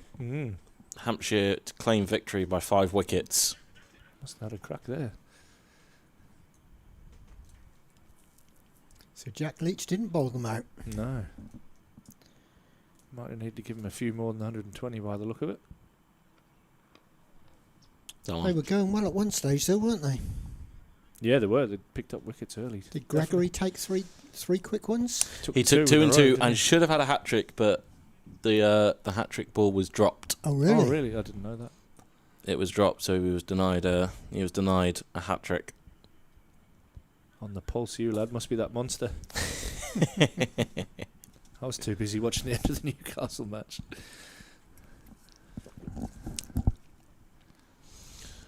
Cricket badges always know what's going on. Yeah. Spaz pushes this one out into the offside. That will end the over. 304 for 5. Stretch of the hamstring there for Grant Stewart at the end of that over. Got just over 10 minutes till tea is being taken, I think. Money on the declaration at tea? Yeah. I feel if Durham were going to declare, they would have done it by now. So I think these two will try and pile on as many runs as they can in the remaining 12 minutes and however many overs. The only thing potentially is if they really want 350. That's the only thing, but I think right now you'd probably bank your 300 and get out there bowling. Yeah, it's a funny one, isn't it? How are Worcester going? It's a very good question. Very good question, Come on, Vic. Vic. Last I checked, Lancs went, Worcestershire 180 all out, Lancashire 112 for 7. Remember, Lancs need maximum bonus points to have any chance of staying up. So far, they've picked up max bowling points. It's nearly the full beep, that, isn't it, on the machine? It is indeed. That's domino, I think, for Lancashire. Let's have a look at this Essex scorecard. Dean Elgar. Of course it's Dean Elgar. 163 not out of 250 deliveries. What a signing he's been for Essex, as Ackerman will push for a single, and he's been ably supported by Tom Wesley, who hit 135 from 190, and Matt Critchley currently batting alongside 73 from 120 for him. We'll see what transpires down at Chelmsford in terms of any potential declarations or the like. Warwickshire 59 for 2 in reply to Notts 487 all out. As we mentioned, Hampshire have claimed victory at Taunton by 5 wickets. Gloucestershire 103 for 3, chasing 382 to win after a couple of forfeited innings. Big LBW shout as delayed and misses contact with a sweep shot. Leicestershire 151 for 2 after they got away earlier today versus Derbyshire. At tea, Middlesex 208 for 6 against Sussex. It's not looking too hopeful for Middlesex as they try and chase promotion. And then Yorkshire 207 for 1. They lead Northamptonshire by 60. As the White Rose look to end their 2-year hiatus from the top flight. In a good position there, aren't they? Especially with Middlesex. Doesn't look like they're going to get a result there. Adam Lythe anchoring that innings, 119 not out for him so far, and Adam Wharton, I think, at the other end, 70 from 117.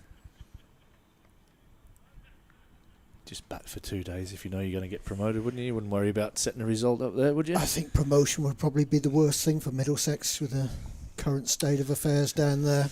Yeah, Mark Stoneman leaving. I don't think he'll be the last out of the door either. No, financially not in a great place at the moment. Middlesex. What have we got left? We've got 9 minutes till tea. Joey Everson back into the attack. Lovely little rainbow. Definitely the best cameraman. Who's up on the camera today, Stevie's Ross? up there. Ross has given up. He's back down in the warm. He likes his new director's box that he's got. Yeah, he's struggling with his back a little bit. Bless him, Ross. So he's putting Stevie's up doing the hard yards. Is it all that hard work of carrying the live stream for the year? Big shoulders. Big shoulders, them. No, big shout out to Ross and Stevie who have been with us pretty much every day of the streaming. Done a super job. Not bad blokes either. Nah, good. Although Stevie good hasn't crack to provided have as sweets. No sweets from Stevie today. We'll have to sort that out for tomorrow. No, they've been with us throughout the entire season. Not only Red Bull, but involved with the White Bull stuff as well. I know. Andy Sixsmith at the last Metro Bank game, I think, was like giving it like that was it for the season. And there was no more streaming, and I was thinking, mate, we've got about 5 championship games to go. Yeah. Just because you're out the door doesn't mean the rest of us are. Hey, bless him. Nah, it's been a. We're busy praising me there, I was weren't you? just going then. All of the team involved with the live streaming. I think it's been a great addition to what we do at Durham Cricket this year, and the coverage has been great. And I'm amazed that I've been invited along a few times to come and chat with you guys. And you just keep coming back. I just love it. I just love coming in. But to be honest with you, in all seriousness, I've had so many people come up to me at the games and say, "Oh, we heard you on the commentary and we really enjoyed it," and that sort of thing. And I say to all of them, "Well, I'm surprised because I thought you'd be bored to tears just talking about grass or whatever." But it's been not a chance. Vic. It's been a great addition, and so thank you for giving us a chance to come up and talk about what we do and what little part that we have to play in the game. And like you, it's just great to be able to talk cricket with like-minded people. So absolutely, thank you all very much. We've absolutely loved having you, and the likes of Ryan has been a regular visitor. I really enjoyed when we got Peter Siddle on during the Somerset game, I think. No, the Essex game after he just joined. He sat with me